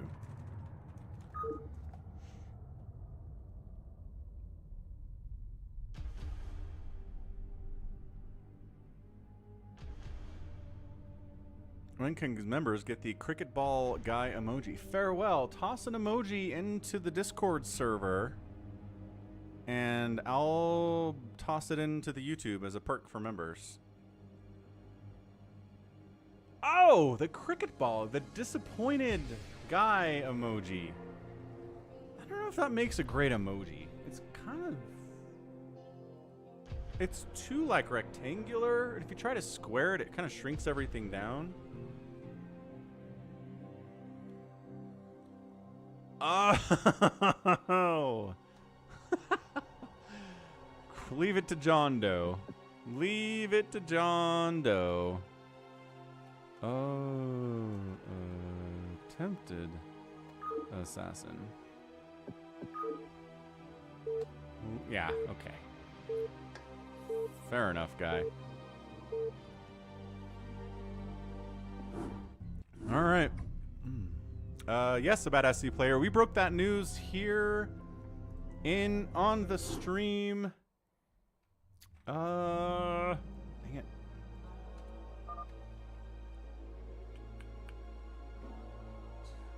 About 10 minutes ago.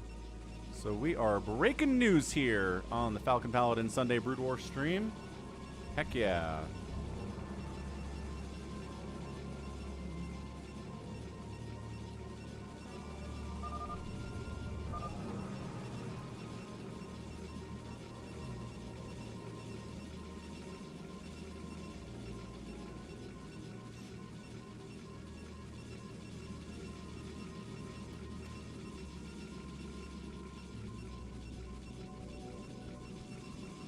All right, so top side we have Realultra playing Protoss. Yimmy is zerging it up. Exton Refter, Protoss, DarkKnight.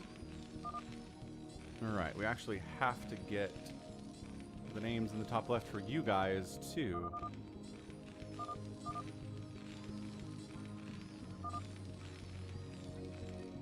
What's up, fOcUsPanic?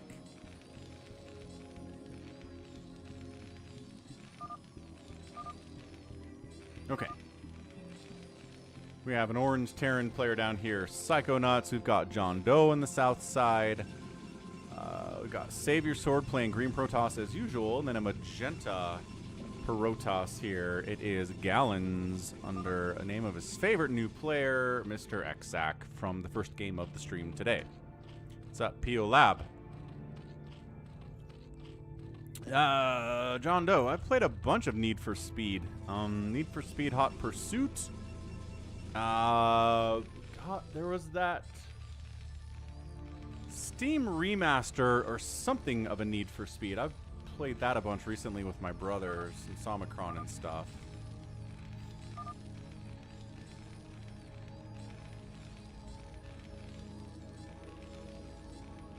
Oh yeah, just Need for Speed Hot Pursuit. Yeah, I'm pretty sure I've only ever played Need for Speed Hot Pursuit. I never played Underground. I'm pretty much just into Need for Speed when you can, like, run from the cops and be the cops. And that's my favorite way to play. I might have played an earlier version of Need for Speed where you couldn't be the cops on, like, Windows 95, man. Like, way forever ago. But I don't remember. Oh, there it is. Biden posted a withdrawal. So, like, what?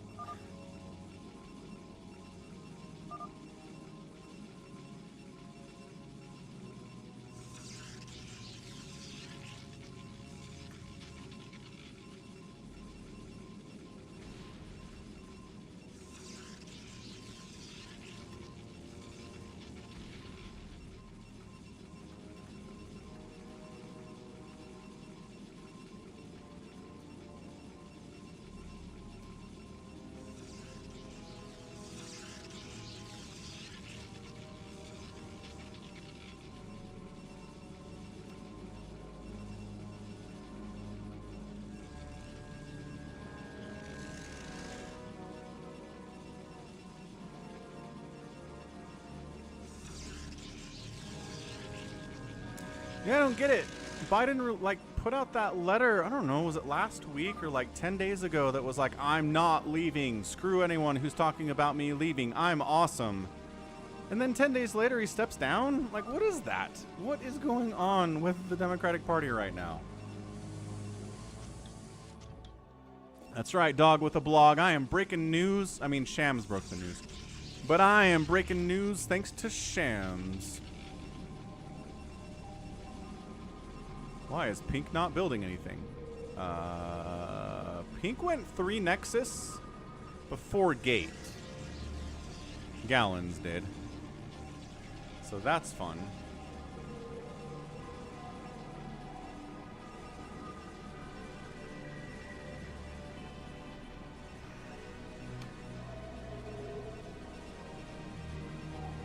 But he didn't step down because he got COVID.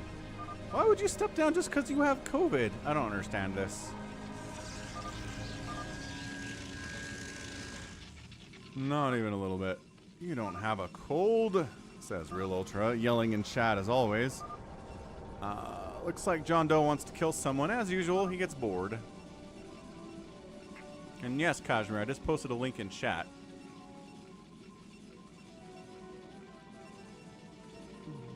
Need for Speed 3. It might have been 3. I don't remember. Oh, yeah, I'm not a huge Need for Speed guy, but I have spent a bunch of time in Hot Pursuit, both in the old version and in the remaster, which is fine. Definitely fine.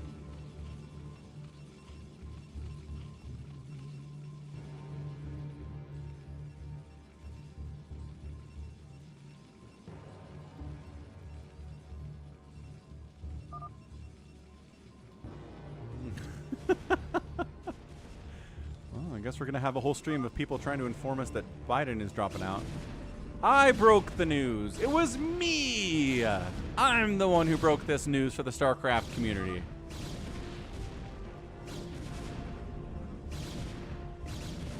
JohnDoe killing SaviorSword. Nothing personal.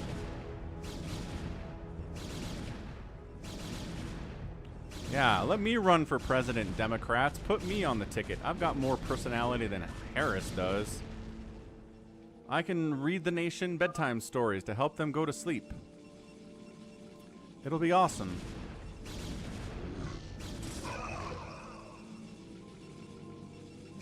Everybody will love it.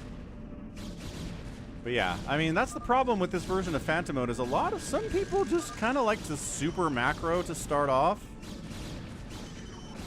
And if you super macro and someone else is like, I'm not going to super macro, then you die. If JohnDoe's around or RJB's around or CanIplayplz is around. There's a Reaver out from SaviorSword. Maybe you can do something with that.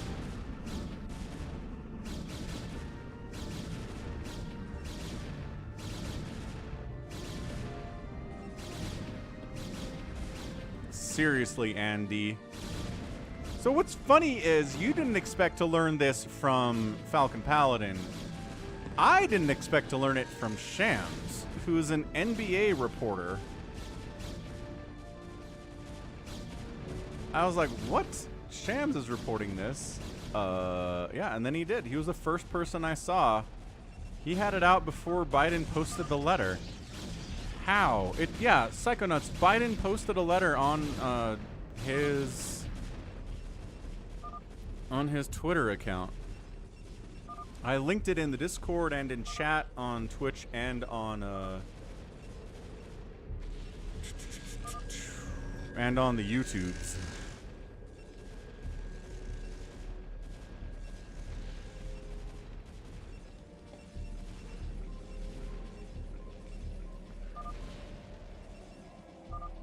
Yeah, there's a lot of stuff about the attempted Trump assassination that's really fishy.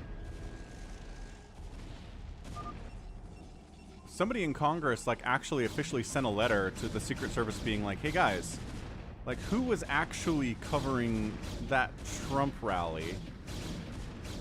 Because they totally screwed it up. They didn't have somebody on a roof with line of sight to the, to the former president. Like, how do you screw up that bad? We'll see what they say about it, but man, it's crazy.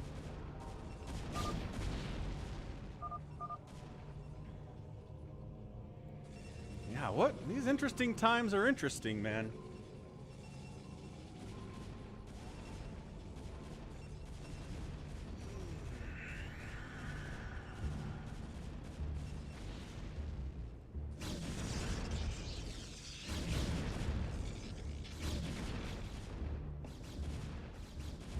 I have not seen the Seattle LAN. Is that the one Artosis is at? Live from Starbucks?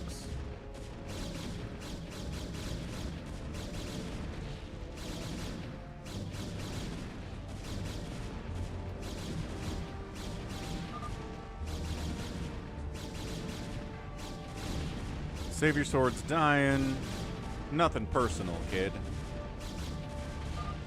What's up, laid back taps? What's up, Hell Patrol? Definitely hit the like button. So this Brett is Phantom mode. And SaviorSword was a Slayer. Slayer down. Bad times. Is anybody else trying to kill here? And you're not sorry. Says SaviorSword.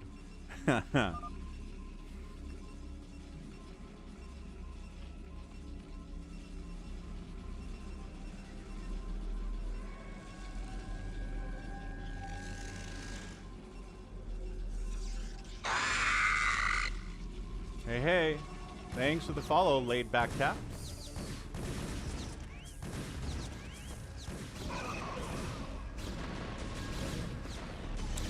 So I don't know if JohnDoe is a Phantom. He really only has about 4 gates here on 2 bases. He's not going crazy. I think he just wanted to get the ball rolling, killed SaviorSword, and I think he's probably going to die here, and he's generally okay with that. Like, JohnDoe's not someone who complains when he dies, especially if he aggressively killed someone to start us off. What's up, Brancassette? It's about 16. And AvcaTiNuS is here. What's up, AvcaTiNuS? How you doing?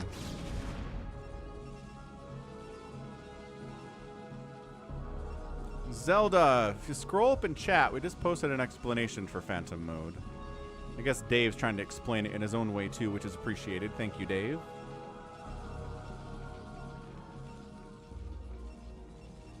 This is an interesting strategy here out of Gallons. It's DTs and Dark Archons. That's not how Mr. Exact plays at all. You're supposed to make carriers without attack upgrades and like a lot of slow zealots. Like a lot of slow zealots. SaviorSword is suspicious of gallons.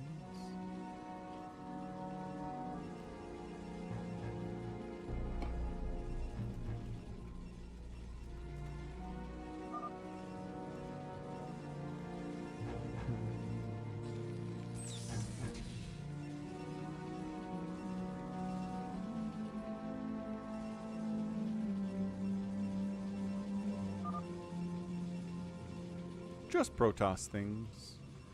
Yeah, but you're not... Oh, I guess maybe if we do a fastest map, he'll play more like Exact. It makes more sense there than here, right? So, So JohnDoe's not dead, but he's also not throwing up like 20 more gateways. So I don't know. If he's the Phantom, he's hiding pretty well.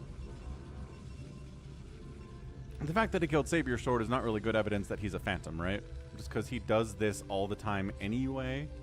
DarkKnight's going nukes. He's got a covert ops over here.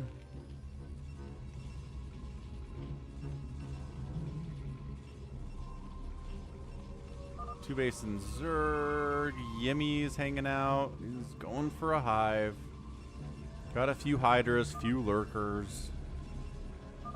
This seems to be like a lot of stuff here from Realultra. Did he claim Paladin? Did anybody claim Paladin? Nobody claimed Paladin.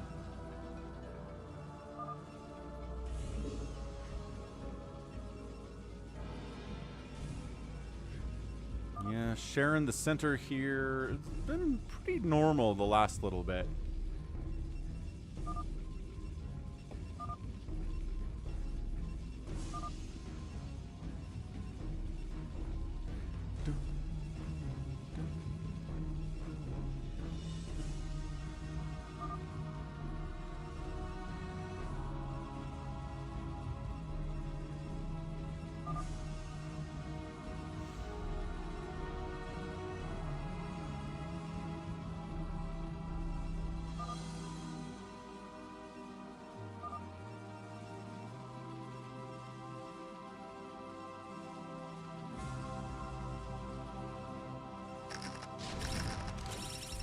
Whoop.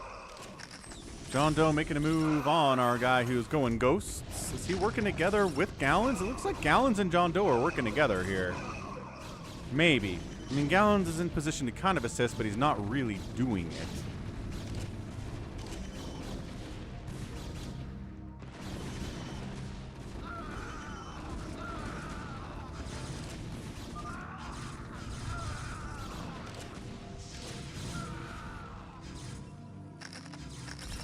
A little bit of mind control action here, but not much to mind control. DarkKnight is not happy about this.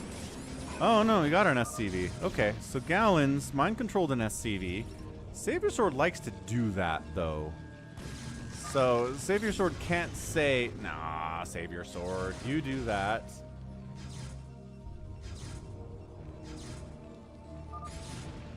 Alright, DarkKnight taps out. He can't deal with mass DTs. And another Slayer is down. Okay, so 2 Slayers down. No Phantoms have died yet. It is a lot of Dark Archons for sure. Dave C wants someone just to kill center. What? Realultra is attacking Gallons. Okay, Realultra's like, no, bad. Ooh, Maelstrom action. Ooh, a lot of Maelstrom action there.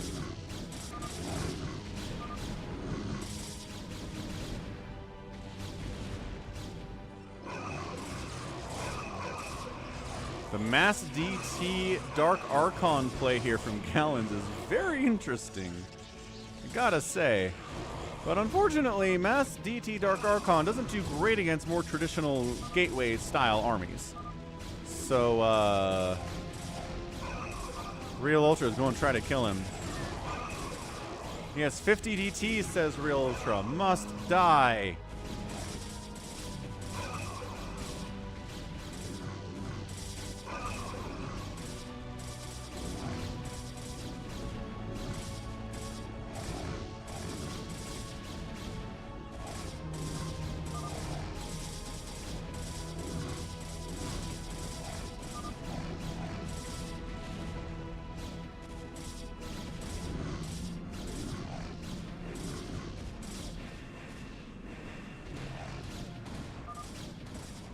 Don't hate me just because I'm beautiful, says Gallons.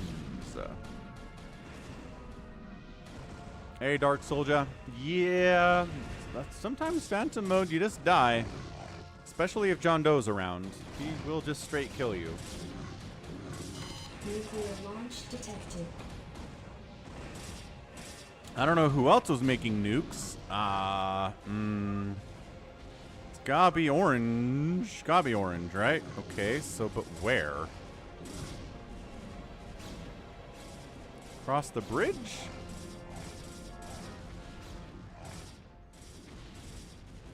Okay, so no nuke landed. I don't know. I guess a ghost got wiped out. Brown attacks. Yeah, Brown's attacking everyone. Brown still doesn't have a lot of gateways. If, like, JohnDoe just does this with regular production, I don't know.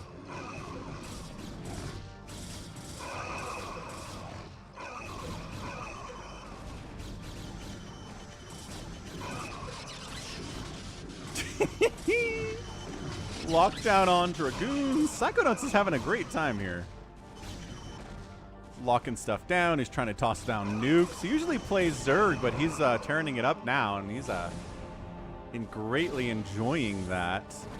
Okay, and then Yimmy's defending, and then JohnDoe's getting wiped out here by FFA's carrier ball.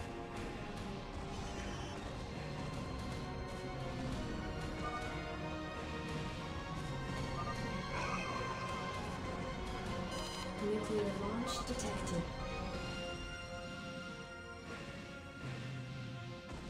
Nuke, nuke, nuke, nuke, nuke, nuke, Nukelodian. Is there a ghost here? Yeah, but he's dead. All right. So no nuke for you. Trying so hard to get a nuke off.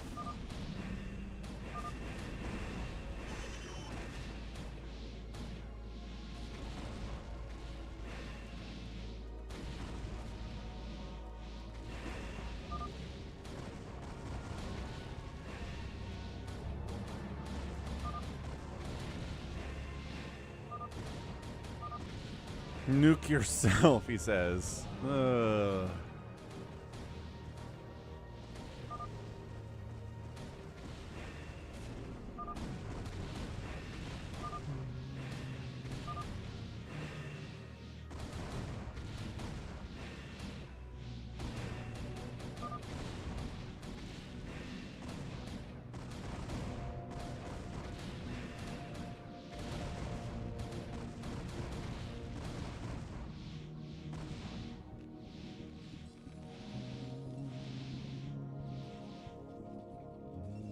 JohnDoe technically alive. The carriers decided to spare him on some level, but okay.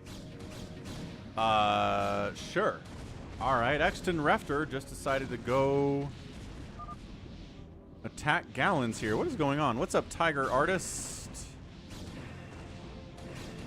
Farewell thinks our phantoms are Yimmy and Gallons.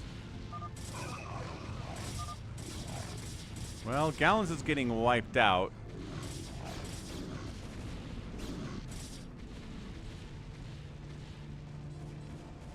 I don't know that Psychonuts is all that scary to me at all. Brown unallied. Yeah, because JohnDoe unallies everybody.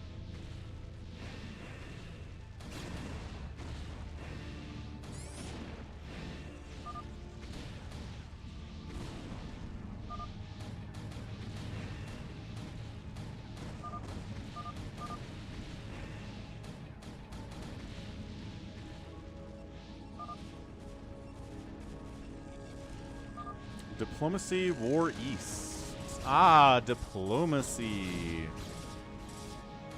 No, probably not today, but if you want to join the Discord server and kind of recommend it to people, they might be interested in checking it out. Alright, so Gallons gets wiped out by a combination of JohnDoe was attacking him, Realultra, I think, was attacking him, is still maybe attacking him, Yimmy. FFA's in here, and another Slayer down. Realultra's like, how on earth was Gallons a Slayer? Ho ho. Ho ho ho. Yimmy's up here trying to finish off JohnDoe. to see if he is.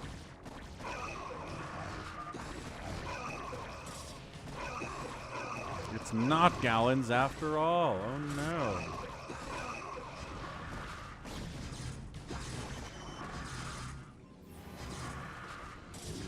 Nuclear launch detected. Psychonuts still playing his own game here.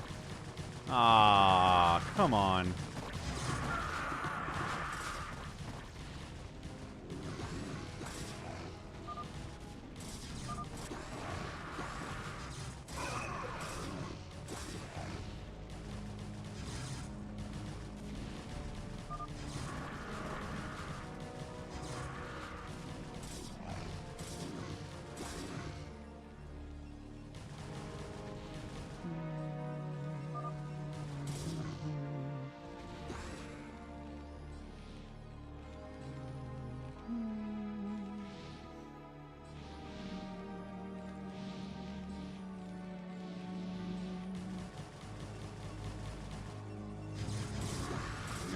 The defensive DTs here from JohnDoe.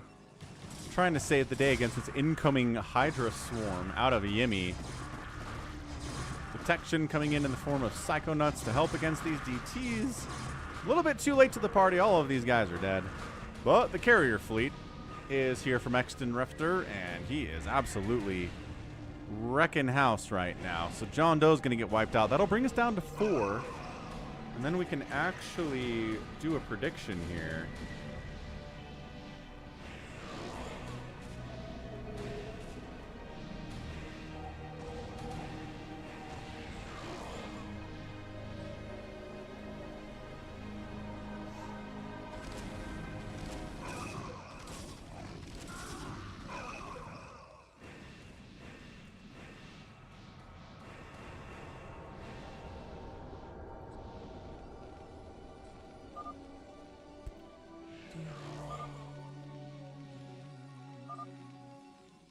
Another Slayer down.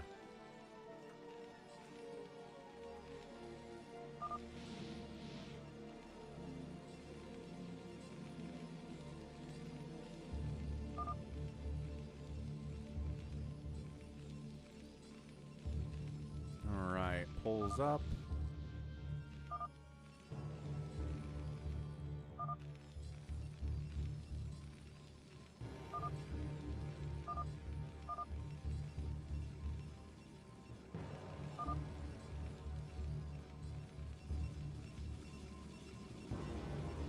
Gallons wants to know if he should vote. Oh, you were in the game, though, huh?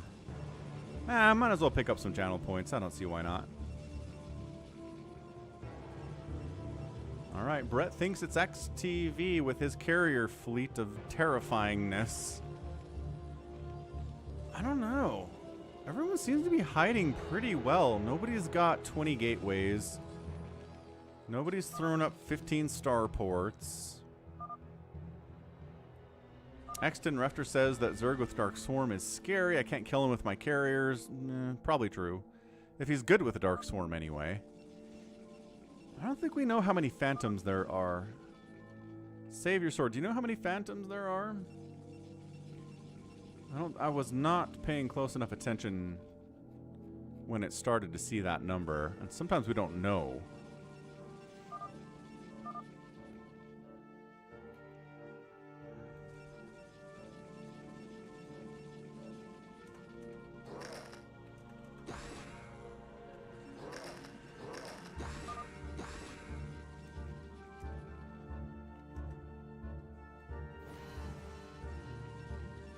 Nuclear launch detected. Okay, we've had like 3 attempted nukes and none of them have landed. Maybe we'll get this one. It's not always 2. It's at least 1. Sometimes it's 2. Psychonuts finally got a nuke down, and this time on FME.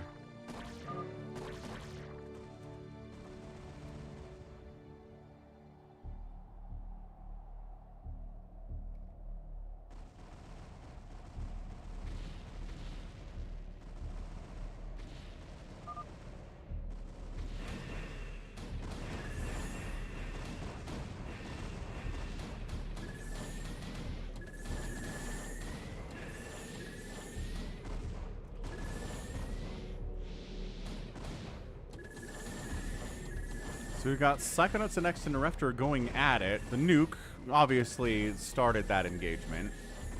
The problem is I'm not sure Psychonuts has enough anti-air to deal with this many carriers.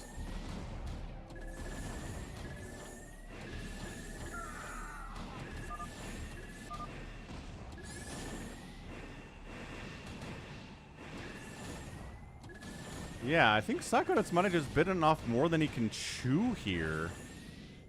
Oh, and then Yimmy's like, let's go. His carriers are away. Let's wipe him out. And he's attacking Exton Refter now. Exton's like, I'm a slayer. Please don't kill me.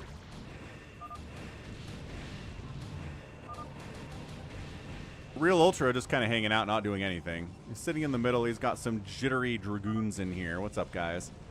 Jitter, jitter, jitter, jitterbug. Boom, boom, boom, jitterbug.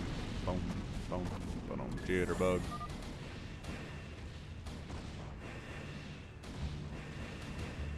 Yeah, so Psychonuts goes for the nuke without any way to deal with the counterattack of 20 carriers coming to destroy him. Unfortunate. If he's the Phantom, I don't know what he's doing.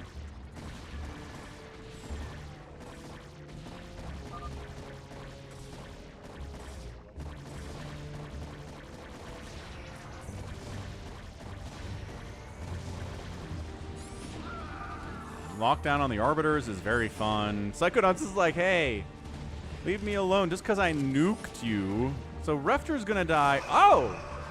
Also, Yimmy dropping Realultra sure kind of looks like it's Yimmy now, doesn't it?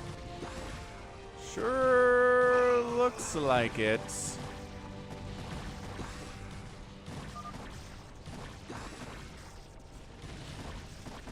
Looks like it was tied on YouTube. It was tied 27% for Refter and Yimmy, for XTV and Yimmy. But it looks like it's Yimmy. I'm gonna say we're gonna let Refter kill Psychonuts, and then Refter's gonna die. Nuclear launch detected. And then Yimmy, he's trying to nuke these carriers. Good luck with that. Now Yimmy has to defeat Realultra as a Phantom, probably. Yeah, there we go. As a Phantom, probably. In a 1v1. Like, if you can't beat Realultra as a Phantom in a 1v1, I don't know what we're doing here. But I kind of feel like Realultra might just pull this off.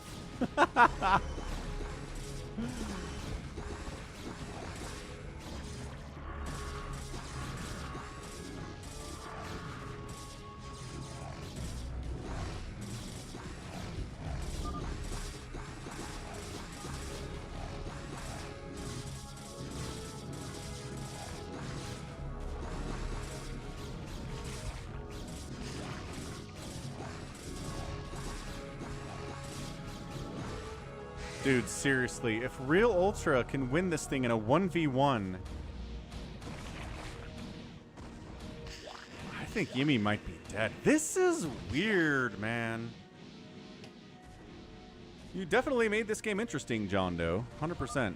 Yeah, there's just like a ton of Hydras hanging out up here for Yimmy, just not really participating in defending his own base. And he GG's out and says he's bad. And,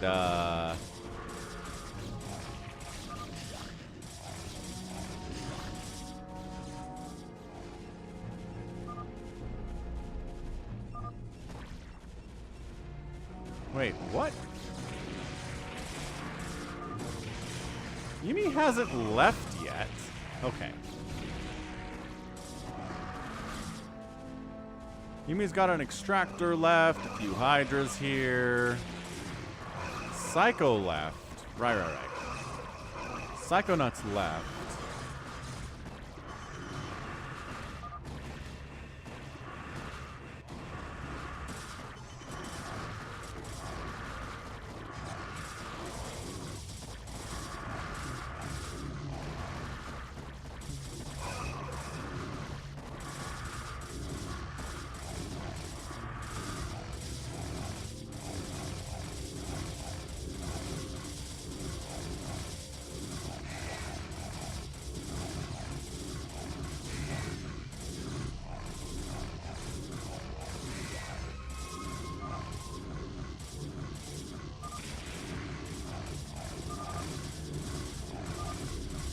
Yimmy taps out and it was him. Oh, that's brutal. Yimmy gets it down to 3 players and can't win. Ugh, tough. Tough game for Yimmy there. Sometimes that happens with our Phantoms, though. They can't quite put it together and win from a position where they should be able to win. All right, new Phantom time.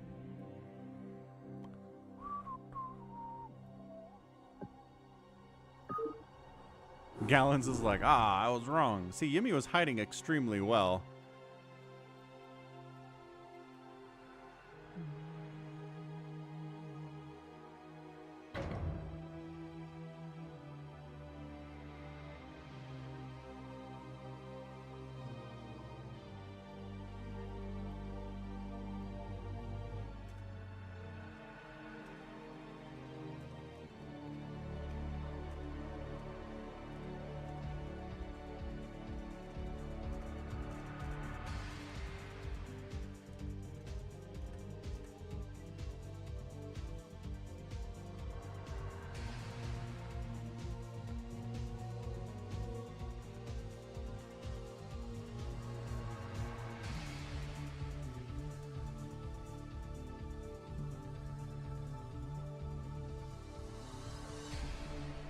Hey, what's up, AvcaTiNuS? Maybe. Maybe this one, maybe not this one.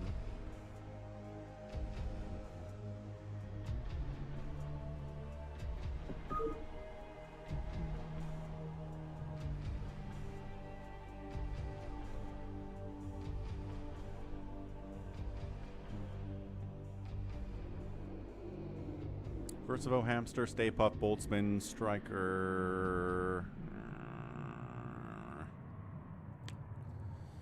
Okay, so we got all new people here. 8 people new.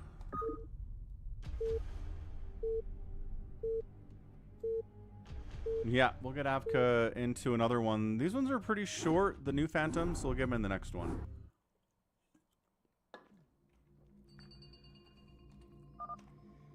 All right. Let's get the names updated.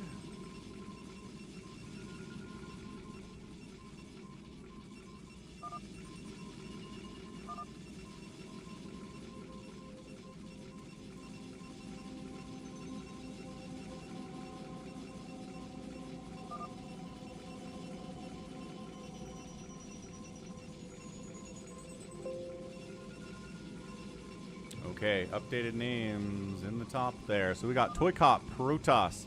Got another Protoss here, Rusalov. Bigwan is playing his beloved Zerg. We've got a white Terran player down here. It's Boltzmann. We've got a pink magenta Protoss StayPuft. Verzivo's down here playing his Terran. Gonna make some battle cruisers for us. Hamster in the bottom left playing his Protoss. And then a teal Terran player. It is Striker playing his Terran. Okay, excellent. Excellent, excellent stuff.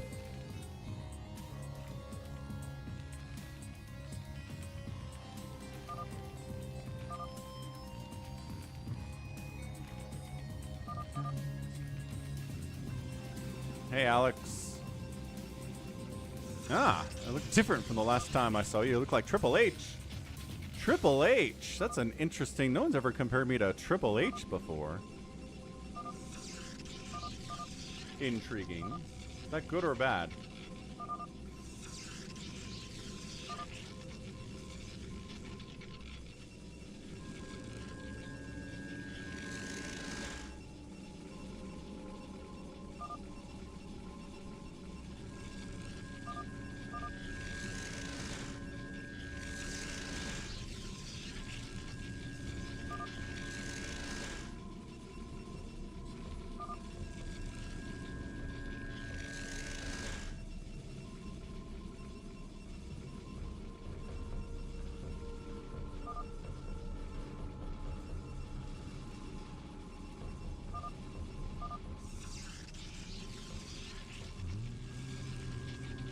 DarkKnight, Phantom mode.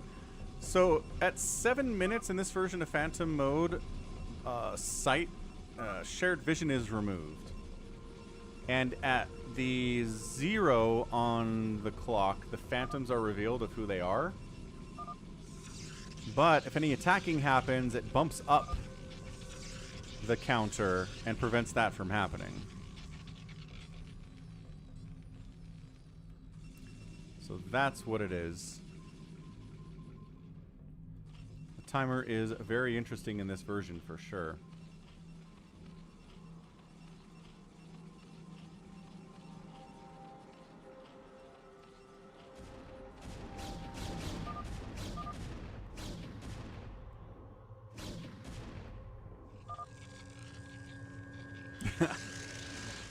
Saviour's like, well, we know who it is. We don't need the timer anymore.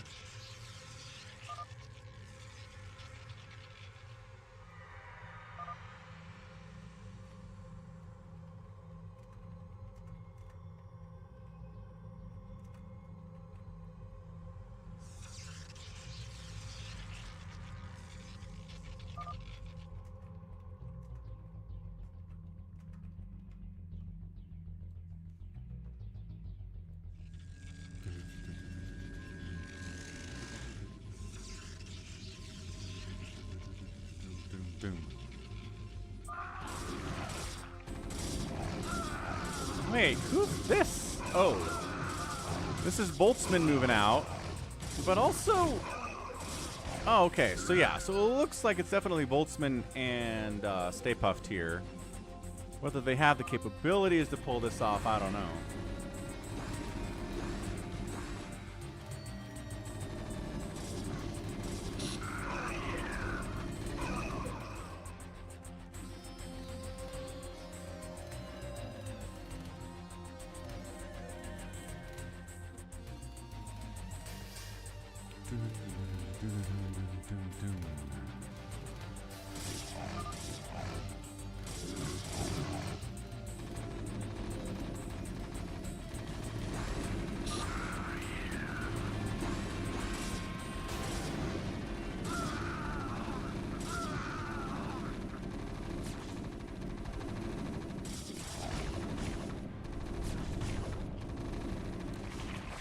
Hey, what's up, Trevor?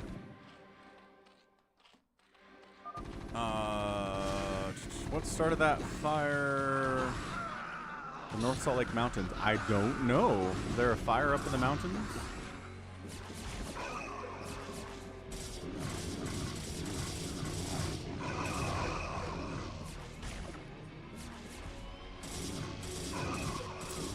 Yeah, Brett, effectively, you can tell who the Phantom is by if they do stuff that requires gas by not actually taking any gas, or opening 2 gate is pretty sus. I mean, showing up and attacking somebody is pretty sus as well, unless you're JohnDoe, in which case it's just par for the course.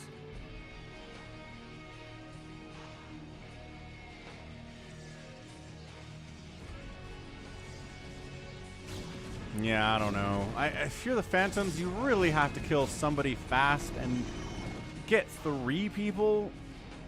If you can knock down 3 folks in the first 10 minutes here, you're going to be fine. Looks like they're probably going to get 1 here with Rusalov.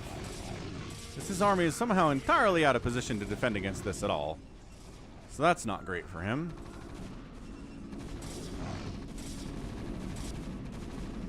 Yeah, definitely. VCs are on their way. Verzivo's like, I'm going to help you guys. Look at him saying stuff. Unless this is JohnDoe playing under the Verzivo name. Maybe he does.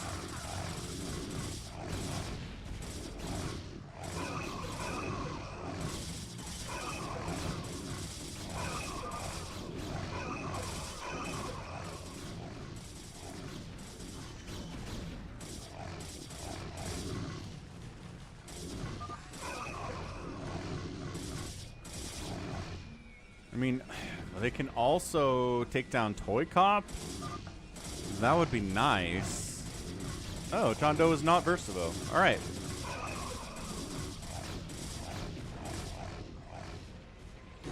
Très bien.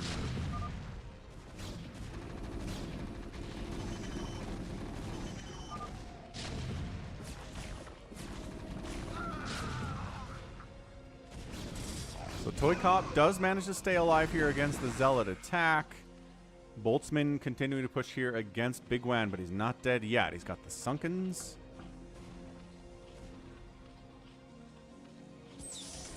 Doesn't mean that JohnDoe can never be verszivo.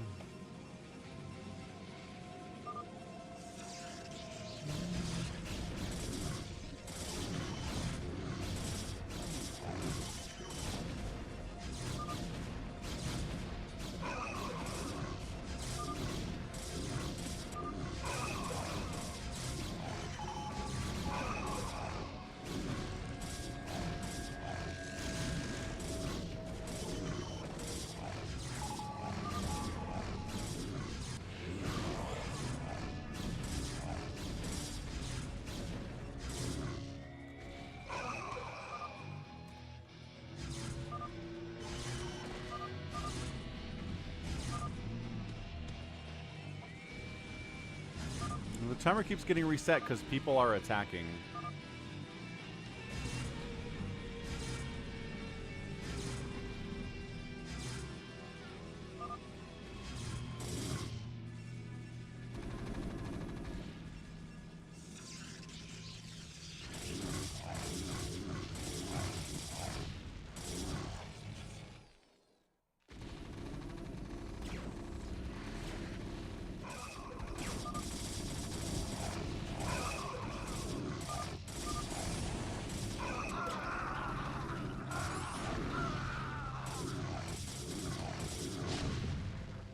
ToyCop lost his Nexus, which is really problematic.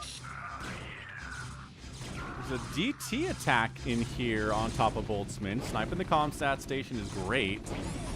Ah, this little Wraith Ball setup from Striker, shutting down the Science Vessel too.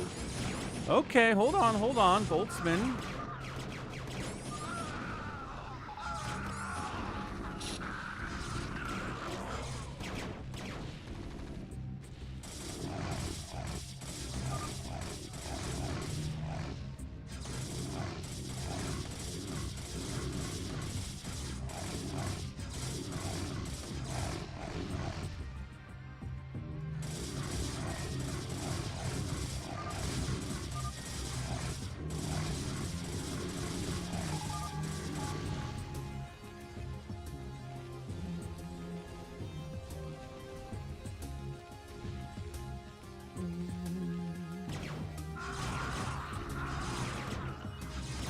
Yeah, Boltzmann's in a lot of trouble, and I'm not sure that StayPuft can do this on his own. Rusalov is mad. Apparently everyone else is AFK. Hey, Trevor, nice. Glad you're enjoying the Epic playlist. That is a great playlist for sure.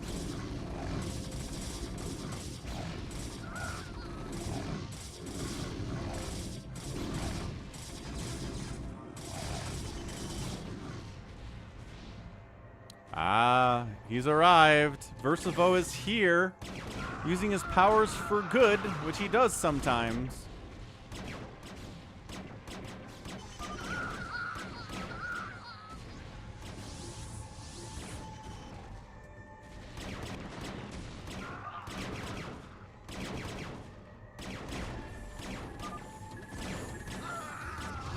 Yeah, I think Boltzmann is pretty dead.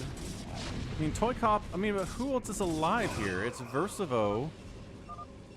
Hamster's really scary, and then we've got Striker, who's pretty strong too. So like 3 strong players against effectively 1 Phantom, because it's just our guy StayPuft down here alone against the world right now. ToyCop taps out.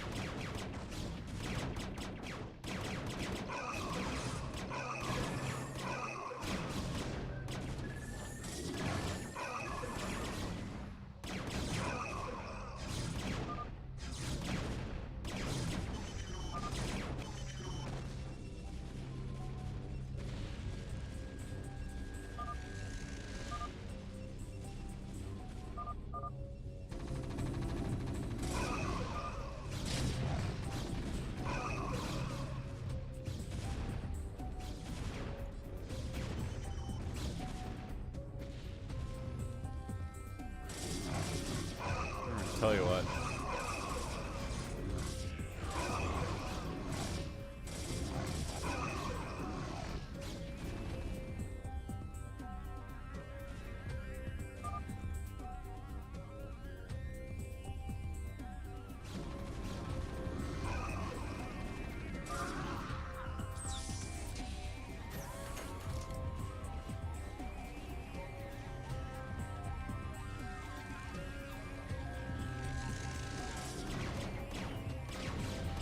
Okay, AvcaTiNuS sounds good, man.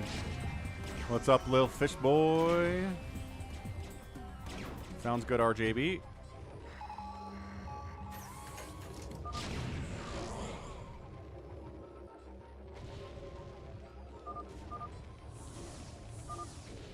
Half your city's roads are flooded. That's interesting.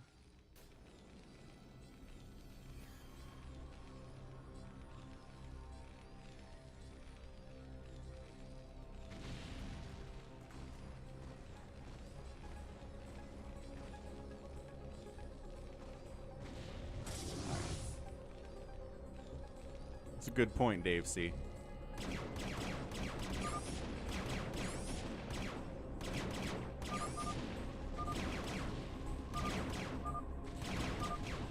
Can't fend him off, Boltzmann. The scouts scout against battle cruiser. Pretty good. Maybe just not enough of them, though. More scouts. More scouts.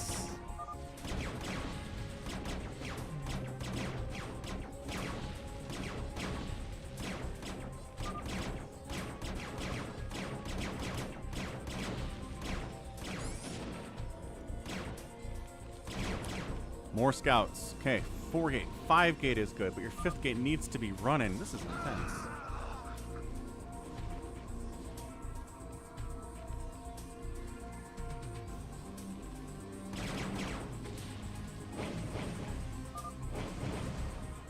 So Boltzmann can't quite hang with the battlecruiser wraithy stuff here.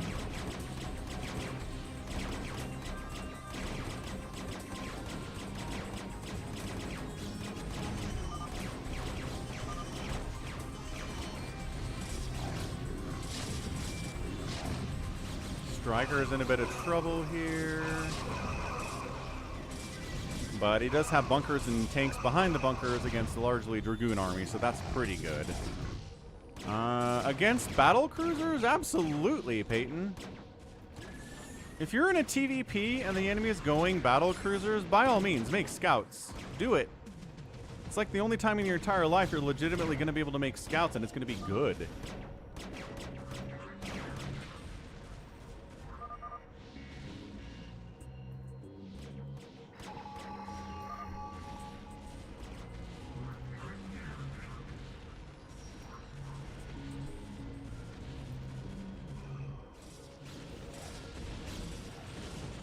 I mean, it's scouts, but it's not enough scouts, and it's not enough Dragoons with the scouts, so that's bad.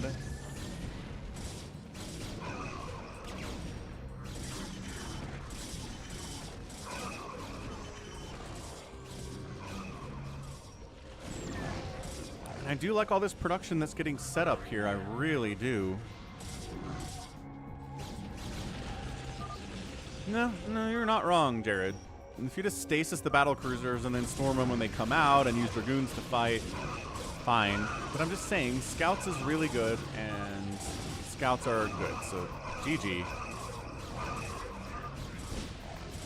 Bam, not a Phantom win, but pretty good effort. Only 3 players left to kill when they tapped out, so not too bad at all.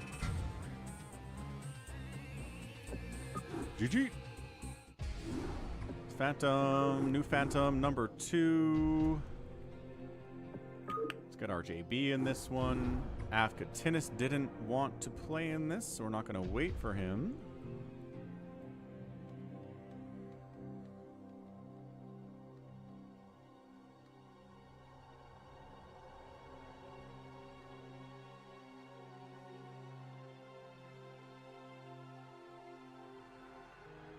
JohnDoe, hamster, Whoever went mass BCDT?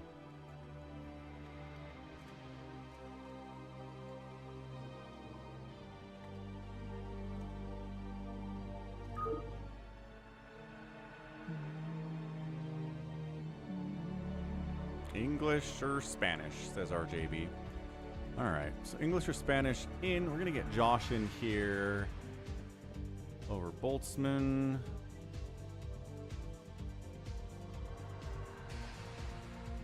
Nobody's been in 2 games yet. So this will be the second game for some people, first game for others, right? Right. Okay, good.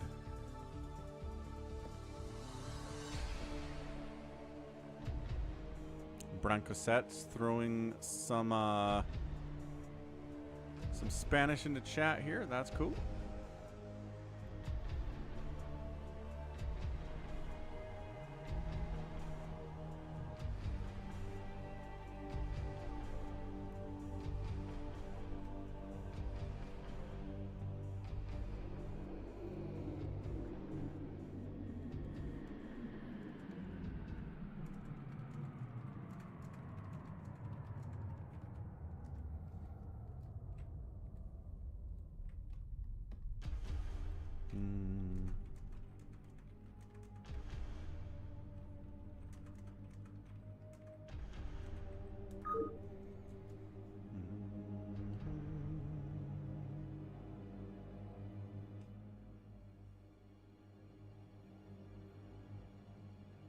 Hey, Lex comes in and gifts out 5 memberships, 5 Falcon Paladin memberships.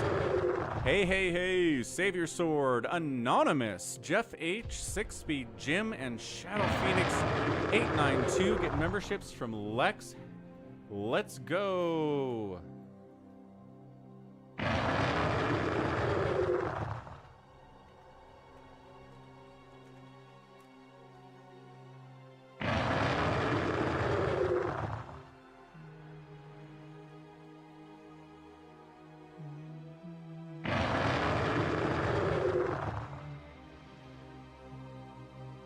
Yeah, Jeff shows up and catches it. Cryptgrow didn't get one again.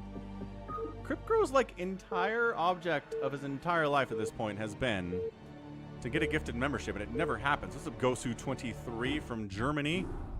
How's it going? All right, get those names up there. Get them introduced. Phantom mode, new Phantom, number 2 today. At 7 minutes, the timer gets rid of shared vision for everyone, and at 15 minutes, it tells everybody who the Phantoms are.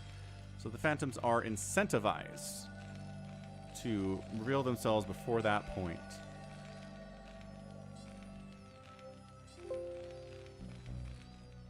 That's why it is definitely faster than the other Phantom mode versions that we've played.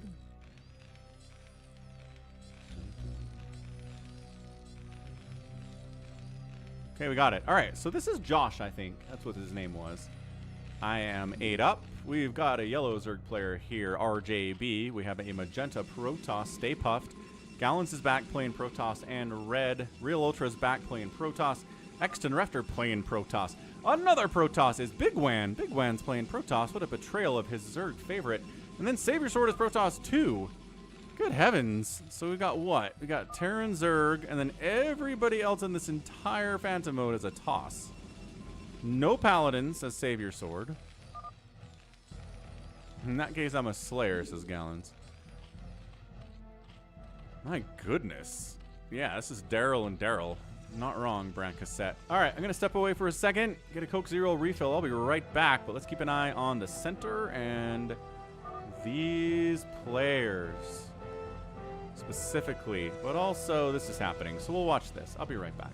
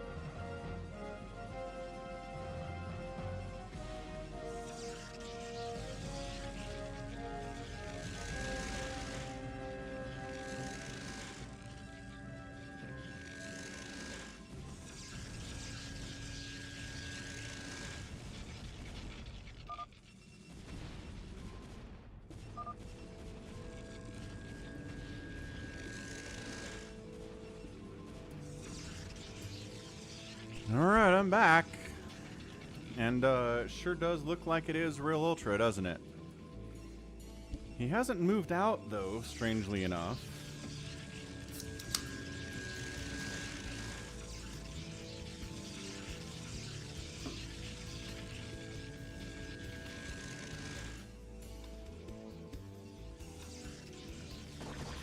Nope, and it looks like RJB moving out to attack our guy Josh. Oh no, he's mad about it. Save Josh. Oh, they outed themselves already. Okay, good. So it is RJB and Realultra. We'll see how this works out. The other trick about this new version of Phantom is that the Phantoms, instead of just getting a set amount of passive income no matter what is happening in the game, these Phantoms get a percentage of the income that the Slayers are gathering.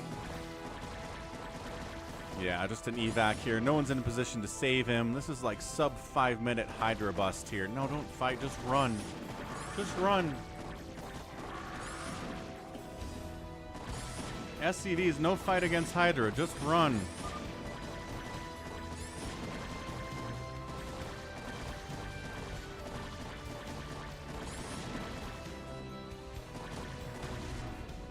New York Times, you're way behind the Falcon Paladin news announcements. We announced Biden is dropping out the full 20 minutes before you sent that email.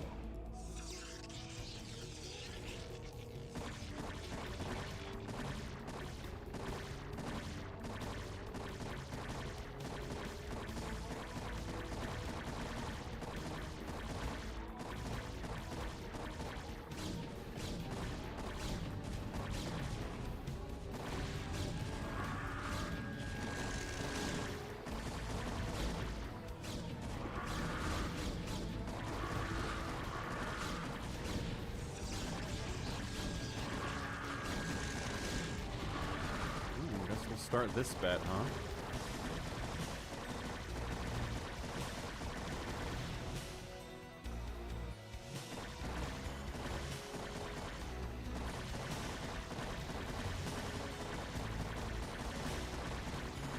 Prediction started, but I don't know. It is RJB. He's tough. Realultra. Oh my gosh. Realultra just got wiped out by a DT. Of course he did.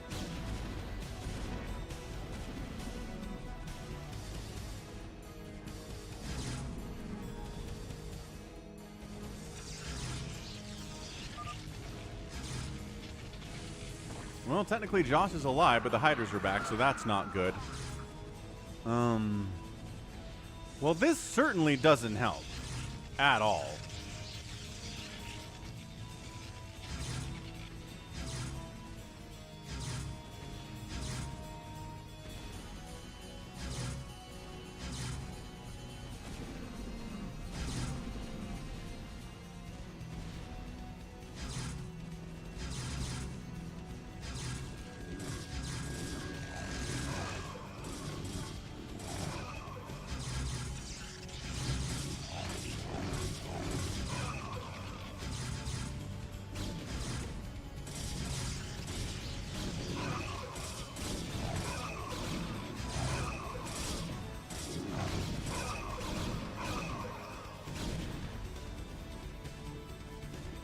I mean, if this is RJB who's going to win it, then maybe.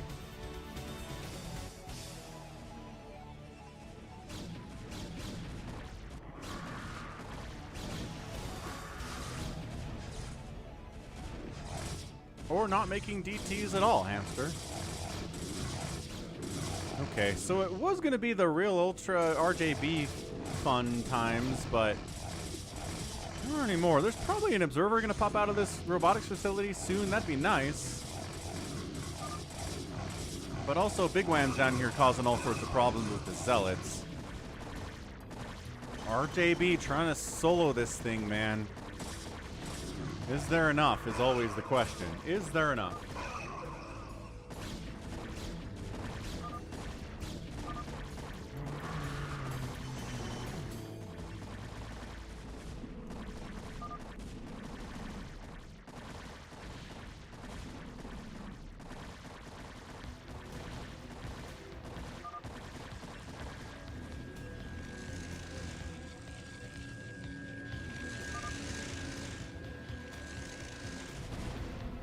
Okay.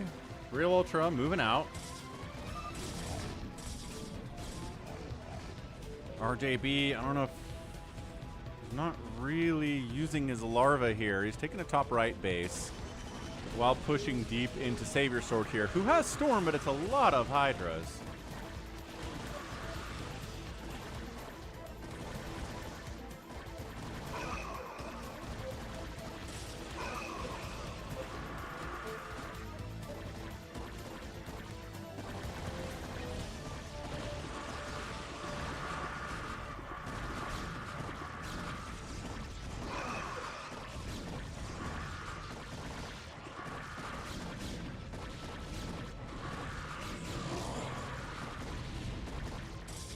Alright, so SaviorSword gets overrun. No real surprise there. Probes from Gallons are trying to run somewhere, but unfortunately there's nowhere safe up here because this is where RJB is living. And yeah, I think this is just a kind of impressive straight up Phantom win here, unless Bigwan and Exton Refter here can make something happen. But the problem is, it's a 2v2 right now. 2 Phantoms. I love that Realultra hasn't even bothered to rebuild his Nexus. What the heck, Realultra?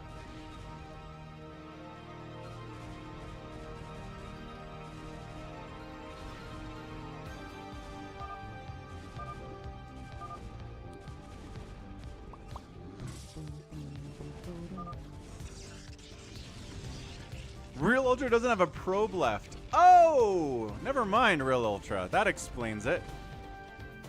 Alright. That would explain the... Okay. Bad times. Bad times.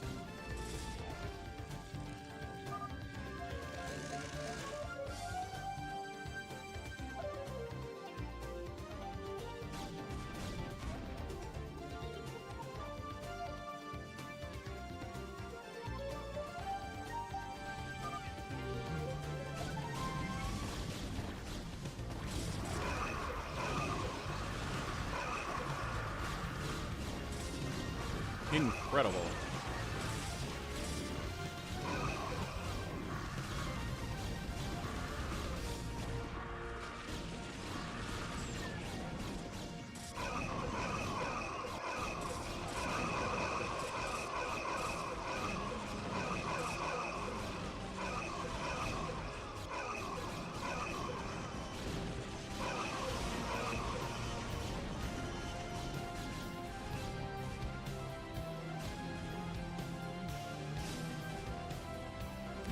The arc technique is undefeated.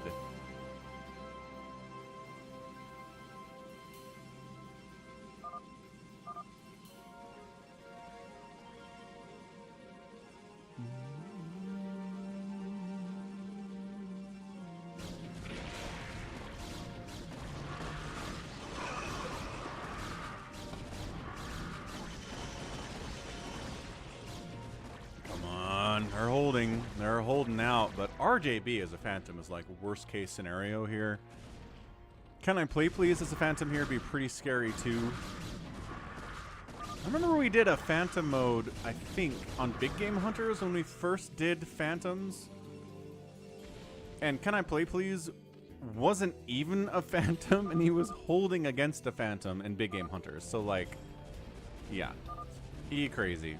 Ah, Exton Refter taps. Because he got Hydra Lurker dropped. Fair enough. Everybody leaves. Except for Bigwan, who's going to fight it to the bitter end, gosh darn it. He's going to fight so hard. He's got 1 attack upgrade versus the 1-2-1 upgrades here from Realultra, which is very funny. Yeah, he's working upgrades. He's producing stuff, all without a Nexus. So he's only getting a percentage of the money that is being brought in by Bigwan right now. That's all the cash he's getting. But it's enough to let him do stuff.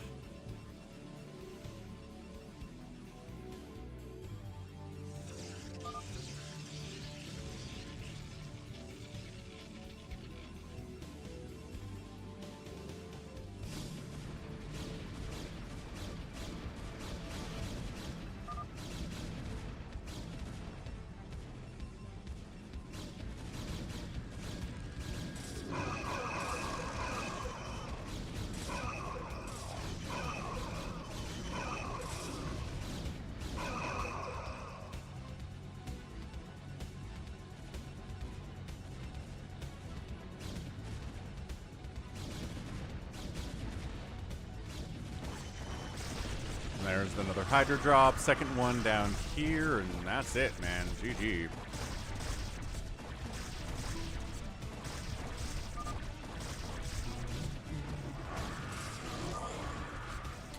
Yeah, they almost wiped out Realultra, which would have been pretty good. But he was still alive. I'm not sure if it was even necessary, to be honest. RJB as a Phantom is just truly very, very scary.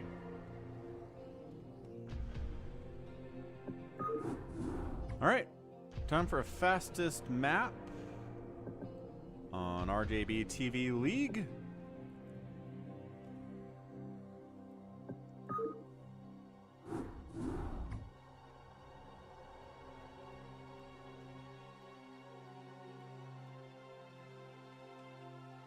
Wow, that filled up immediately. My mic is more quiet than usual.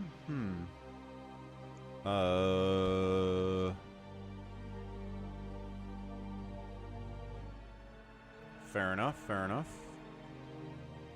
Ooh, CanIplayplz is in here. So we're gonna go Boltzmann out.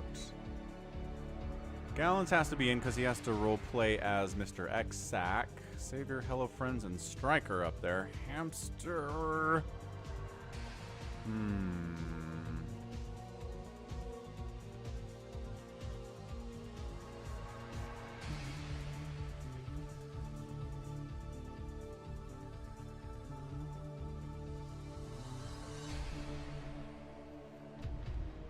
Hey, Jacko, have a good night.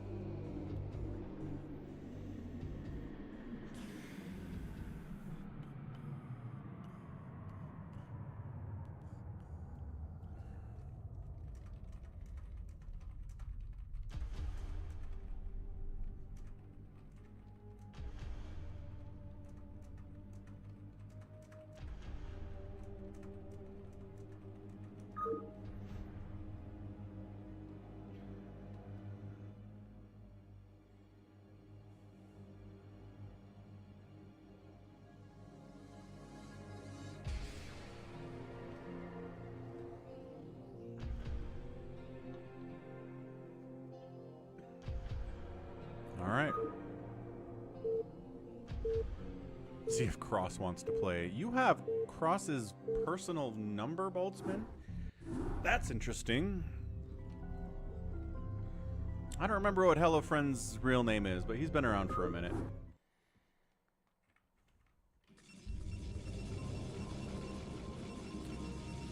Alright, here we go. Yep, Team 1. It's gonna be Hello Friends, a Protoss player. His teammate is a brown Terran player. It's Boltzmann. We got CanIplayplz playing Protoss down here, teal.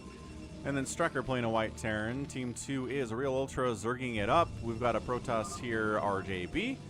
We've got a purple Protoss, Gallons, and then Bigwan playing his Terran.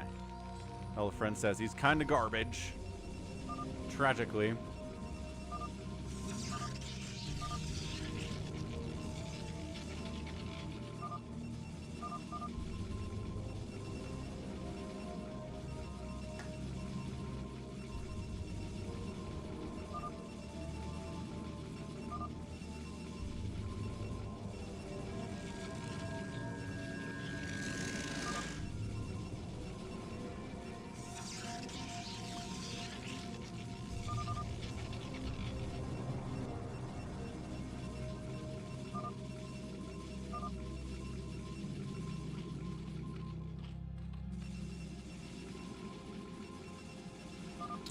So CanIplayplz very traditionally on fastest maps, especially here, we'll just kind of turtle up, go for storm drops or reaver drops or something, and just kind of run around trying to murder people's economies while having enough to defend any kind of an attack that's going to come his way too. Protoss can kind of pull it off.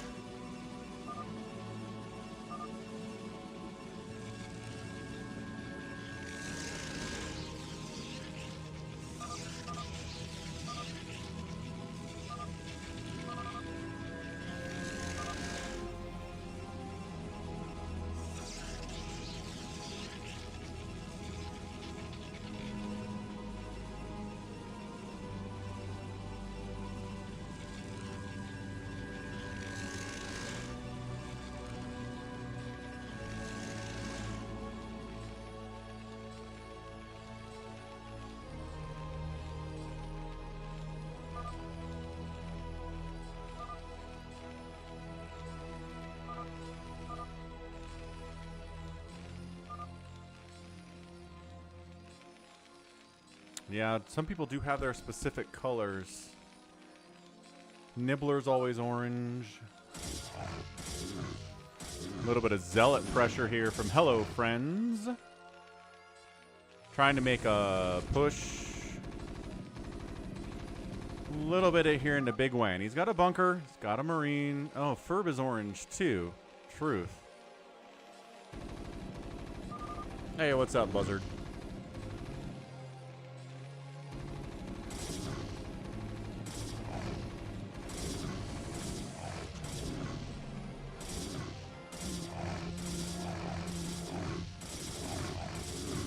We're going to take down the gas, which is pretty much the only thing that they can do.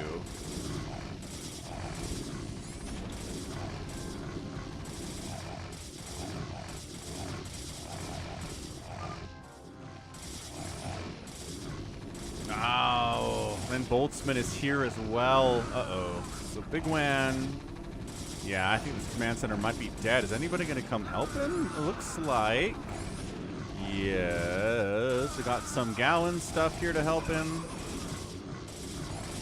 I don't know. Repairing the bunker is good.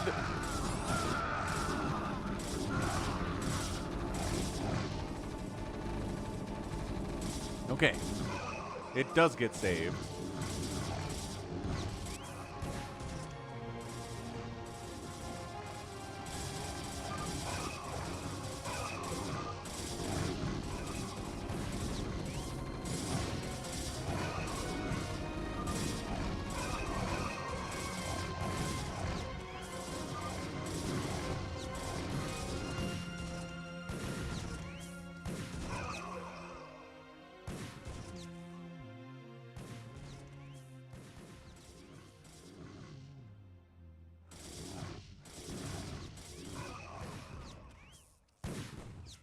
Couple vultures in here fighting, which is nice.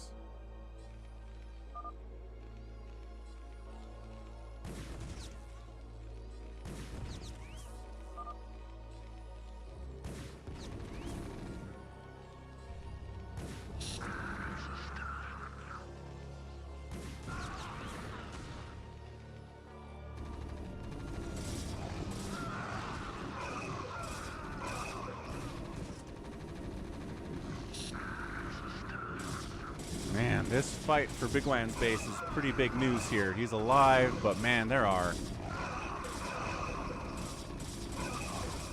a lot of red here. Zealots, Marines fighting. More blue coming into assist. Zealots try to bump down here to the bottom left to get something done, but they get rebuffed by the presence of these Sunkens.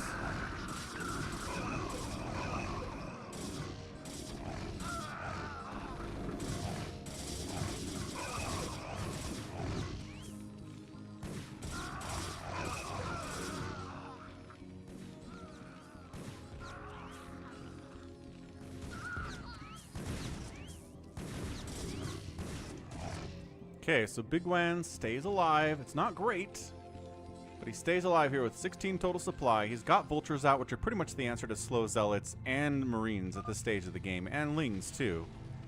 So he survived. His economy is hurting pretty bad, though. Meanwhile, like I said, CanIplayplz has not really been involved in much here. He's got his robo out. Extra gateways coming in. He has cannon up his front just in case anybody tries to walk in here and kill him while he's teching up. So again, it's not a rush. He's just doing what he does. Is Gallon's doing his Mr. Exact thing? Is it like 1 million slow zealots here? He's got to do a big pylon line all the way to the edge of his base, too.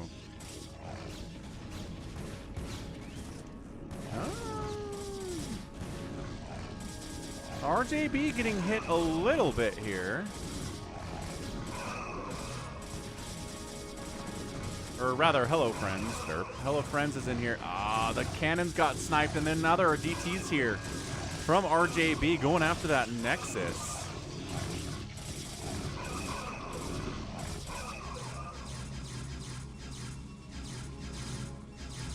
Hey, what's up, Tyrion? What's up, Corey?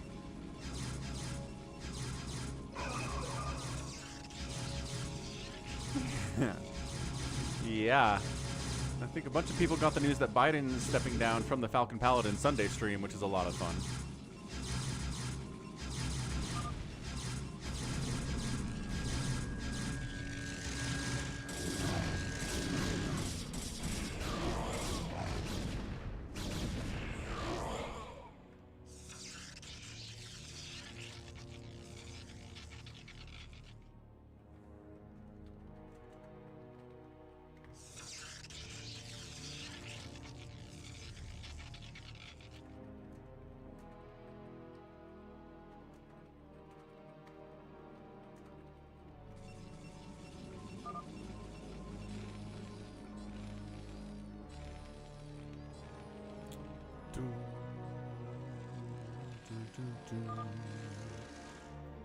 Alright, gotta keep a close eye on CanIplayplz here. He's got the robotic support bay. He's making some Corsairs to absorb the shots for the drops that are coming. RJB wants to do a quick scan on CanIplayplz.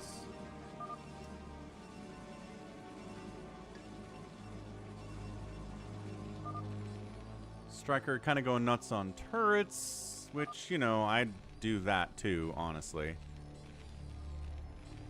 Bigwan trying to stay alive with like 3 vultures out in the middle of the map here, but nobody's actively coming to try to kill him.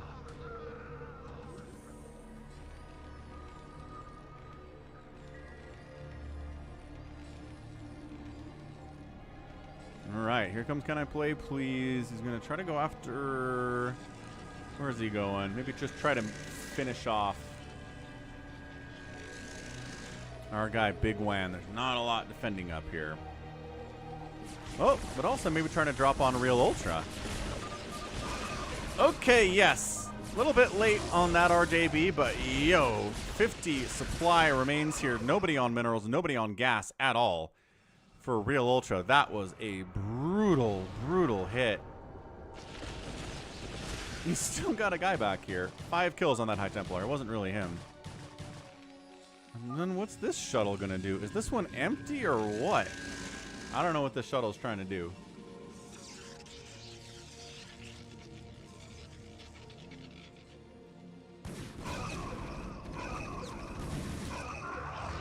Yeah, sorry. He's not running for re-election.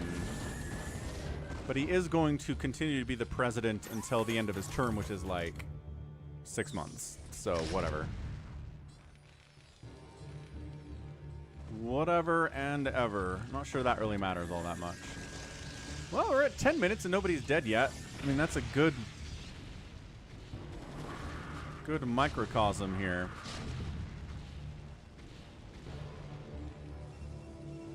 I like it when nobody is dead in the first 10 minutes in a 4v4. It means it's a pretty good game. And this might end being a steamroll at some point, but so far, we're good. RJB has got Dark Archon setups here to prevent drops coming in from Gallons. So Gallons, okay, here you go. He's cannoning up. He made some slow zealots. He gave them an upgrade, though. The zealots are supposed to be 0-0-0. And the carriers are supposed to get full plating and plasma shield upgrades, but no attack upgrades if we're cosplaying as Mr. Xsac.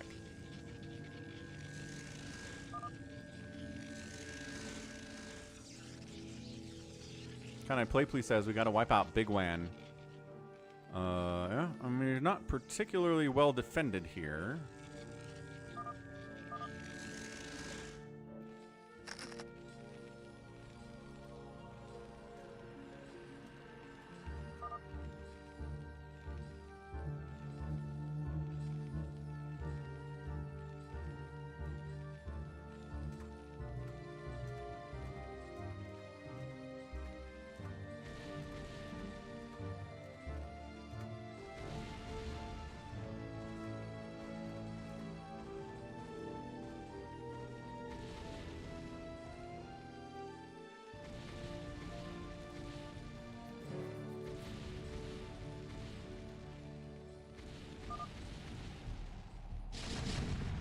Here we go. CanIplayplz back into Realultra's house.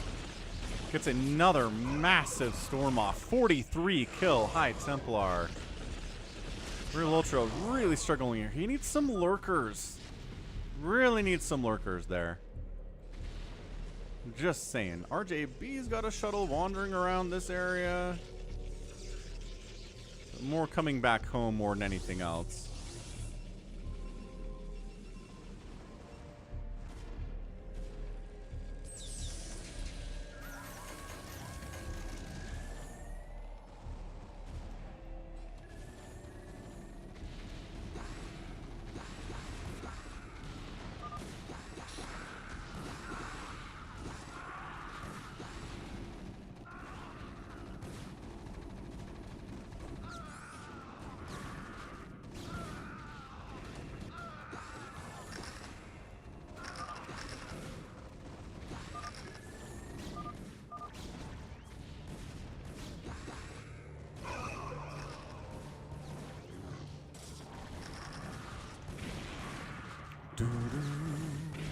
Striker continuing to push.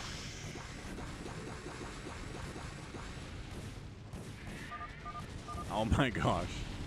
And then the irradiates. Oh. He's trying. He's really trying so hard, but Striker's wiping out Realultra after getting dropped multiple times. Major engagement in the center here, though. We've got our carriers, and if they have an attack upgrade, so help me, Gallons. Good. No attack upgrades yet. Wonderful.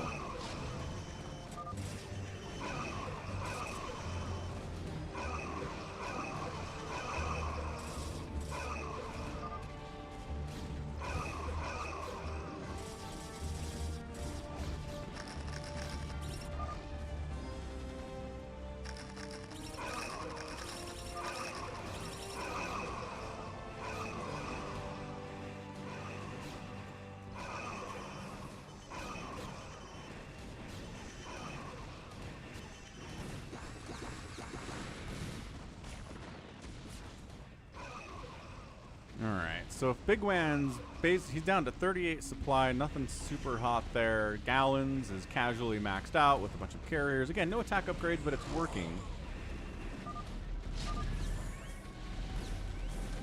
Apparently, Hello Friends got storm dropped by RJB. He's down to 30 total supply. He's a team red, though.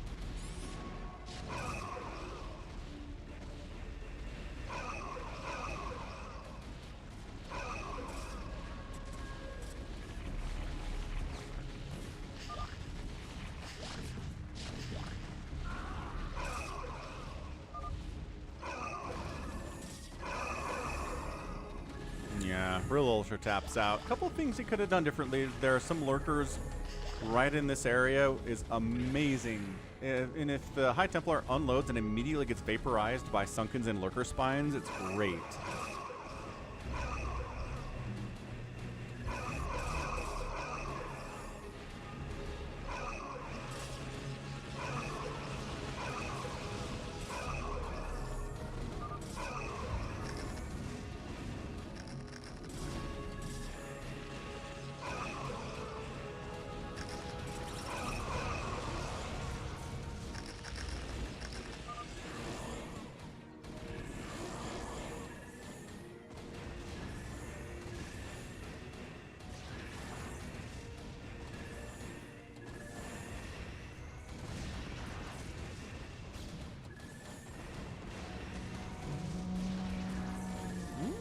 Gallon's carrier group not doing super well. I mean, again, not having the attack upgrades is a little bit rough here against Goliaths that are sitting at 2-2.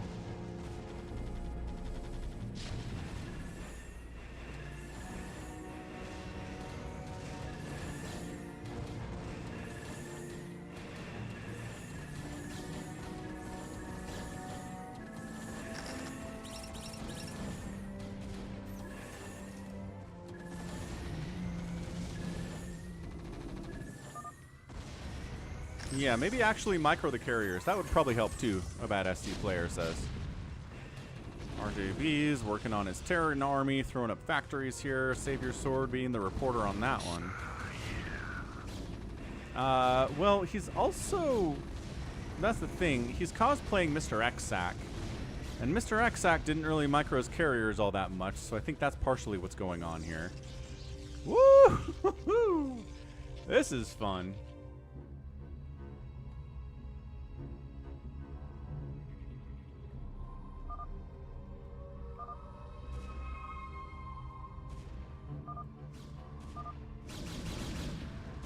Mass hallucinated shuttle's a lot of fun. Gets the storm off on RJB. A lot of storm off on RJB here. There are still High Templars sitting here. I don't... Yeah, more storms getting tossed off. That was a lot of stuff, dude. So only 219 supply now from RJB, so come on. That's not great. Bringing a bunch of probes back in. Yeah, he pulled pretty well there. I don't think that was as much maybe as you're worried about.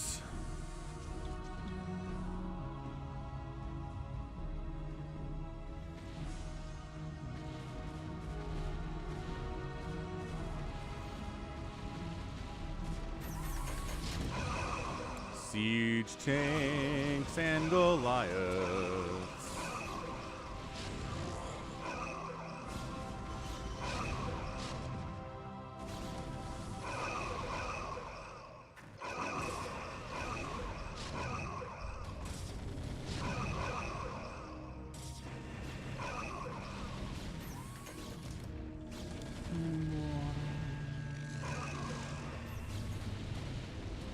Does he have...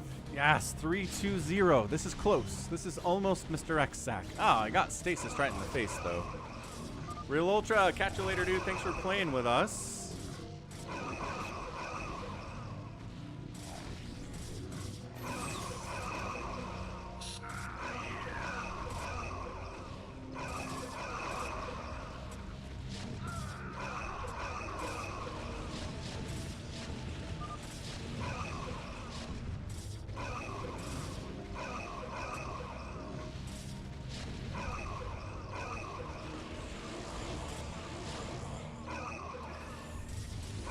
And RJB finding himself getting pushed by a combination of Striker and CanIplayplz here. Largely High Templar from CanIplayplz with a couple Arbiters for Stasis purposes.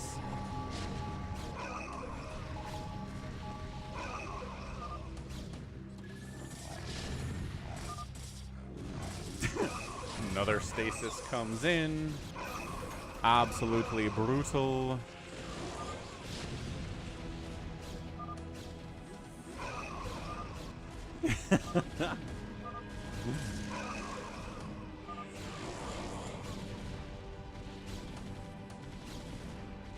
And look at this. Bigwan staying alive the whole game somehow. Absolutely bananas. I'm going to step away for just a second.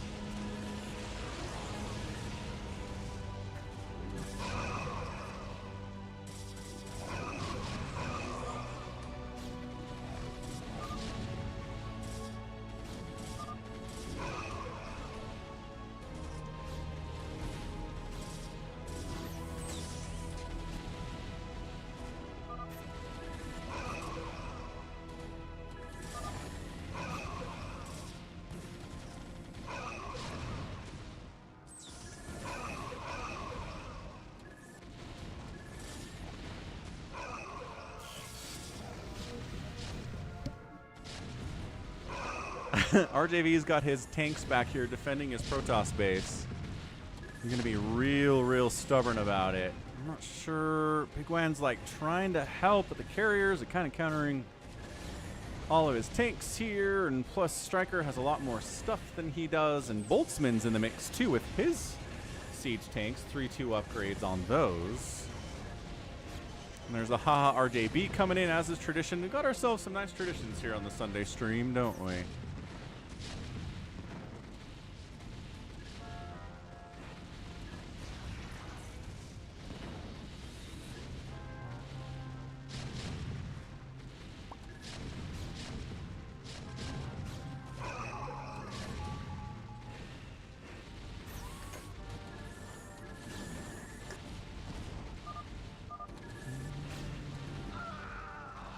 It's RJB and it's Gallons and it's Bigwan all working together here. I mean, Realultra's gone, so that hurts. It's 3v4, but Hello Friends is having a hard time contributing all that much. He's got a lot of High Templar down here, though, and some units down here, too. Which top? Bottom or top, says Gallons. That one, he says. Look at these stuck little SCVs back here not having a great time.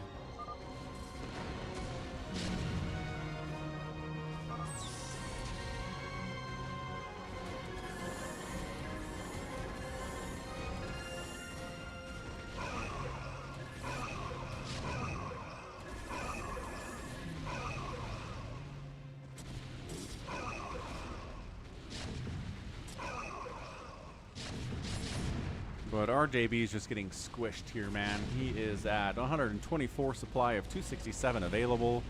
But what good is all that available supply if you can't make use of it? Is he move commanding? He's move commanding his carriers in. And then catching some storms here. This is good. This is some good cosplaying, honestly.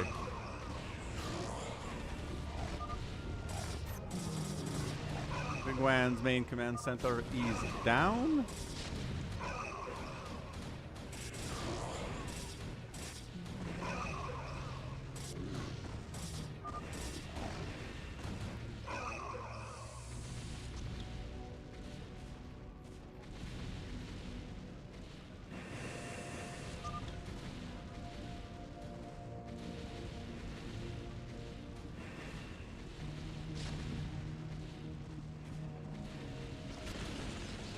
Carriers eating some Storm Dragoon shenanigans here from Hello Friends. Maybe gonna catch an EMP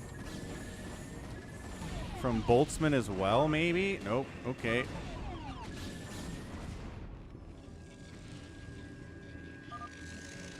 Hamster says 12 and 6 bombs are the worst because you have a lot of available people that do want to kill you. I don't know if they know that RJB is being harbored here. Bigwan moving out with some kind of a drop into Missile Turret Goliath City here. So, like, I mean, I love drops, but certainly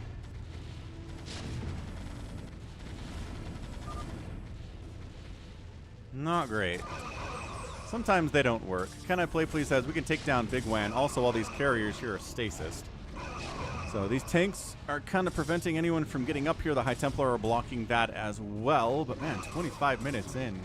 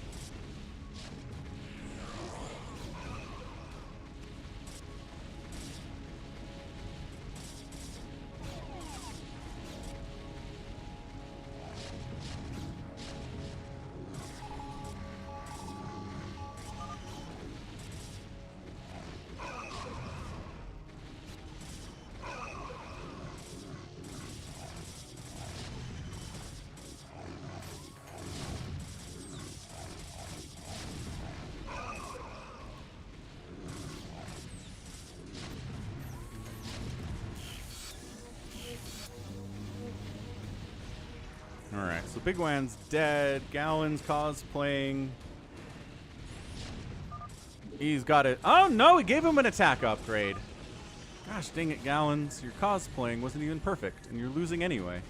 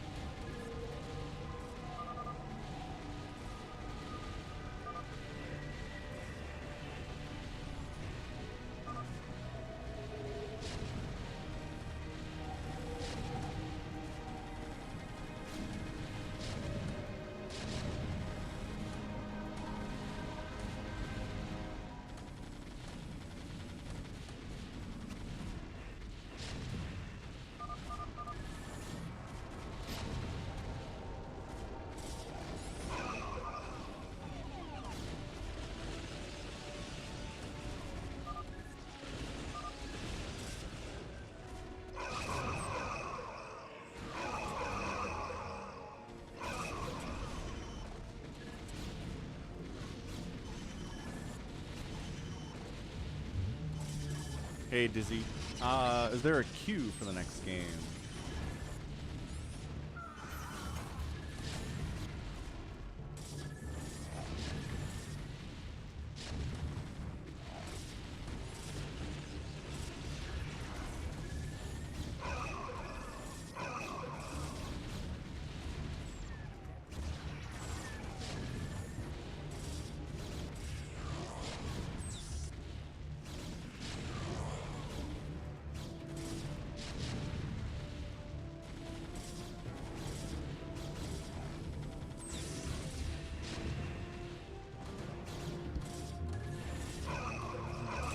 Yeah, we can do another FME. I mean, this is just Gallons being stubborn at this point.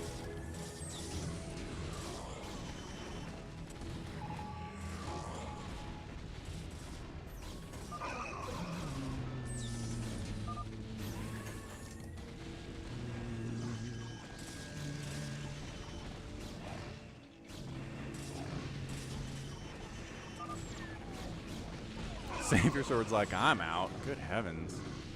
Good game there, Bigwan / Yes Slayer.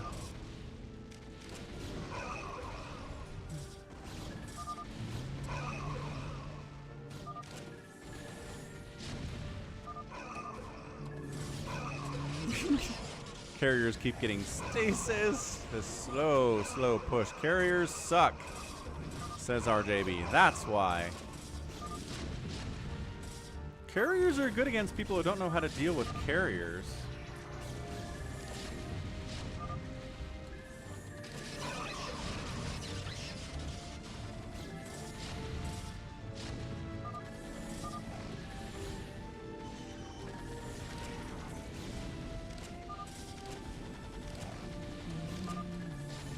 And Gallons is like, I'll play for real this time. GG, GG. Nice. So the winners here are, hello friends, Boltzmann, Can I Play Please, and Striker getting the win. Woof. That was a lot. That was a lot of chaos for sure.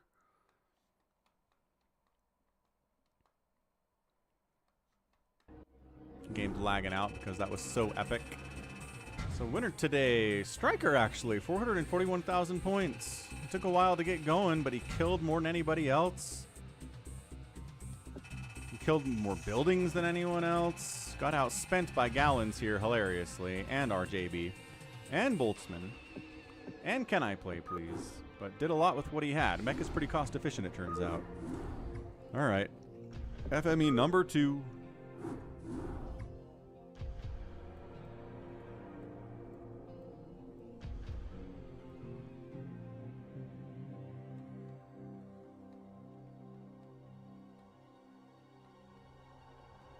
Gotta get ToyCop in here. So ToyCop's in over Bigwan.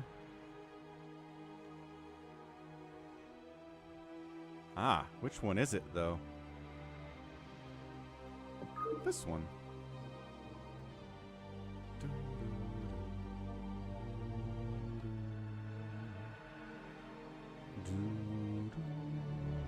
And we're doing RJB in here over anyone. Hamster and Can I Play Please are on the same team.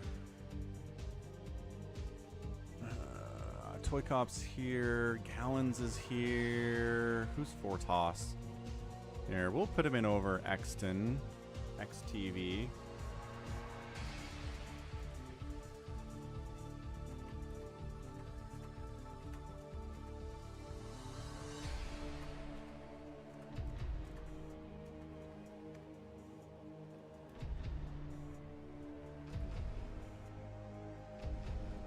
Who storm dropped me? I didn't even see it, says Hello Friends. It was probably RJB.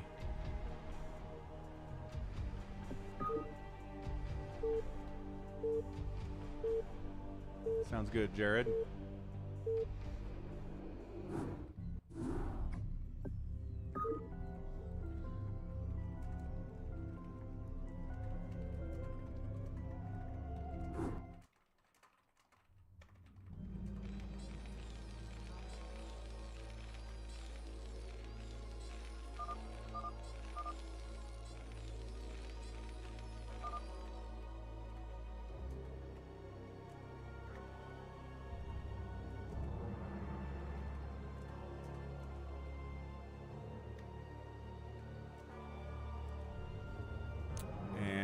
hamster drops. Hamster, what happened to your...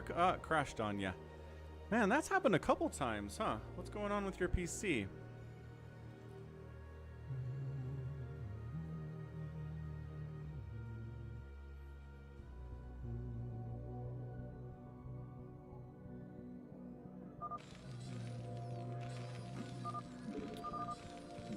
Hamster, no. You need a better computer, Hamster. One that can run Brood War.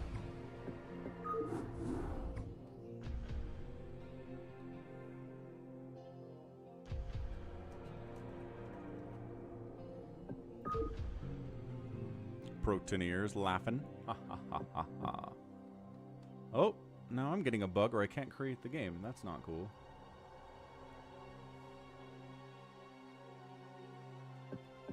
Try again. Great victory.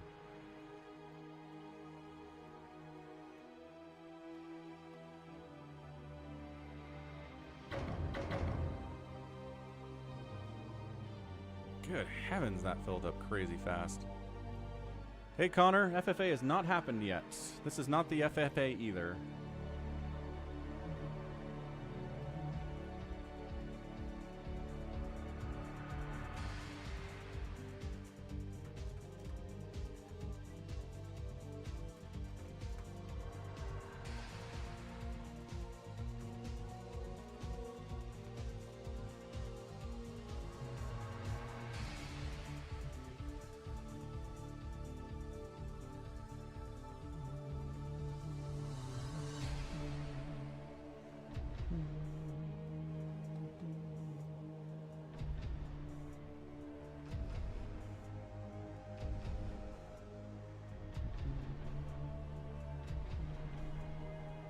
What's up, Y Haas?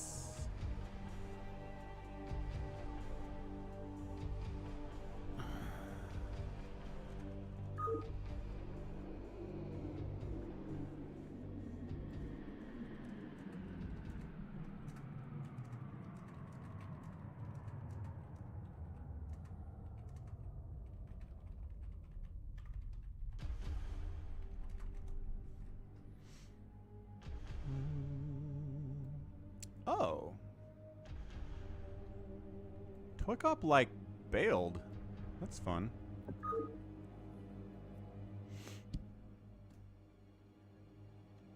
Yeah, I gotcha.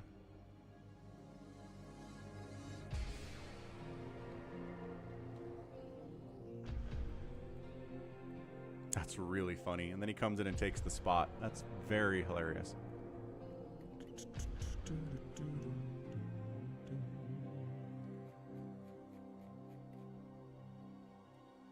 Okay, hamster up. ToyCop, hamster. Can I play, please? Great, we rock.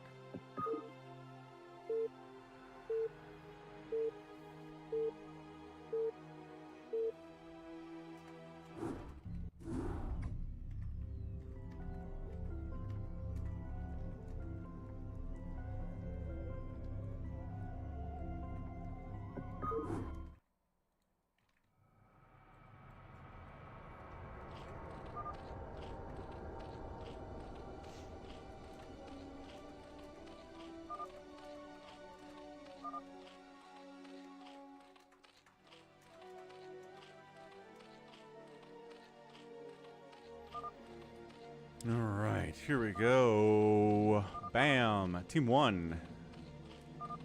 Team Red is going to be top right here. It is RJB playing Zerg. We've got a yellow Protoss ToyCop, a white Protoss Gallons, a red Zerg Bigwan, and Hamsters playing Toss. Team 2 is going to be Boltzmann playing Terran. We've got a purple Protoss here, Can I Play Please? And finally, SaviorSword playing Orange, which again is weird, but you can't choose your colors in this version of Fastest Map, so hey.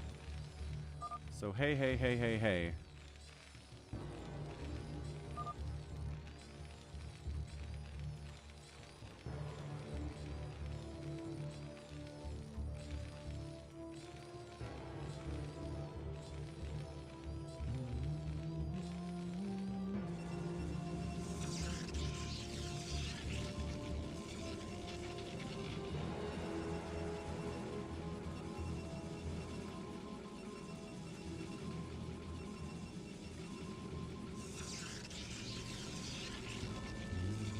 Gonna step away for a second, and we'll see who gets attacked first here. I'll be right back.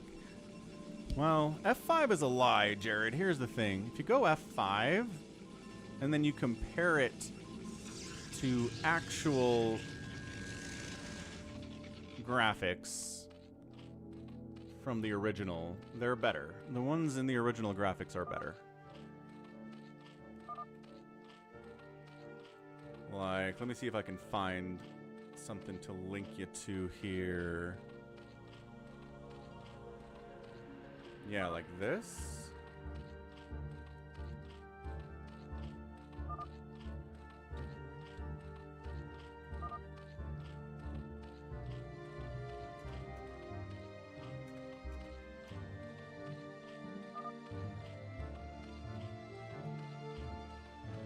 If you watch that, that's an OG graphics. That is the original Brood War client. And whatever they're telling you this is in F5 is a lie. It's not like the biggest lie of all time, but it's definitely wrong. Not accurate. Be right back.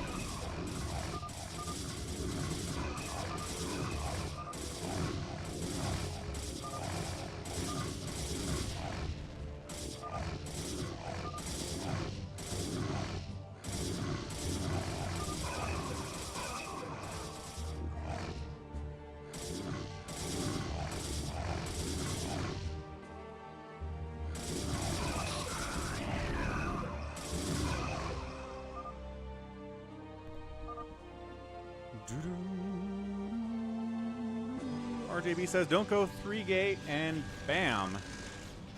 RJB dies fast. Like, holy smokes fast.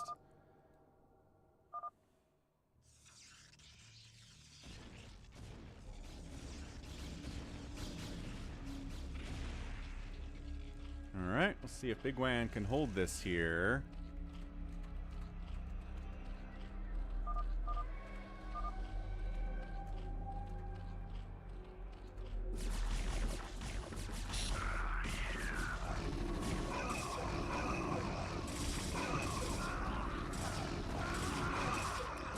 Got the Sunkens. More Sunkens are coming up. He's gonna need them. This is a pretty strong attack here from Boltzmann. CanIplayplz is in the mix. SaviorSword's here too.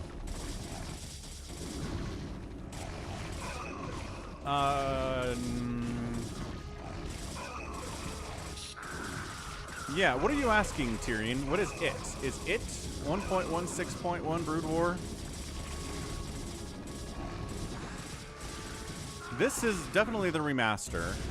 I'm not what you're asking about. So yeah, Bigwan is dead.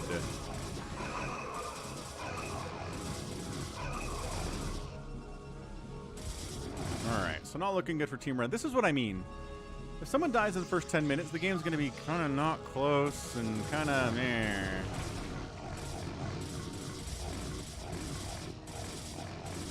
Yeah, I don't know what patch we're on for the remaster at this point, but it's beyond 1.16, I can tell you that much.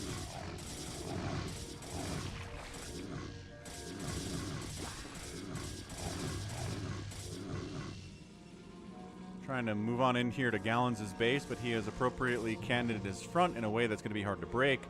Everybody is moving up here to go against the Zerg anyway. No, that's RJB. I keep doing that. ToyCop died early. I keep looking at this wrong list of players I have here. Got to get rid of that. Okay, it's gone. It's gone now.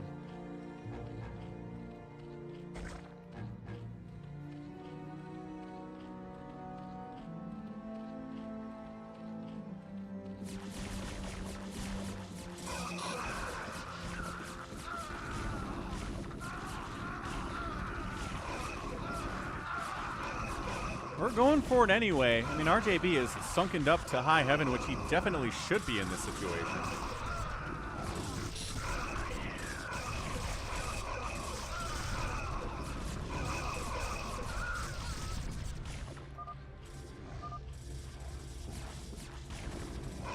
Yeah, RJB getting cracked here is probably not going to happen, but, I mean, it's... You guys are still down here wiping stuff out, which is not great.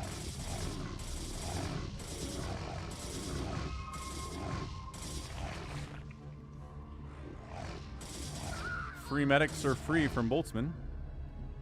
As Gallons is out with his zealots. Is he giving them speed? Probably. He's got a Citadel. Looks like he could probably be researching speed on that thing.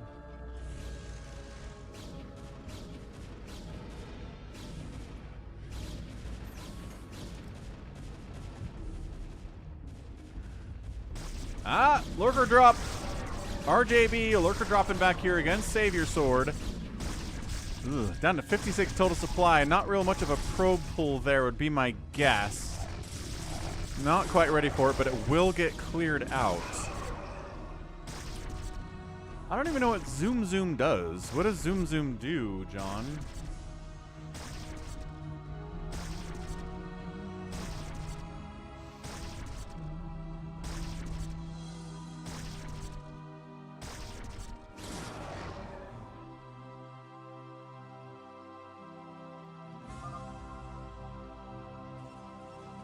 I don't know what kind of worker count SaviorSword has, but he's got exactly... Oh, no, actually, hold on.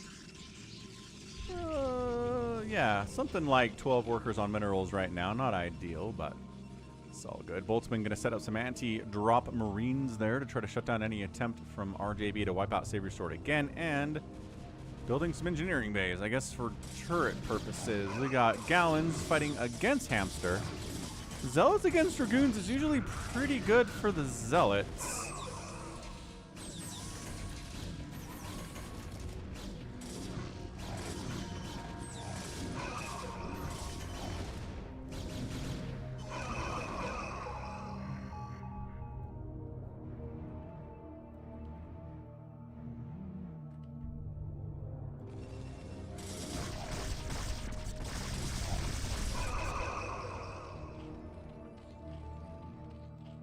Yeah, Protoss Civil War, no dice. Zoom out and in, zoom out only. Zoom in you can do without the cheat. Oh.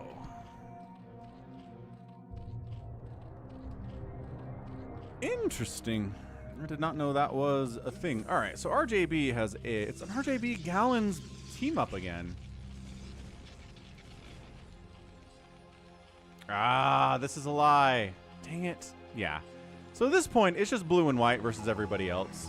It's going to be RJB, it's going to be Gallons fighting against the rest of the known universe, which is, didn't work out particularly well last time, but Gallons did go carriers, which were bad.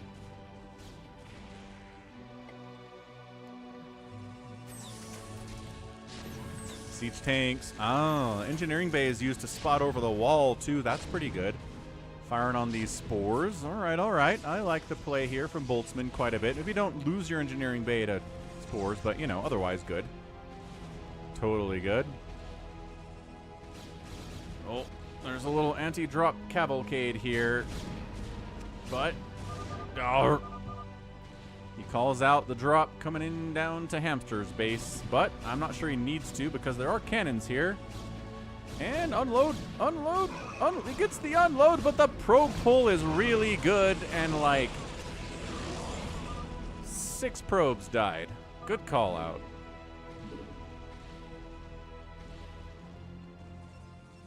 Not bad. Not bad at all. I don't know who keeps running into these lurkers, but all right.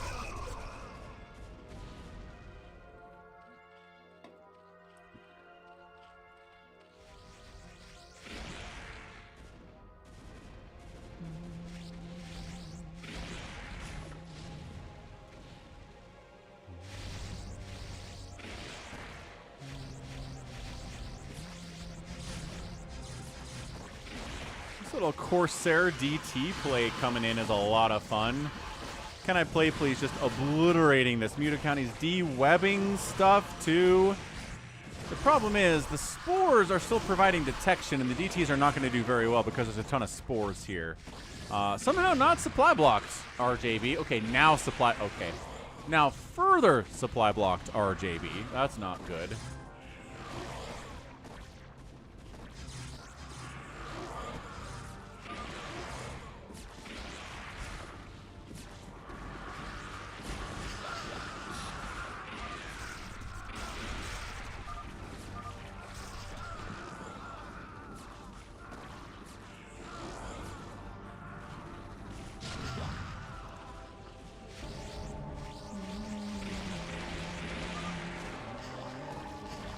$49 available supply for RJB. It is getting bad in here. That is a 17 available supply for RJB.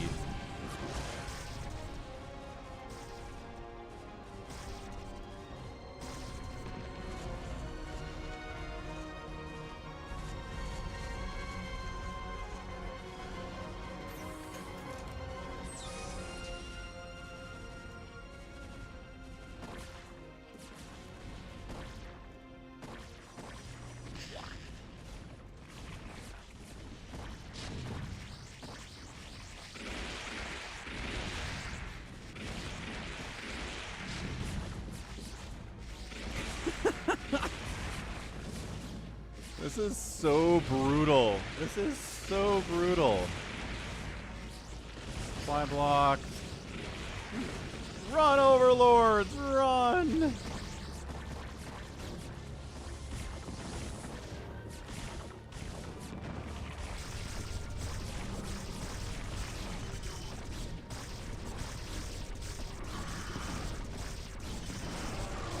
Reavers pushing front.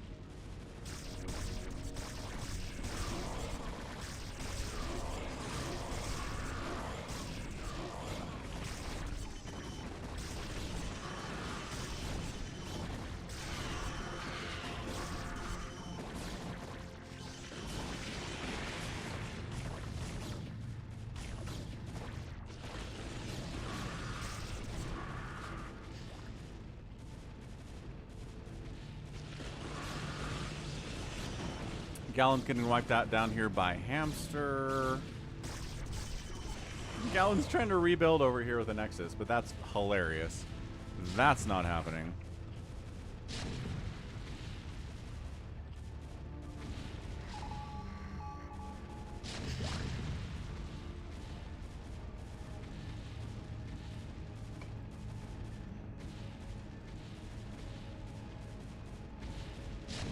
Hey, what's up, AvcaTiNuS? Yeah, there's going to be more stuff here.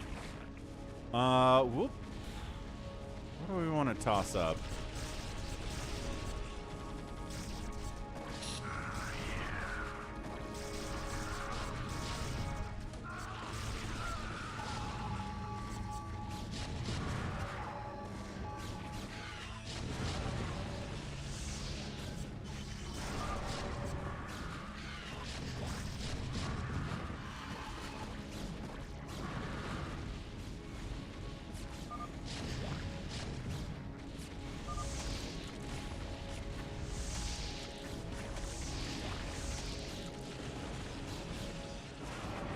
Well, eventually, yeah.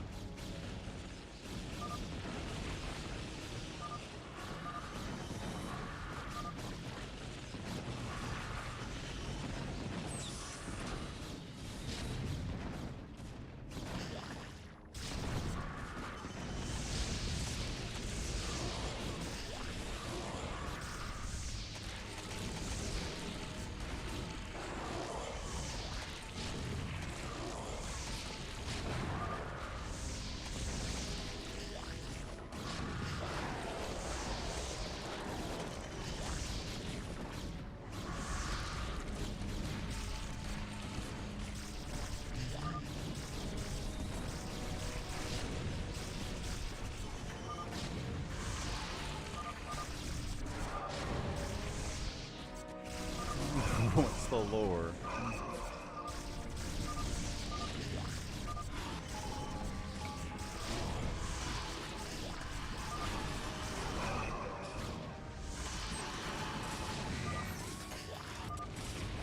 Ah, RJB throwing out ToyCop again. Right under the bus.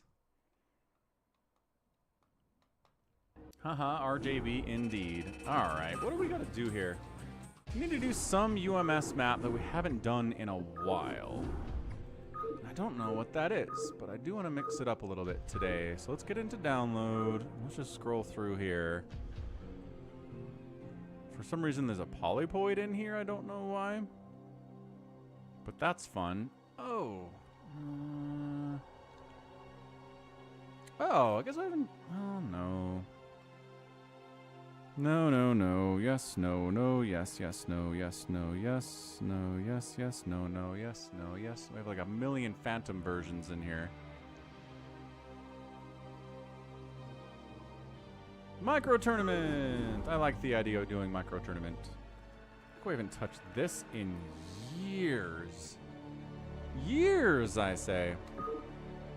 Alright, RJB and ToyCop are gonna fight in the comments now about whether you need to make static defense in a fastest map as Protoss.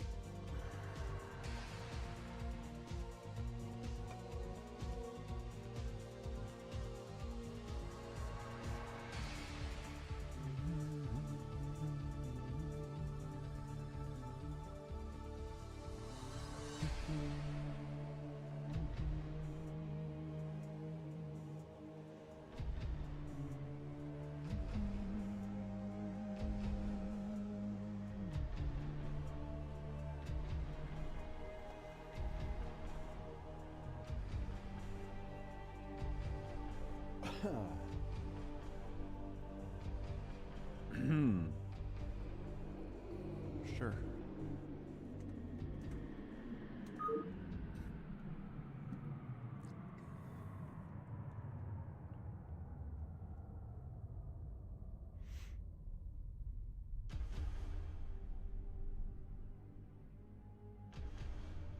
Hello, friends. Hops in, doesn't want to play.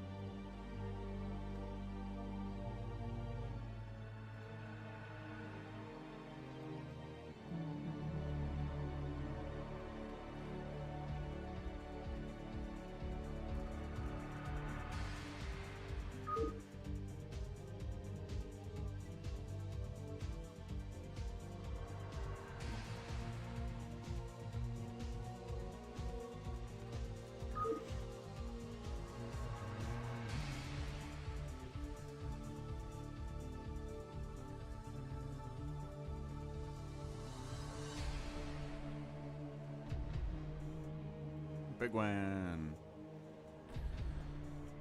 Sure, but who? Got it in chat.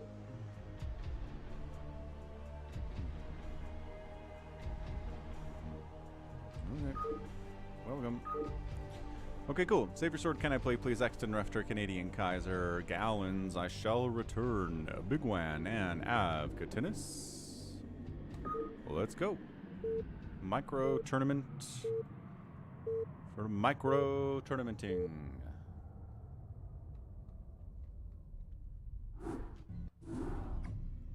Who will win the micro tournament?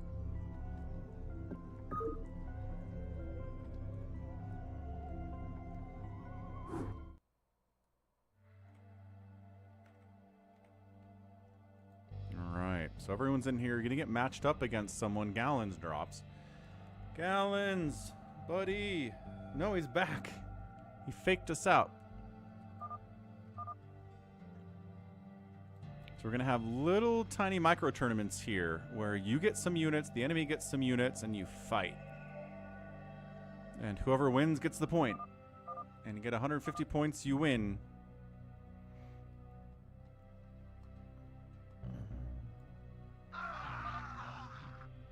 And you choose what mode you're going for. AvcaTiNuS says we got random. Okay, so here we go. See, we got Marines, Firebats, Medics, Siege Tanks versus Lings, Defiler, Lurkers here. I mean, it's...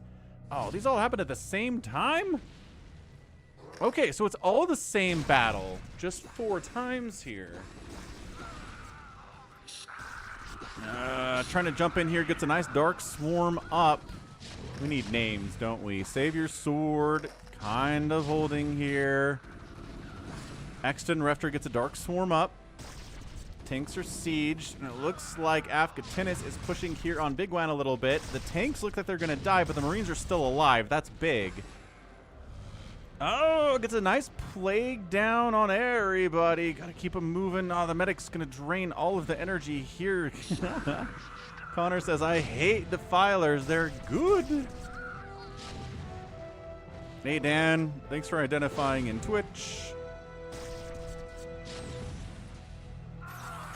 No one's actually died. Oh, wait, that looks like that's a death. It looks like CanIplayplz managed to win this battle. So he gets the point. Still battling here, though. And here. This is crazy. So there's like, this army is, oh, we just consumed a Lurker to get something. Another Dark Swarm, I guess. This is incredible. I like how red gets an OBS, too. That's nice. They don't give him a science festival. It's an OBS. Did white win this one? Yeah, it looks like Bigwan won this battle. Nice. He's moved on. Yep, we see that. Did any Zerg win this? Yes. Canadian Kaiser says, I lost to it. Oh, that was close.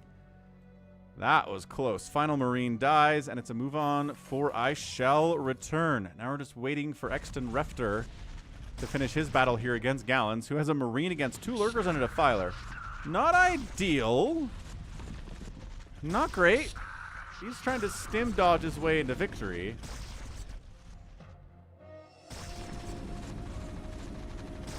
And that's it. We got to move on here. Okay, so semifinals of this round. It is Exton Refter versus Bigwan, and the other round, which has already started, is I Shall Return versus CanIplayplz. Yo, this is crazy. Oh, is that it? Ooh, that was a fast win. I Shall Return gets the win somehow. I do not know what he did to win that fast, but okay. Nice, that's a great Dark Swarm placement. Absolutely fantastic. Okay, but still a bunch of Marines alive. Siege Tank's still here. 7 kills on this tank. Not bad at all.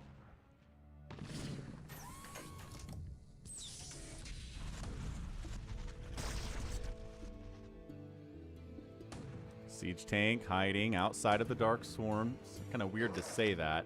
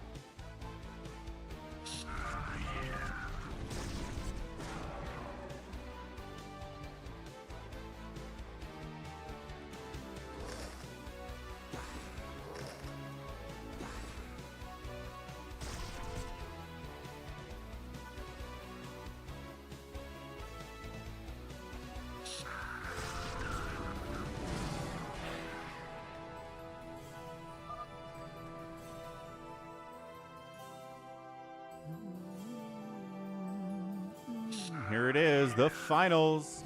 I shall return against Bigwan here.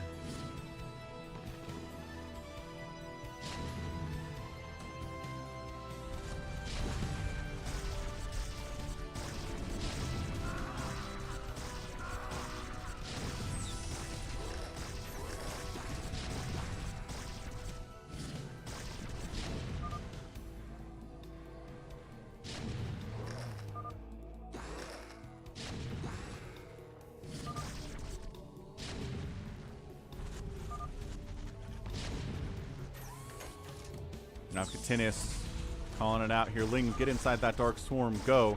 Pin that tank. Pin that tank. Okay, tank down. Falling back inside the Dark Swarm. All the tanks are gone. That's huge. Now, Bigwan here. I don't think he can engage with this, but how many Lings do you want to kill for Dark Swarm, right?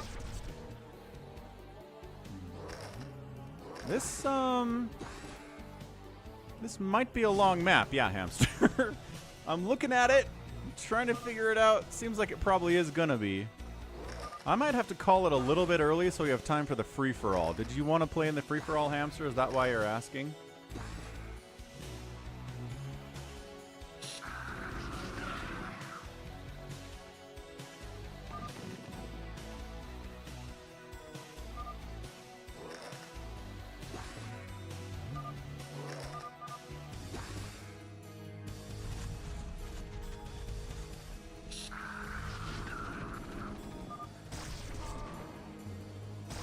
Okay, good plague. Every unit that dies here is big. Blah, blah, blah, blah, blah, blah, blah. Nice. GG. That is a win for I Shall Return. All right, round 2. Looks like we swapped, right? So the people that were Terran before are Zerg now and vice versa. Yeah, see, CanIplayplz is Terran this time. Canadian Kaiser's the Zerg this time. So yes, so we're just going from the opposite sides of the same battle here.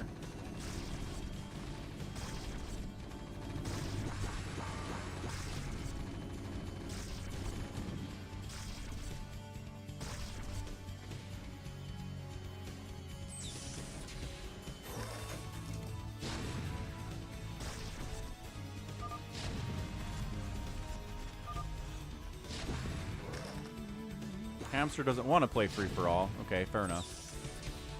Fair enough. Ooh!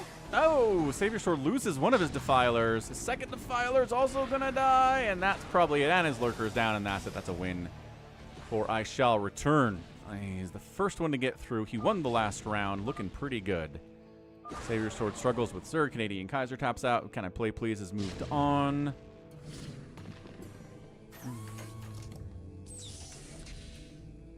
Do a Falcon Unrest. I think that seems totally fine.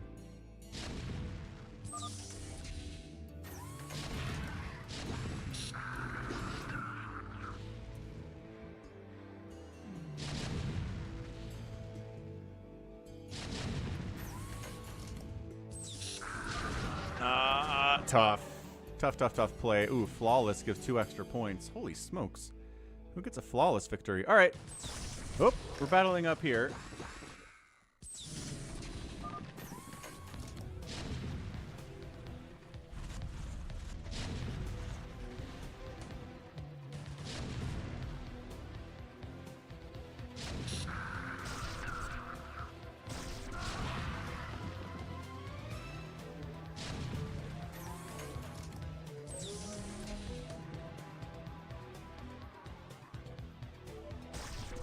Nice plague here on Exton stuff.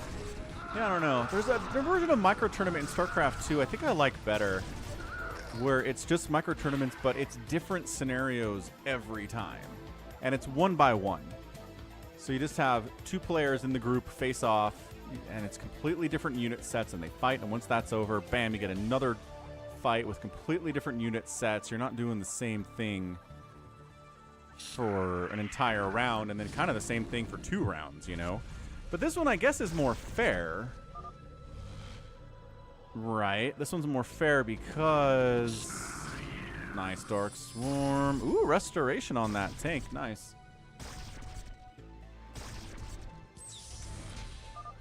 Because everybody is on both sides of every scenario, you know? Another restoration. I like it. I like the restoration usage here by CanIplayplz. Seems fine.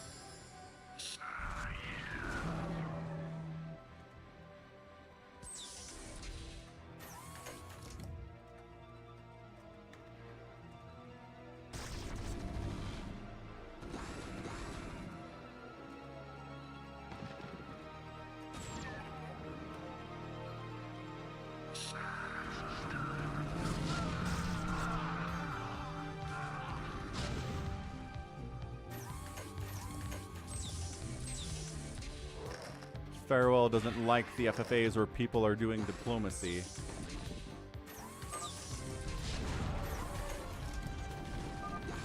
Ah, that's good to know. Any air unit that goes out of bounds will auto-die, says SaviorSword. Good, good, good. All right. So next round is just Lings versus Marines and Firebats and Medics? Well, we know they can win. I Shall Return wins that. Oh, this went really fast in favor of AvcaTiNuS. Holy cow. This mission, protect the Firebat, he says. Okay, Exac wins that. Well, at least this one's fast. Bam. Exac's like, I want a thing.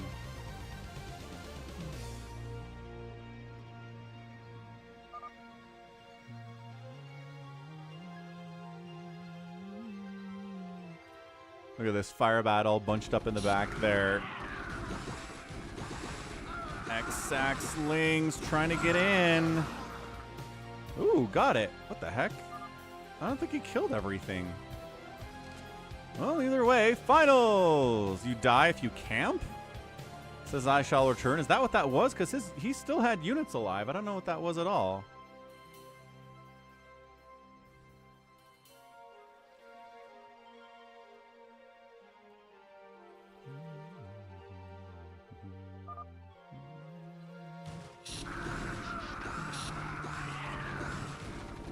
Yeah, I think Rufter's got it. Definitely got it. Okay. It's a win. Next round. The same thing but reversed. Yeah, I don't know. Kind of want a different micro tournament thing here. Did somebody leave? Or is that already a win from AvcaTiNuS and we totally missed it?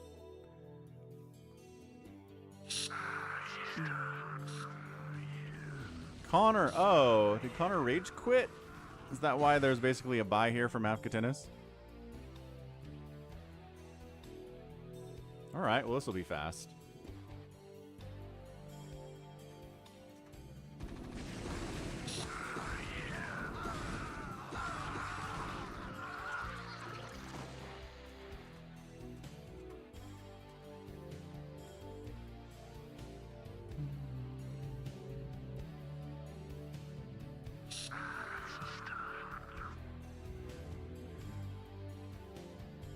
Canada is gone.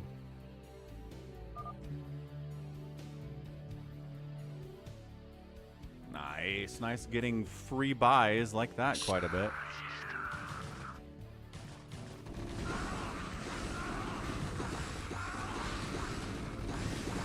Firebat. 8 kills, man. 8 kills. That's massive. You only start with 12 Lings. He killed 8 of them in that last one. Oh, but this guy is not in a position to do that. Okay, so now that's a win for the Zerglings because the Firebat is dead. The Firebat got stuck. Next up, hey, we got some Protoss representation here. Hooray! Okay, all right. We got this. Hydra's, Lings, and the Sunkens are really important here.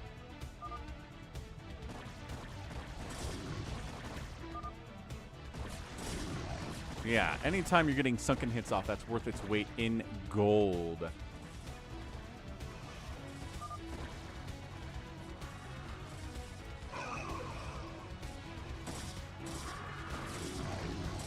Ooh, okay, good. That's a lot of Hydras remaining. One Sunken is down. SaviorSword trying to hold on here. I don't know if attacking the Sunkens was the way to go. It didn't even finish that one off, and SaviorSword gets the win.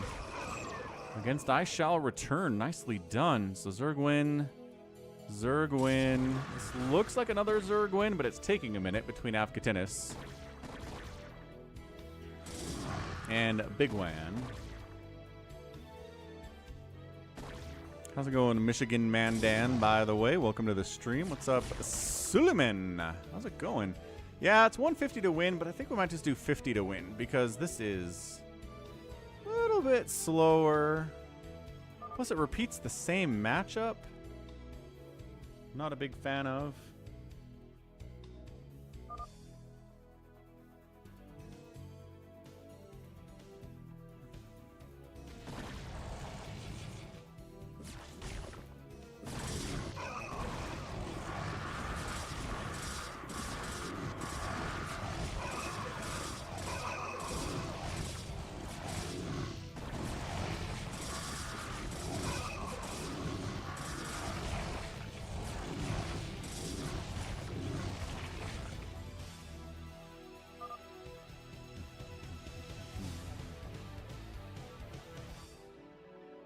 That looks like a win, right? Oh, and that's a win too. Okay, so it's like someone just said it's Zerg favored, and it turns out that's 2 Protoss wins. Protoss can do it. Gonna take the Browns of the Super Bowl, Haas. Good luck, man. Good luck indeed.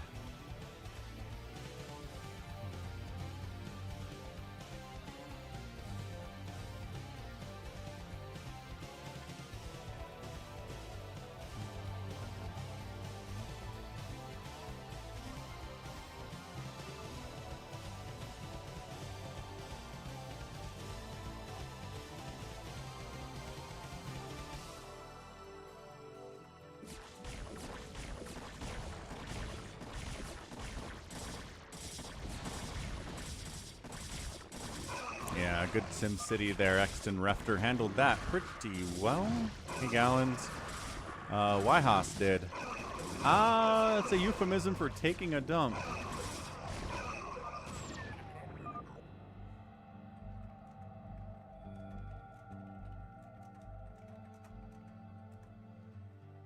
Okay, now we do the other side of the same battle. Yeah, I think we're going to go to 50 here.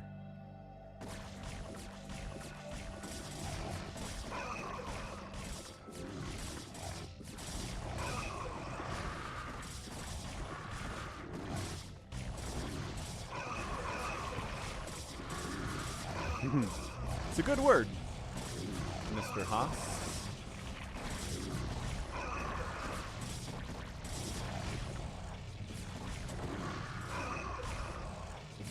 Hydra, help. Oh my gosh, it's close. One Hydra with no HP versus an Archon with 100 HP. In shields, but... how's your Hydra micro? Not great. Okay, that's tough. That's a tough thing to do for sure. I'm not even sure if it's possible. I mean, I guess JohnDoe could probably do it against, like, me. But, you know. Okay, here we go. More Hydra versus Archon micro.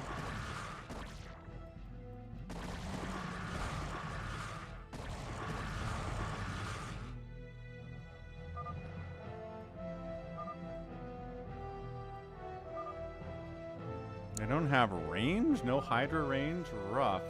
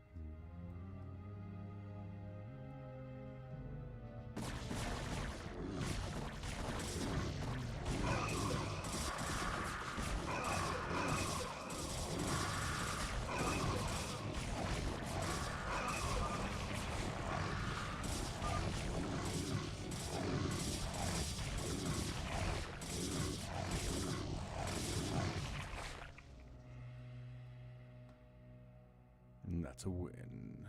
Oh.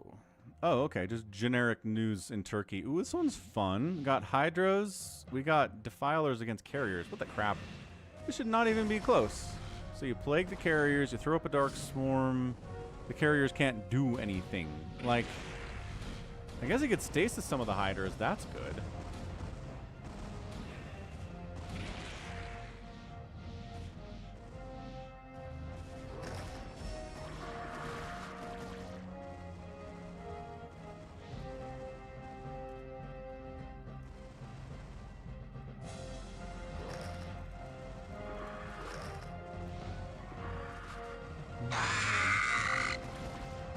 Thanks for the follow. fOcUsPanic. Wait a second. I thought you're already following. Yeah. I just feel like at this stage the Carriers are really in a spot of trouble here. Unless your Defilers are all dead, which they aren't. Did not get target fired there, unfortunately, by Gallons. But hold on. Maybe there's not enough.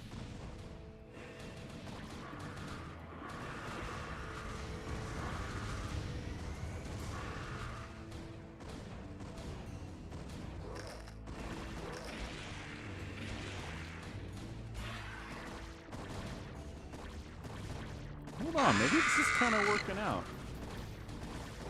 And then Sushi Gizmo, thank you for the follow. Oh, Exton Refter just got 50 points. All right, cool. We'll finish out this round. And then I think we'll wrap it up. Ah, nice, Jared. Ah, Brand Cassette, thanks. You want to follow me on Instagram and on TikTok? Check this out.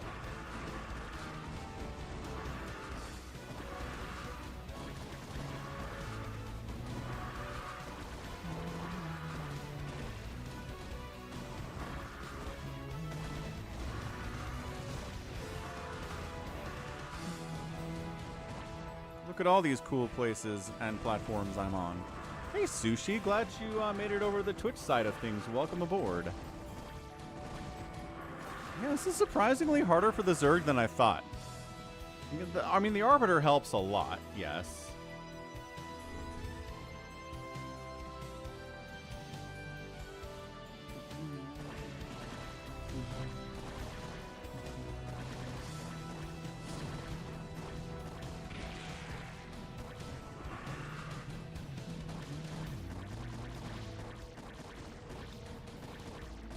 And the Plague's definitely a big part of this.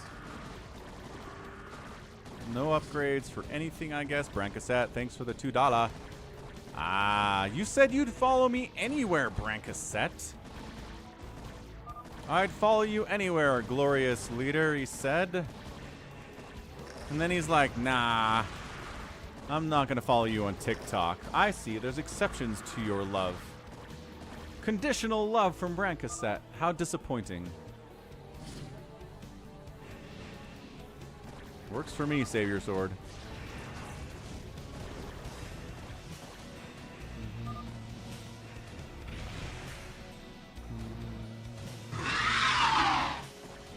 But thanks for the super chat anyway, I guess.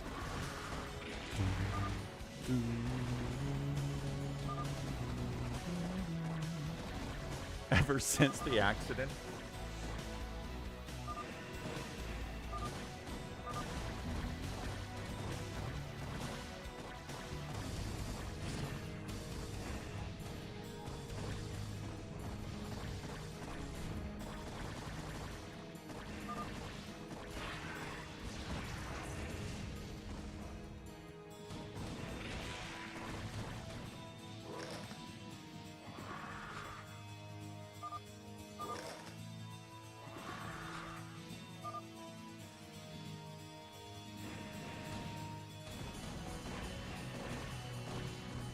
Yeah, we'll finish these finals and then we'll wrap it up.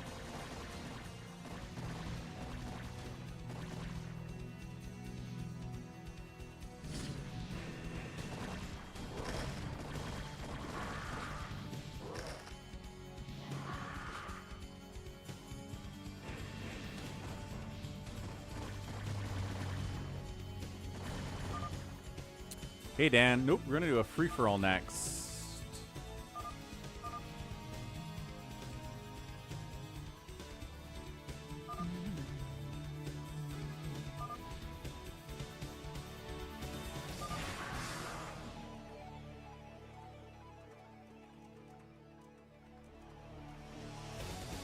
Ah, Exton tapped out. So that just break it? No, what's this? Now CanIplayplz is fighting against SaviorSword, but his carriers are like spazzing out. We broke it. We broke the game.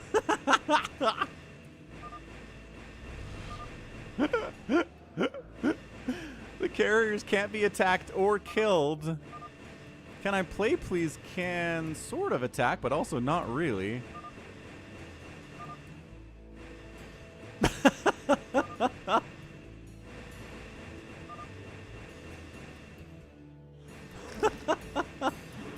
All right, win-win.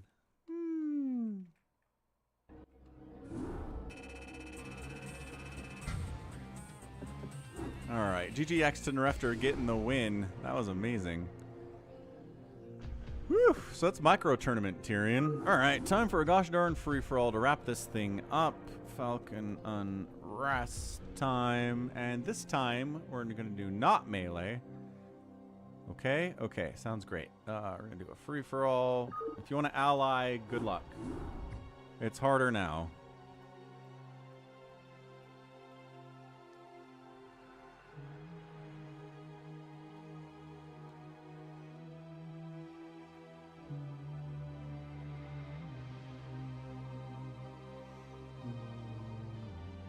Ah, N64 StarCraft, man. Sushi, do you see that guy who played through, okay, who played through Nintendo 64 StarCraft on his channel?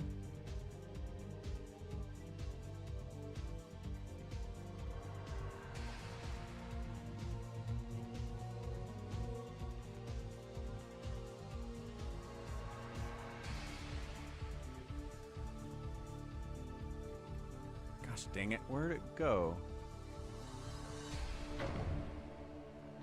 What's his name? I don't remember what his name is. I'm subbed to him. Sounds good, fOcUsPanic.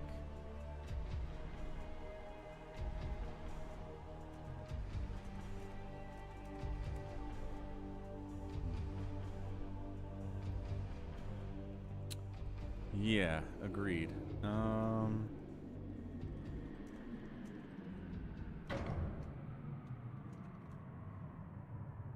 The Beast. That's what his name is. For some reason... I'm beating every N6. Yes, I see you, The Beast. I don't know why his name is The Beast. It never really makes sense for me. Here it is. I am beating every N64 game. Okay. So that's this guy playing through the entire N64 StarCraft game. And it, like, took him forever. But yeah, check that out. It's a really, really fun video by him, so... Alright, what do we got here? Suck. Force him to pick Zerg again. Striker, SaviorSword, Gallons, JohnDoe, RJB, AvcaTiNuS. Hey, AvcaTiNuS has not played with us in a free-for-all for a while. fOcUsPanic and Hello Friends. Good. Good group. Good group. Big fan of this group. It's going to be a good one. We'll have to do some betting here in a minute. Once there are 4 people left, we'll make a bet. Yeah, there you go. Sushi knows what's up. All right, free-for-all. Middle, good place to spawn here. fOcUsPanic. Other middle, good place to spawn. It is JohnDoe. He gets this spot a lot, I feel like. Dangerous place to spawn here is Gallons. We got ourselves a Striker. And a very dangerous place to spawn here, too, playing Terran. Protoss, people generally leave this place alone for SaviorSword. That's good for him. RJB's down here, another fairly safe place to spawn. This is a dangerous place for Hello Friends. We also have a pink... What is this? Fastest maps is AvcaTiNuS? It's Big Game Hunters. And then a pink Terran player, AvcaTiNuS, and also a fairly early, usually early attack location. This is fun, though. I like this quite a bit. Yes, Greenwave. That's in fact what's happening. That was a strategy that somebody employed in a game last week or the week before, and Gallons really appreciated it. So he's going to try to employ it now.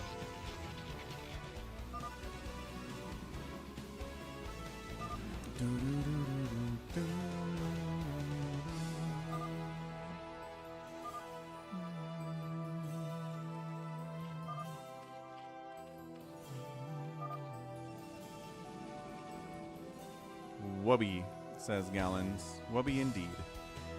All right. Step away for a minute. Be right back.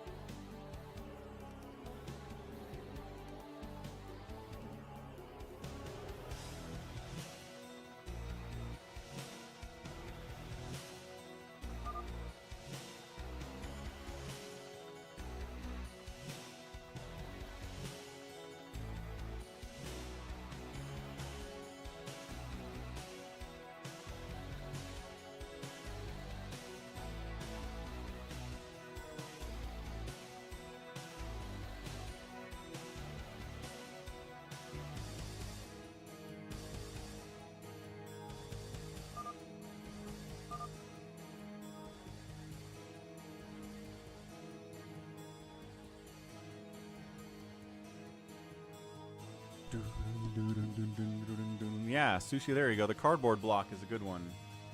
Certainly.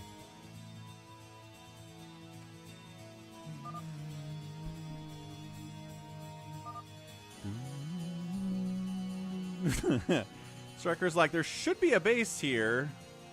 There is not. This confuses me greatly. Ah, Green Wave, gonna get his mouse back.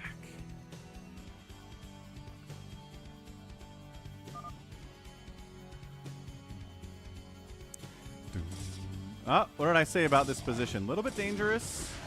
RJB, did he get 2 racks? He got 1 racks. RJB's in some trouble, folks. I think he went hatch first here. He needs a sunken to pop like right now. This is bad news, Bears.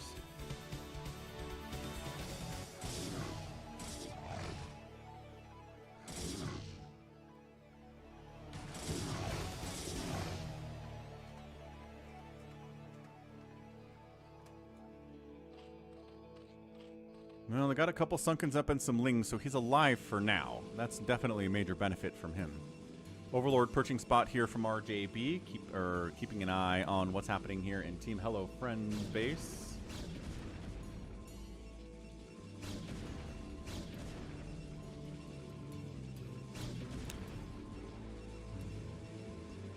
Got an RJB fan in the house saying he can't die early.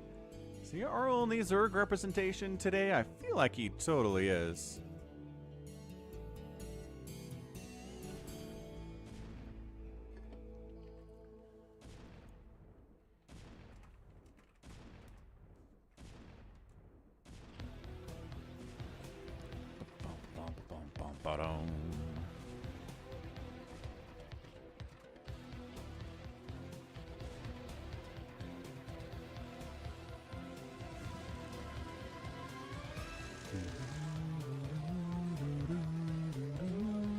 Yeah, wabua, Dave C.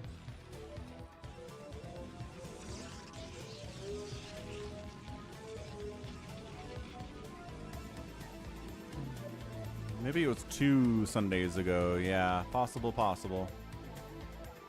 Time has no meaning anymore.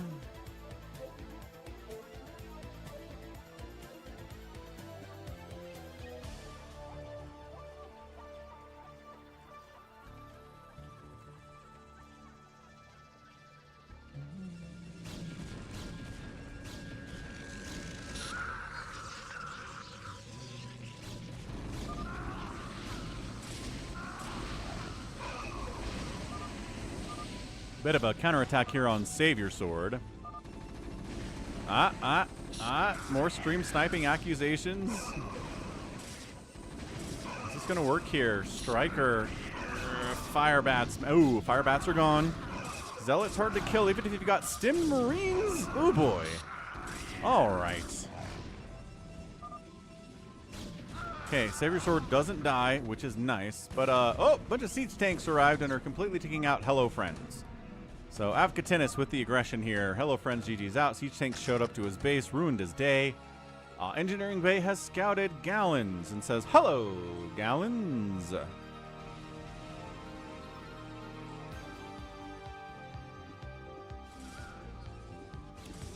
Now the question is there enough here from SaviorSword to stay alive against a little bit of Ling pressuring here?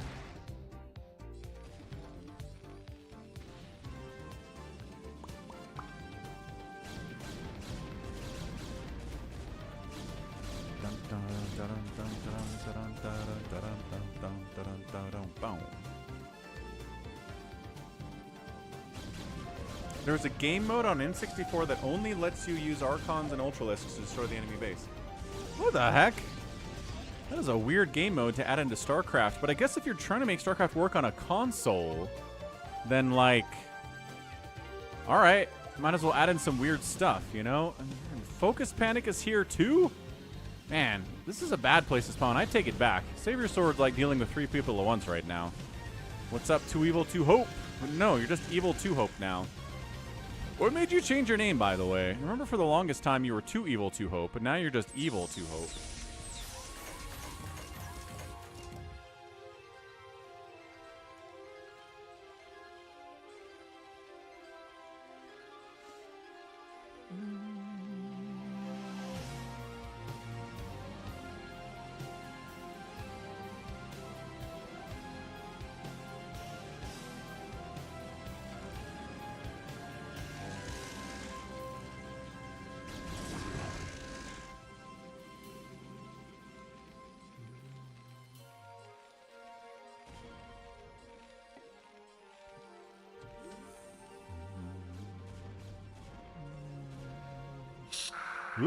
Get out of there. Somehow those Lings didn't die despite getting right up there and kissing some stimmable Marines.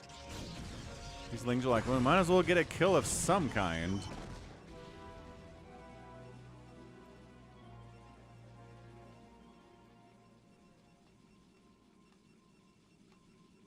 No, Too Evil. You were Too Evil, Too Hope on Twitch. Like years ago.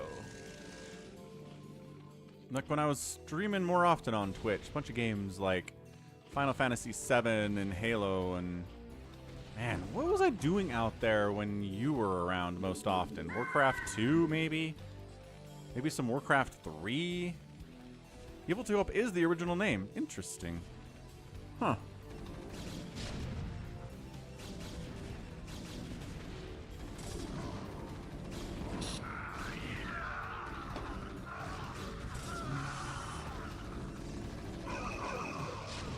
Yeah. And I mean, I don't know. It's... Ooh, good snipe on that Reaver. It's just weird. I feel like the older I get, Evil to Hope, the more it just kind of feels like when I'm gaming for me, I just want to game for me.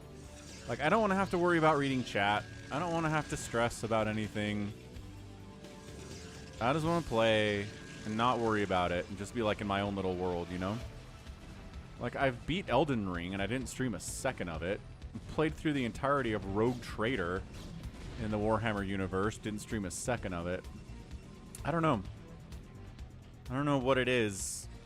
It's just that extra little piece of your brain that's required to operate when you're streaming, you know?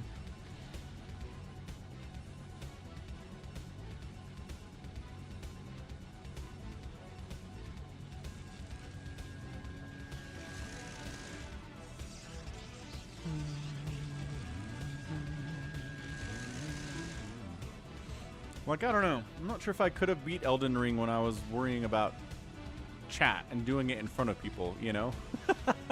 I'm not that good. Definitely not that good.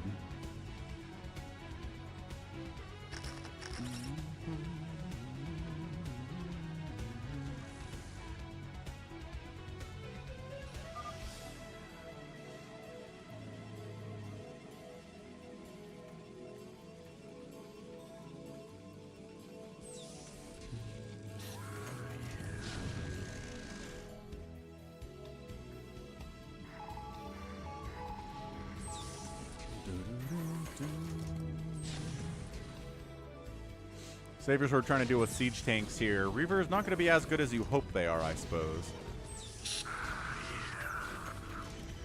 Yeah, Drew. I enjoyed it. I'm going through a second playthrough right now before I go hit the DLC. So, like, I like Elden Ring enough. Like, I don't know. There's some things I really like, and there's some things that are just stupid. Like, the quest system makes no sense at all.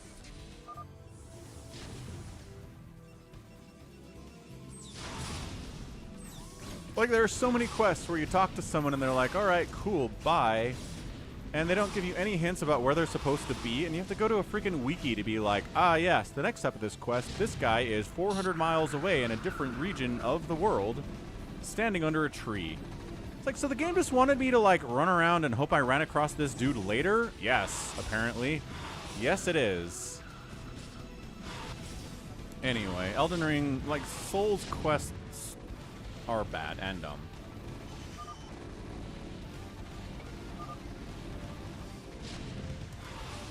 RJB, up to 3 bases now. Muta killing, SaviorSword getting wiped out by both Striker and RJB at the same time. 'Tis the nature of being in a free-for-all. Sometimes you get double-teamed and die. Sometimes you get single-teamed and die.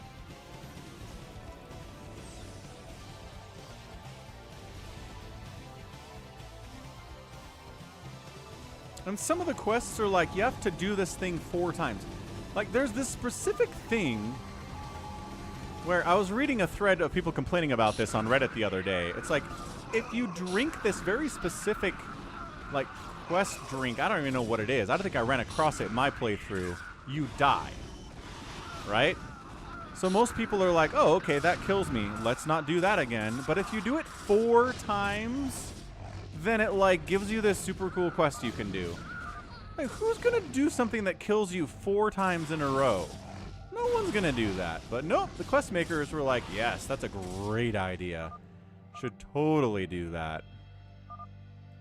Super dumb. fOcUsPanic needs another base real fast. Somehow fOcUsPanic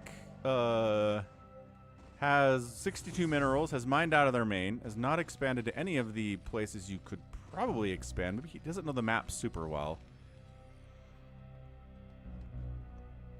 Ah, and that's in the DLC, says Andreas. So there you go. Phil says I would do it. Phil is the kind of gamer that Elden Ring needs. The Surge? What the heck is the Surge?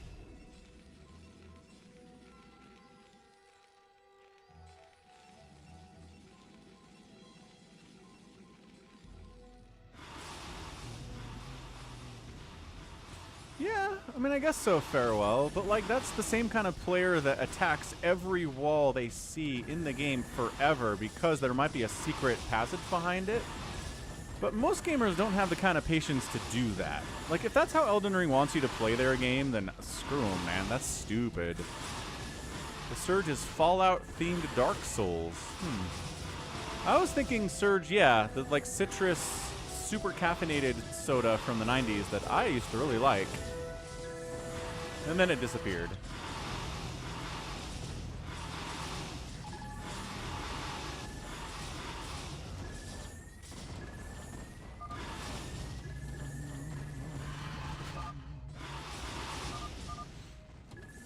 Striker's making a deal with someone. Who are you making a deal with? Gallons? And Gallons is like, nah. Gallons is happy to be here, man. And happy to be here, too. Battle Cruise? No, Wraith sounds. I think those were Wraith attacks? What the... Where are they, though? Who has Wraiths attacking ground stuff?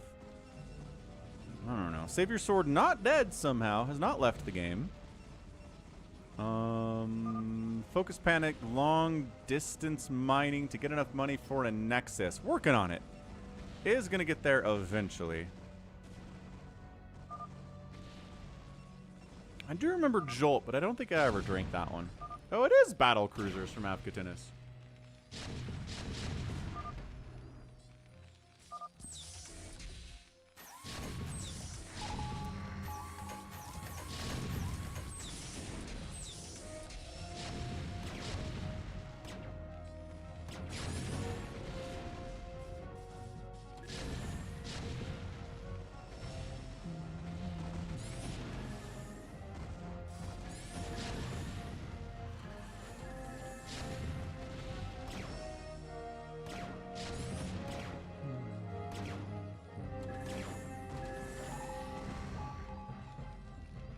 Yeah, Mass Goliath is pretty good in free-for-all.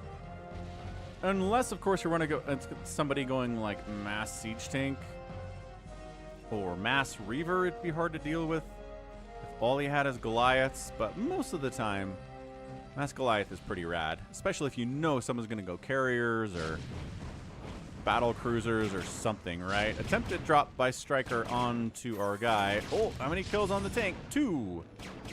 2 before it dies. Better than nothing, I guess. Also, providing vision for this tank to fire with 2 kills of its own. Dude, NFL Blitz is so good. The funny thing about NFL Blitz is you can't, against someone who knows what they're doing, you can't long pass because they'll knock your receivers down every time. So I had a buddy I played with a lot, and we basically figured out how to run the option in NFL Blitz, so we never had to pass it.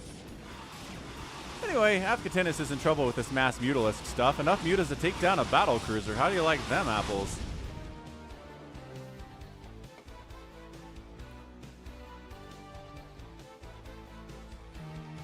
Yeah, there's a link from RLC Drew. Thank you, sir. The Surge. Make me put my birthday in again. Oh, because I'm not logged in.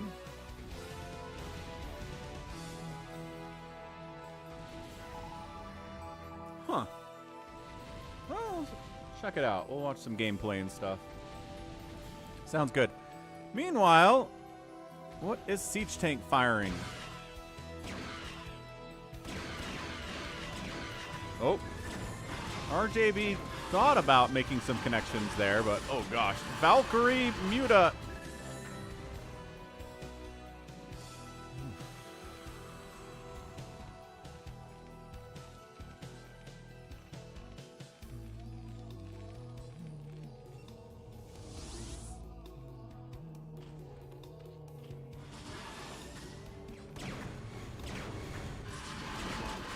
Yeah, this mass muta strat needs to be rethought. It's got a greater spire. Some devourers would be good. Maybe not like mass devourer, but some devourer, right? You're from the only representation of Zerg in the entire game.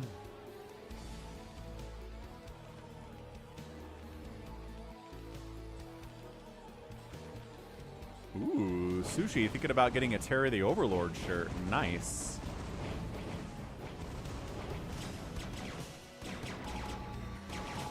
Bunch of wraiths here from Gallons is very fun. Is there just one player left? Yep, that's it. Just you and RJB are alive. That's all there is.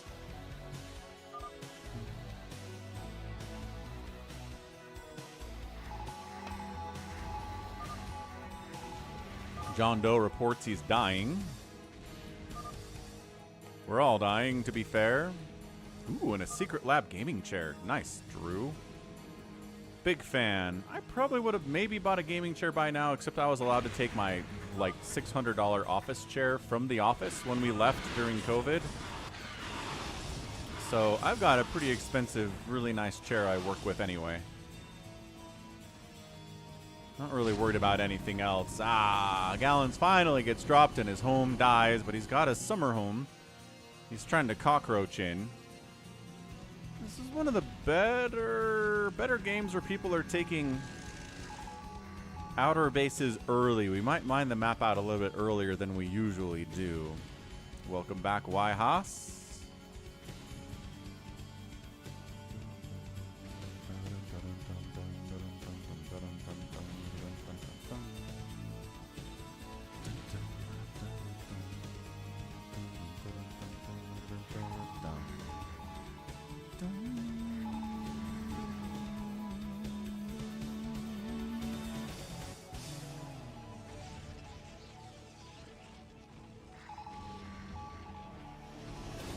Yep, so Gallon's dying there. SaviorSword trying to stay alive by being a cockroach as usual.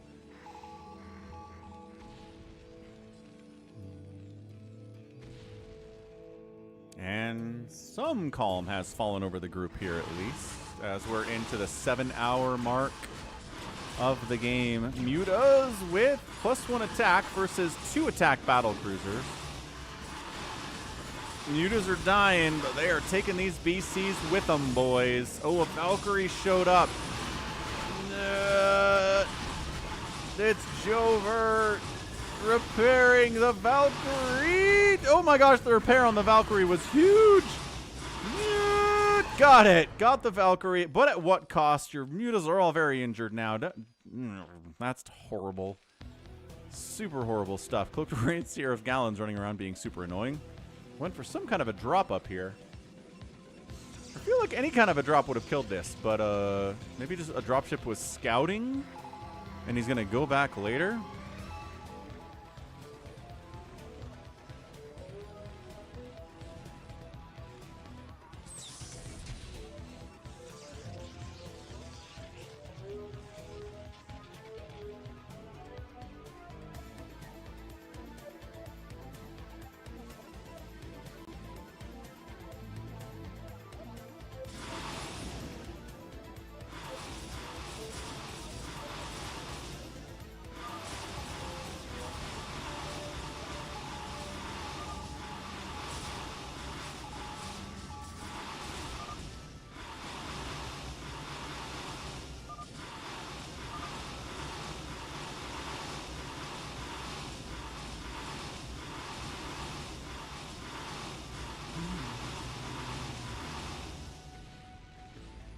AvcaTiNuS still mining from a couple bases here. Not looking good.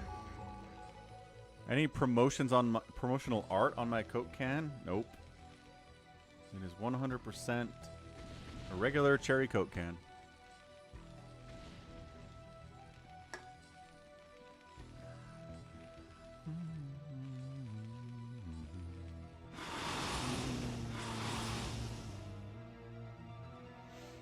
Tyrion says the world's biggest corporate data broker, Snowflake, has been hacked. Okay. Snowflake, huh?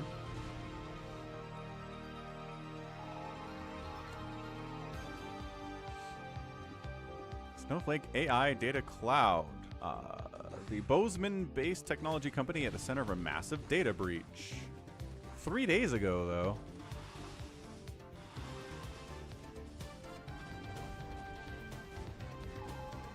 So 3 days ago puts it right about the same time of the CrowdStrike thing.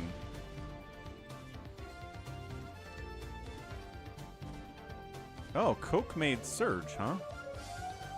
And then they shelved it, I guess. That's too bad.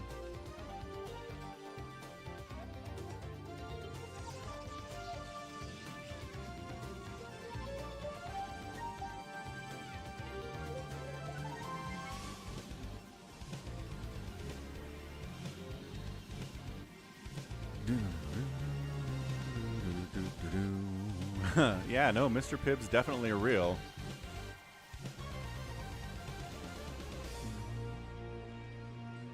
I see Yahoo Finance reporting on it. The Motley Fools reported on it. CNBC reported on it. Investor Place has reported on it. It's being reported on, Tyrion. Here, look.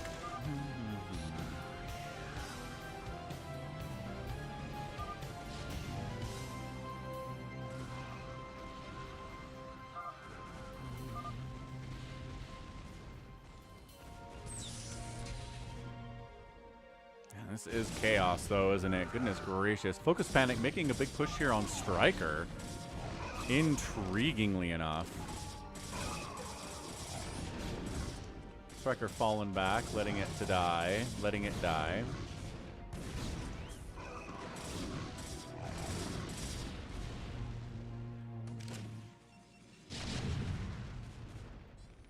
Yeah, if you just search Snowflake in Google and go to the news tab, there's a lot of stuff about it.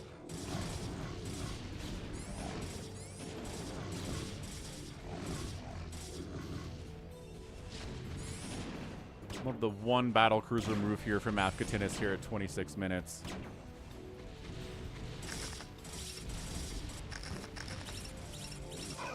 Oh, good Spider-Mine hit, taking out like 5 Zealots. Brutality.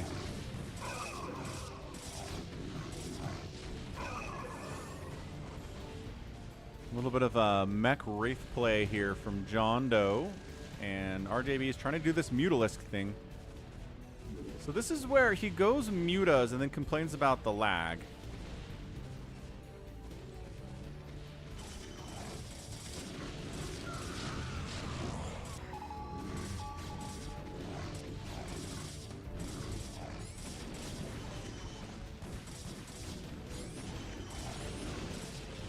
Great storms here, but High Templar eats it. And it looks like fOcUsPanic is running out of steam a little bit, trying to push here on Striker, who's taken Gallon's original base, which is very funny. This is, man, only Hello Friends is dead here at 27 minutes. Fairly impressive stick-to-itiveness from everybody who's in this game. I mean, Gallon's is probably dead, but, you know, that's okay. He did his best.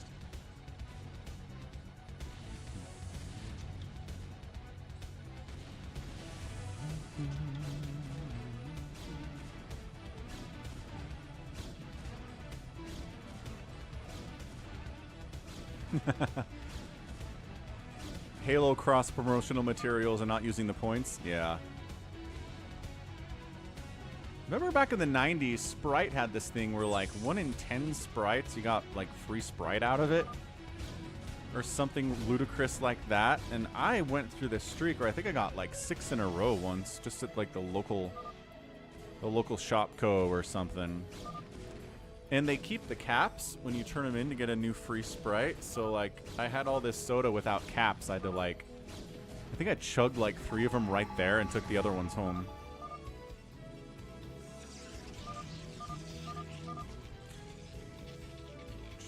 AvcaTiNuS taps out. The mutas were too much for him, and he was fighting JohnDoe at the same time and probably fighting a little bit of whatever SaviorSword's trying to do, too. Yeah, the original run, I don't think you could read the caps. I think there was another run later in the mid-2000s where you could, like they screwed up, and you could read the caps. But I don't think the original run in the mid-90s, there was a way to do that. Oh, I drank a lot of Sprite when I was younger, and my metabolism was through the roof, and I could eat anything and stay at like 150 pounds.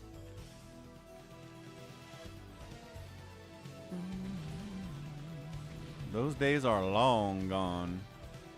0-calorie drinks for me, friends.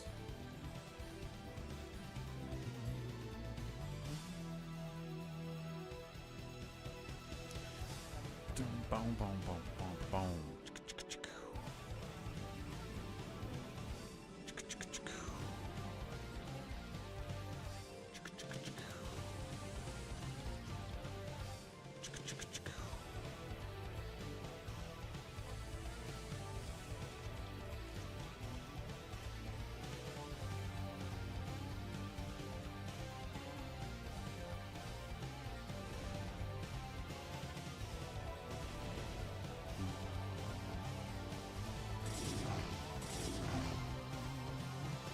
So at this point, it's basically Striker versus fOcUsPanic on the left side. It's JohnDoe kind of surrounded at all angles by enemies.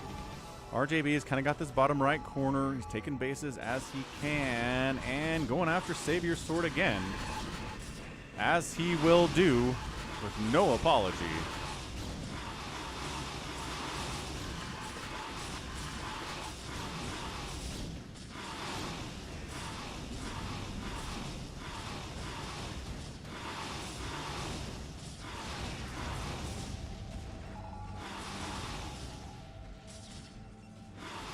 SaviorSword gonna hang in there, not gonna quit out early, that's for sure. We still trying to attack into like tank positions here, yeah. So 2-1 upgrades on that mech. We've got a 1-1 here for fOcUsPanic.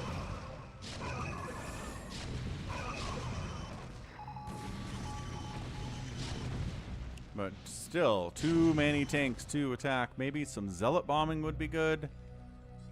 Goliath count isn't too heavy for that. I mean, I don't know. AvcaTiNuS. RJB did kill the main base here belonging to SaviorSword, so there was that.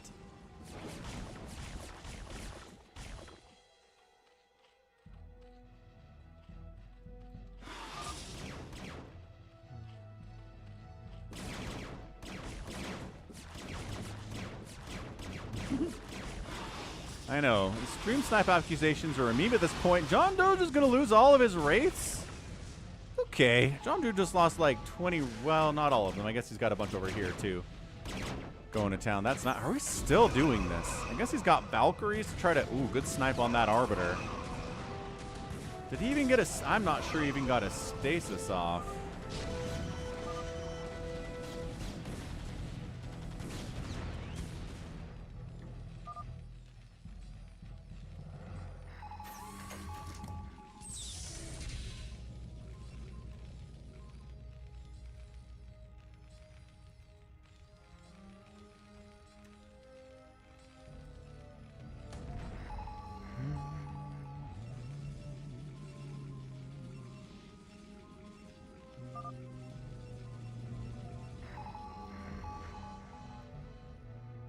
Nuclear launch detected. I'm not sure who has nukes. Striker, probably. I don't know who he would be nuking. JM Smitty, thanks for the follow. No idea where that was. None. Or who that... I mean, no, it could have been JohnDoe, though. Dang it.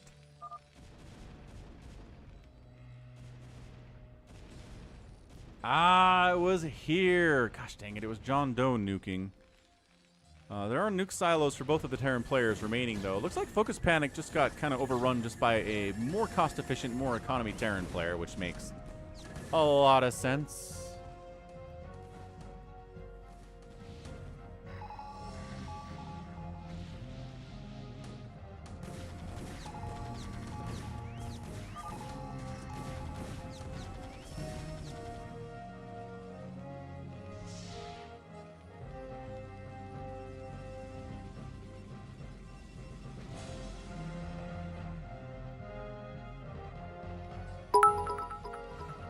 And thank you for the bits. Sushi, thank you very much for the 100 bits. Appreciate it.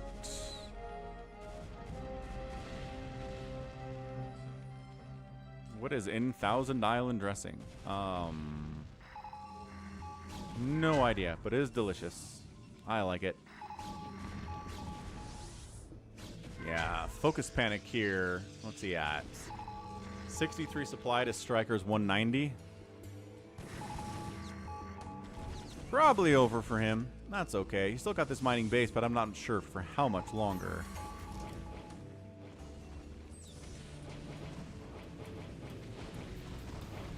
Gallons has his own Wraith Ball, too, so he might meet up against JohnDoe here in a minute.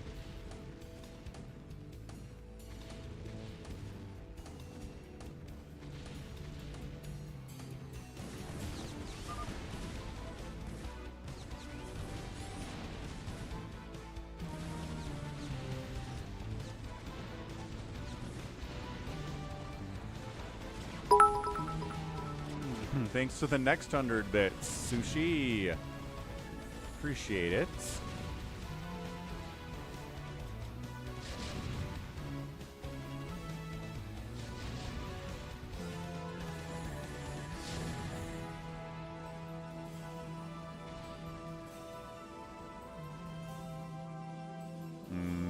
Eggs. I love anything with eggs in it, Dave C. I'm sorry to hear that.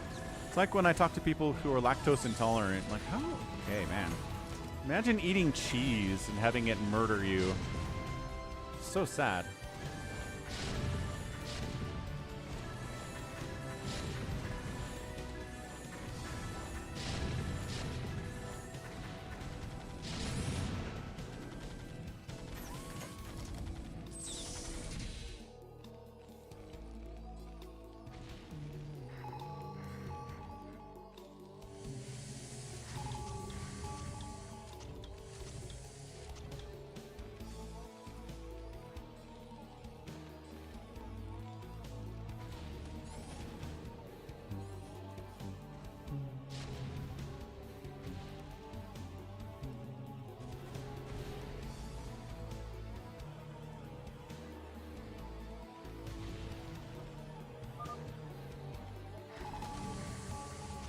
Yeah, JohnDoe, his empire wasn't ever really able to expand as much as he kind of need to win these things. Striker did a pretty good job of it. RJB too. Those are probably our favorites here, just based on overall supply. Although RJB is only at 129 here, so maybe not. Really doesn't have much of a bank either.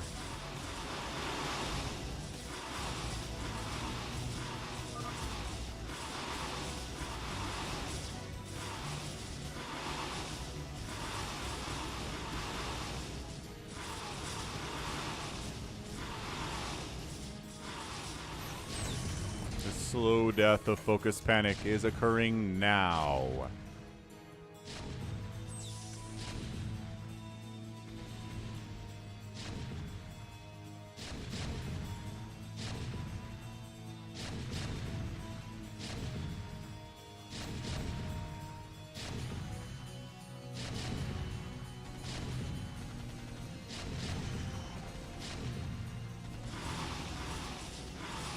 RJB says any little tiny bit of resource is going to be good here.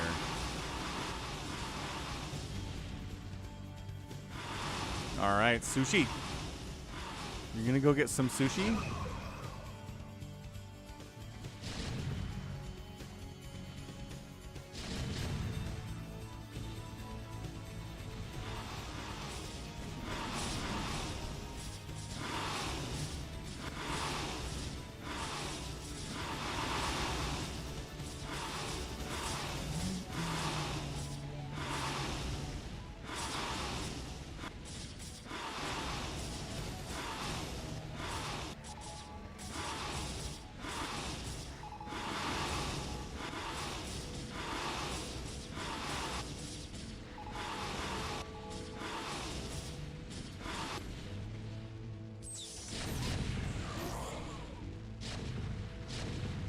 Yeah, fOcUsPanic definitely has stormed. He's been storming Striker pretty consistently here today.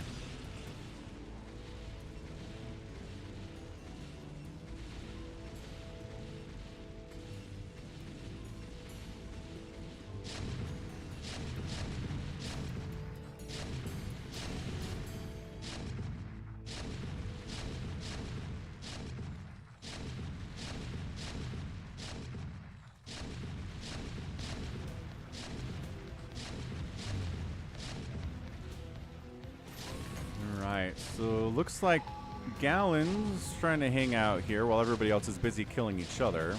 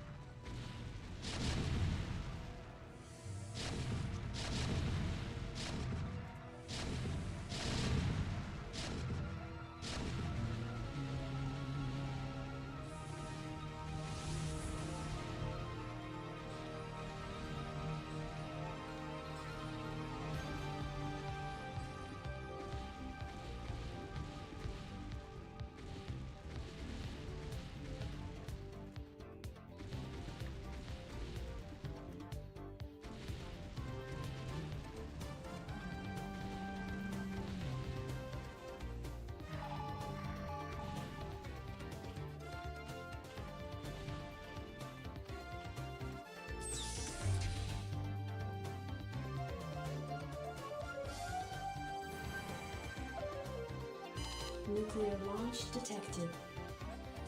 Alright, guys, where do we think this one is? I think it's brown. We think it's red.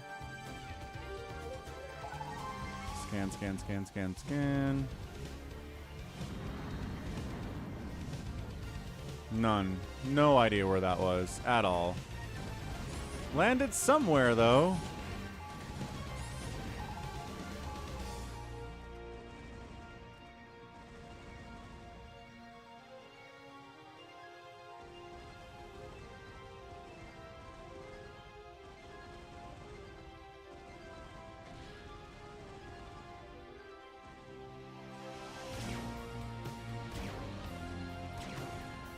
Valkyrie versus Carrier battle left side here. So let's see. Biggest bank here is JohnDoe. And everybody else, the more everybody else fights and doesn't involve him, the better it is for him in the long run.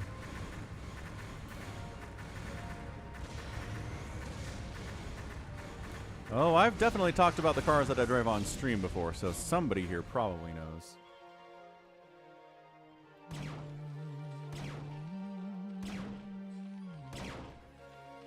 SaviorSword's got a battle cruiser he mind controlled. Nice. That's very fun. Still sticking in here with all of 20 total supply.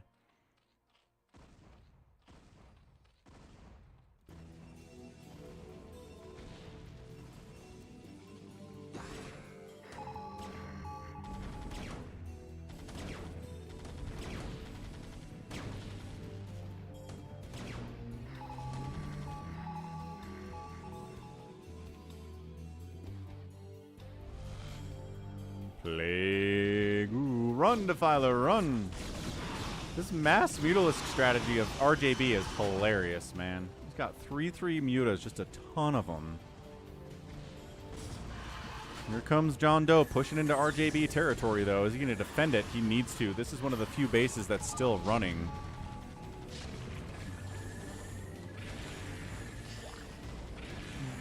fOcUsPanic's like, what? Also, these Devourers are sort of dead weight against these Goliaths for sure.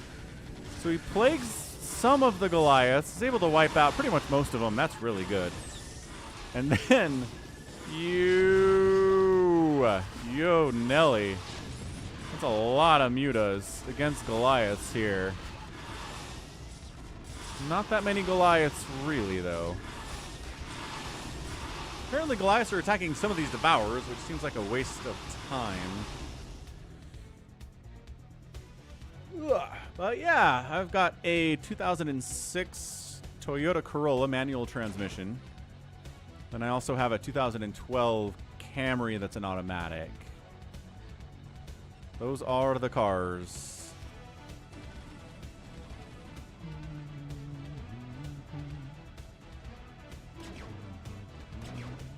Oh yes, stick shift, sir. Stick shift all day, every day. Alright, the last holdout of fOcUsPanic. This doesn't really count, but this... I'm not sure how much this counts either. Yeah. I just think Toyotas are incredibly reliable. I really haven't had many problems at all with any Toyota I've ever owned. My dad had a Corolla that ran to like 325,000 miles, so like, can't complain too much about that. Alright, got our engagement here.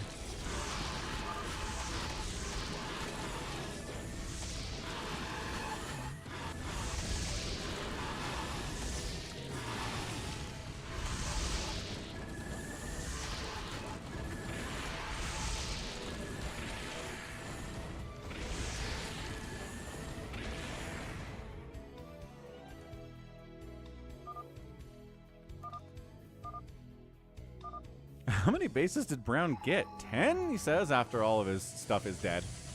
He really doesn't have the money to remax here either. And there's 3,000 gas left on this geyser. JohnDoe's gets knocked down to 111 total supply here. Nice, Nintendo. I'm impressed. Learning how to drive stick is not a super easy thing.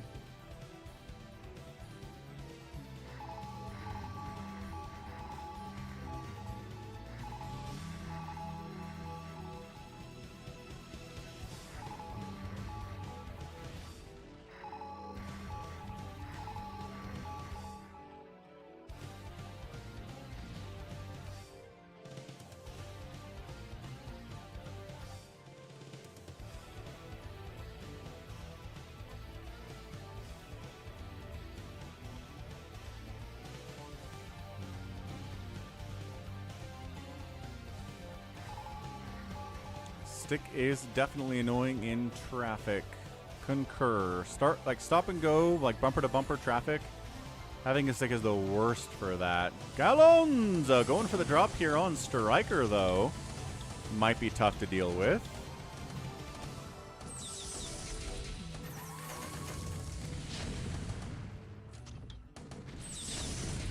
Yeah, man. 2-1 siege tanks here of Gallons. Kind of going to town on Striker a little bit. Could supply block him. Abs and all else. His dropships and his science vessel are dead because there's all these Valkyries here, but they can't do anything about the tanks. So how much are the tanks going to take out?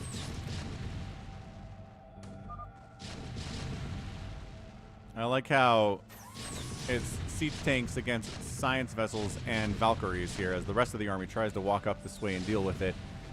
But I don't know. Walking into a bunch of siege tanks here seems pretty rough. And there is a supply block on Striker now. That came through. Let's see if we can actually find this nuke, chat. Where is it? Is JohnDoe wasting cash on nukes? Probably. Is Danny wasting cash on nukes? Nuclear launch detected. Are we nuking over this wall? That'd be pretty cool. JohnDoe says it's not him.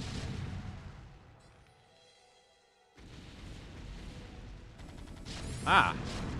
Okay, so it was an attempt to nuke these tanks. Didn't really work out, but good attempt. We actually caught one. That's good. Yeah, find that red dot.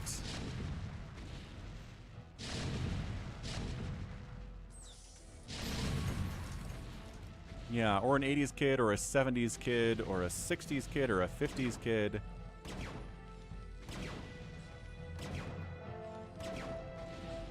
SaviorSword's one battlecruiser has 16 kills. He's having a pretty good time.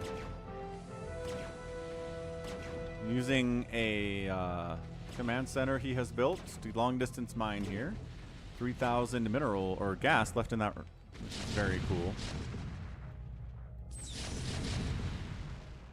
Well, these tanks are kind of stuck. Not much for them to kill over here. Are car thefts rampant in my area? I don't think so. I haven't heard any stories of rampant car thievery. No.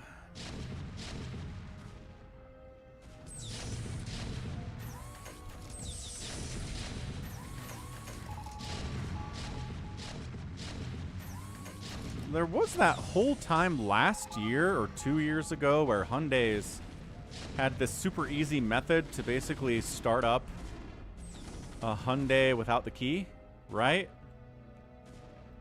And so there was this huge rash of Hyundai car thefts.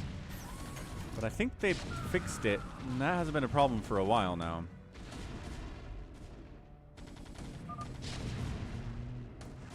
Alright, Gallons taps out. It's like, I hope that hurt. He did supply block Striker. So that counts. And Kia, that's what it was. That was the other one. But I assume they fixed it, because I haven't heard anything about it in a long time.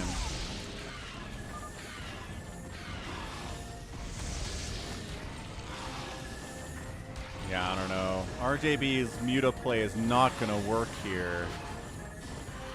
So tell you what, let's do this.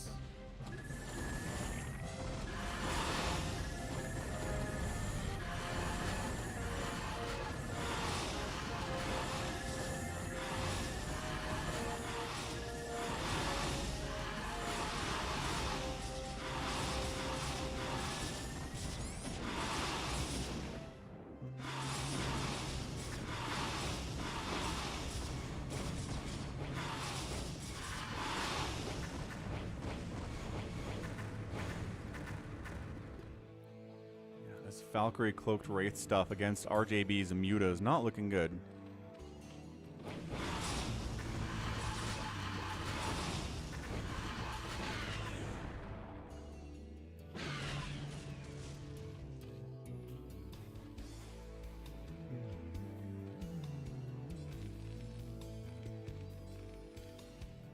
Boom, boom.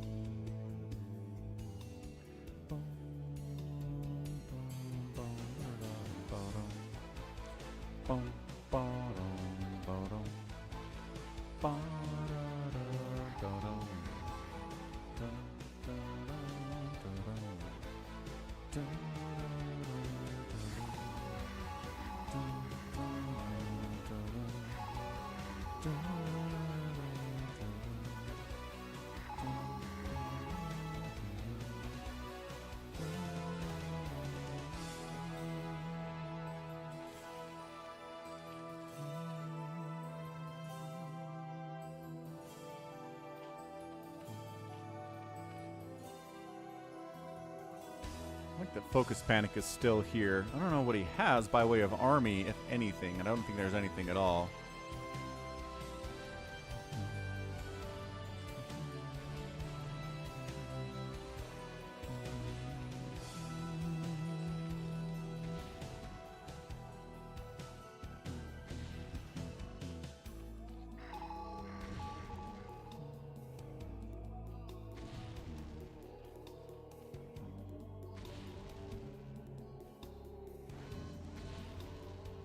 Nuclear launch detected.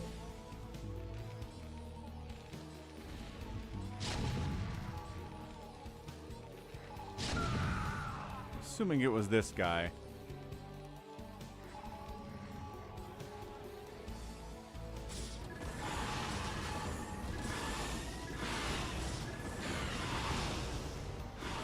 I don't know. I think RJB is going to be able to pull this off.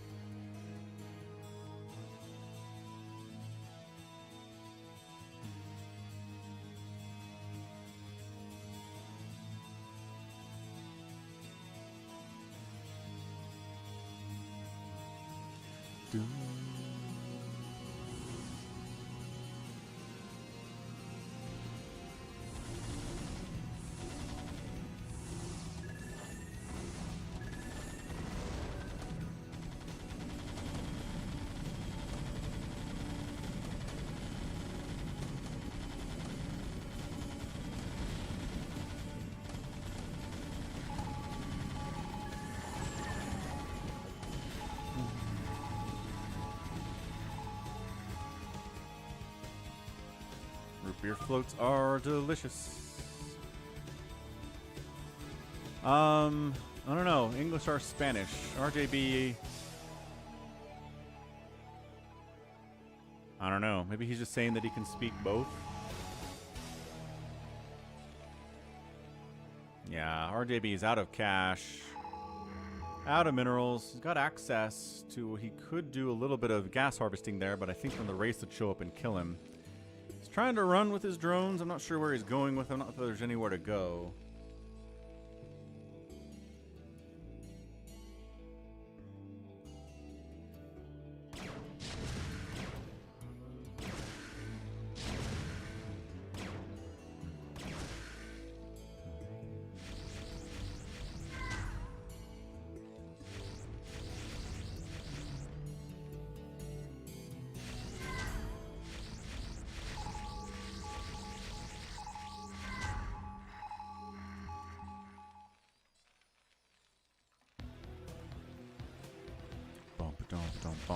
This is not a Batman shirt. It is a Lumen shirt from the show Severance on Apple TV. Season 1 was like 3 years ago, and they're finally coming out with Season 2 this fall. Really great concept for a show. Effectively, what you do is you work for this company, and they split your brain in half, so your work self is at work. So when you walk into the office and go down this elevator, your self from outside work doesn't exist anymore. Your work self is the only self that's at work. He doesn't know anything about the outside world. He doesn't know about your hobbies or what you do in your off time. And similarly, the person who's outside of work doesn't know anything of what goes on inside work. So that is Severance's premise in a nutshell. That's a pretty rad shirt, Dave C. I'm impressed.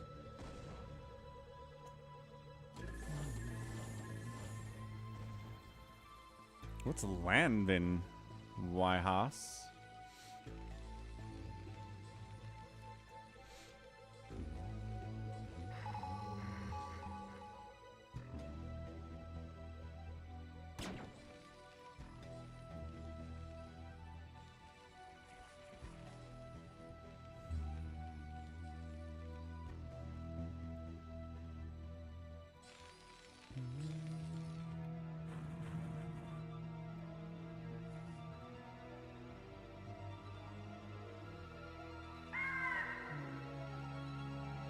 .25 kill battle cruiser from SaviorSword. Considering SaviorSword is Protoss, that's pretty fun. Just killing critters is all you're up to. Long distance mining here. And using the resources to repair this BC. Interesting play.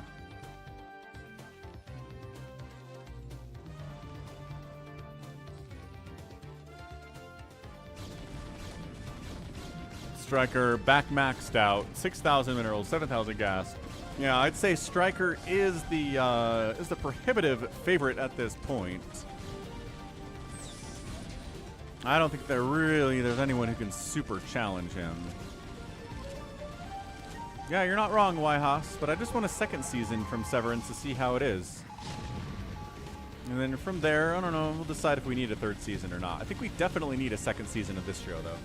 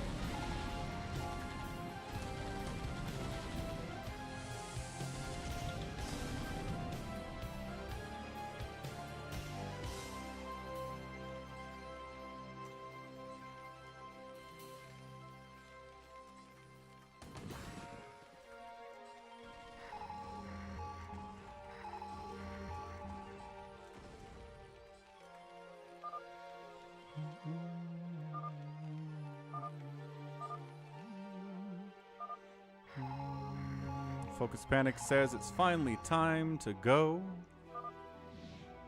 Good game, well played, he says. He did make it to the final 5, which is fun.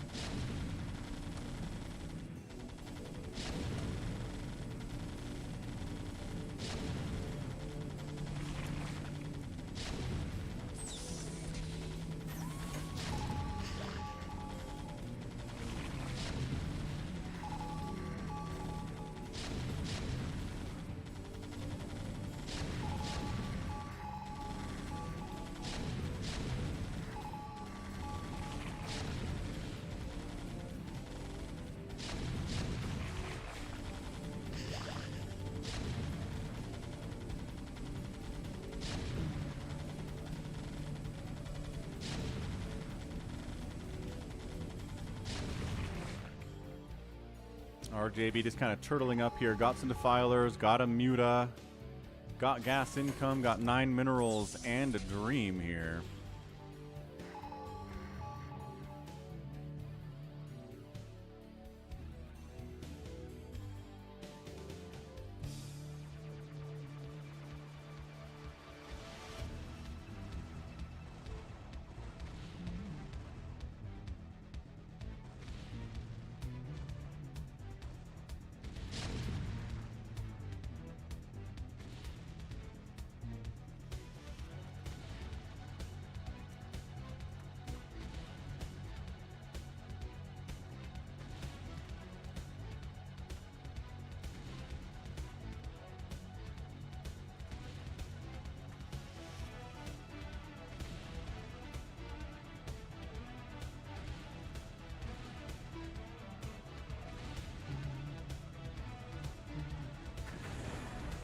Yeah, this is just Striker slow pushing in.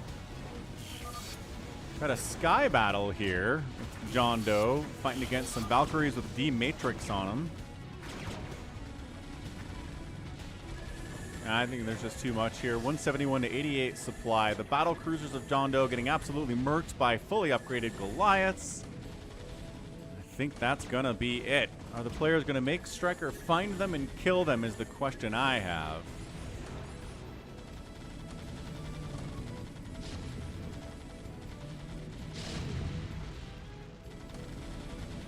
Nuclear launch detected.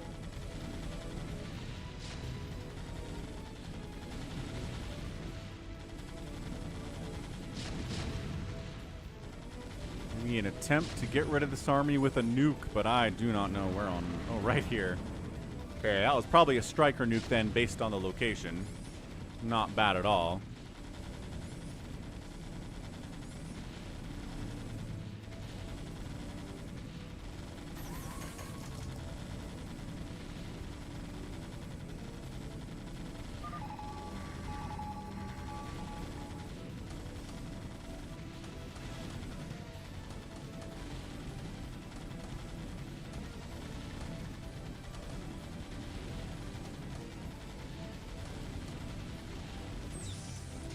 Hey, a sandwich and Jersey Mike's. Nice, good call.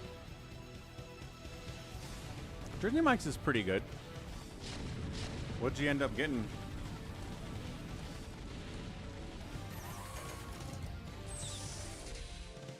I mean, Mark Sanchez, did he beat the Patriots in the playoffs in like 2007?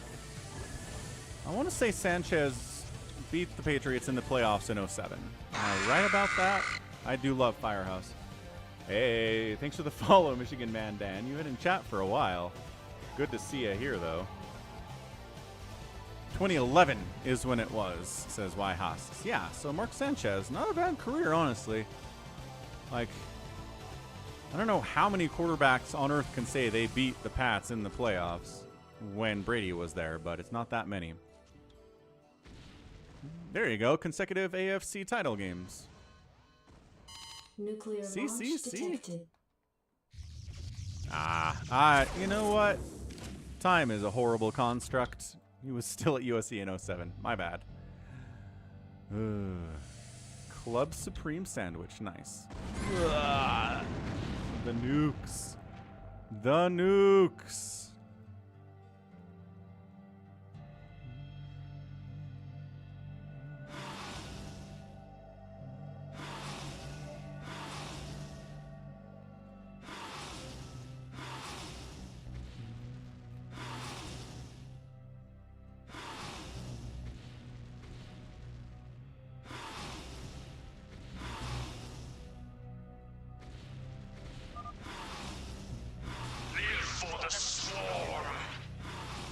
And he subs with Prime. Thank you, Michigan Man Dan. Appreciate it. This has been one heck of a stream, man. We're coming up on 8 hours, which is maybe a little bit longer than it should be, to be honest. But hey, good stuff. Yeah, young Peyton beat Brady twice in 2 Super Bowls. That's true. Which is why Peyton's one of the all-time greats. One of the few quarterbacks to ever do it.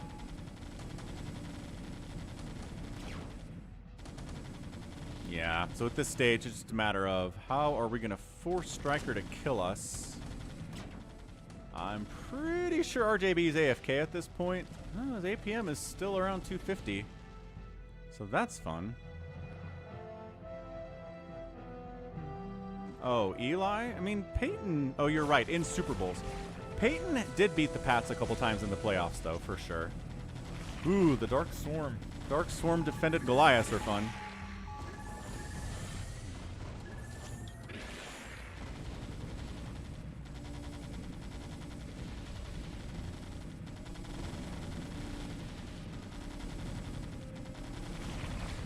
Yeah, I mean, I've pretty much put Eli in the same box as, like, man, Trent Dilfer, right? Like, game manager, quarterback, incredible defense, great running game. The defense locks everything down. The quarterback just kind of has to do enough to win and not enough to lose. SaviorSword gets eliminated. That's Eli Manning to me.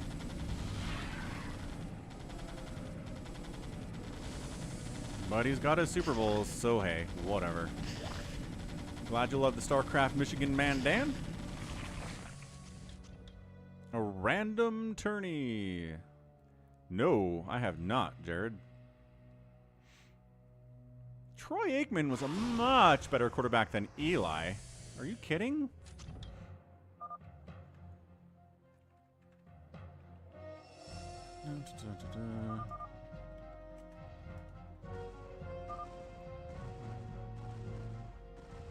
Like, just real quick here.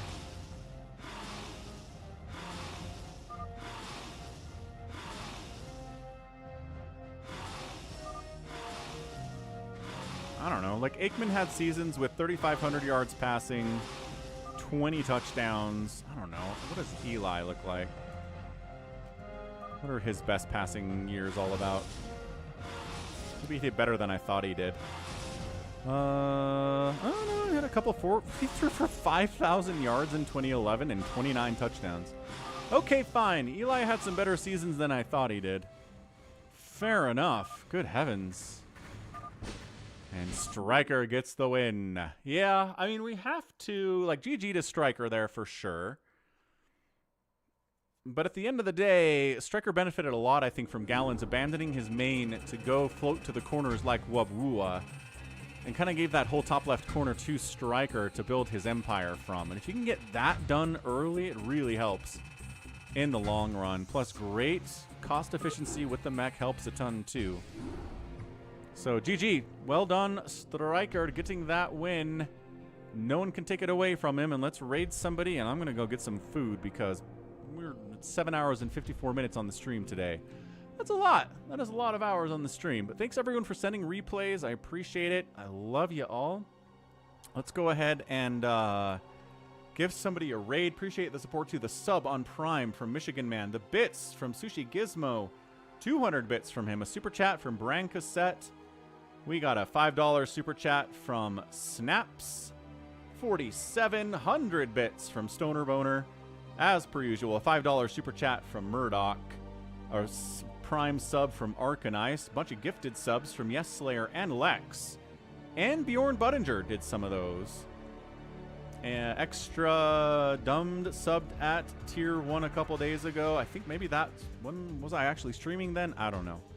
Really don't know. But anyway, thanks again, everyone. You're the best. We'll catch you next week. Same time, same Sunday. Until then, stay safe and stay healthy. And above all, you take care of yourselves. Goodbye. Probably going to eat some leftover pizza. Why, Haas? I don't know if I have the energy to cook at the moment. But goodbye. Love you all.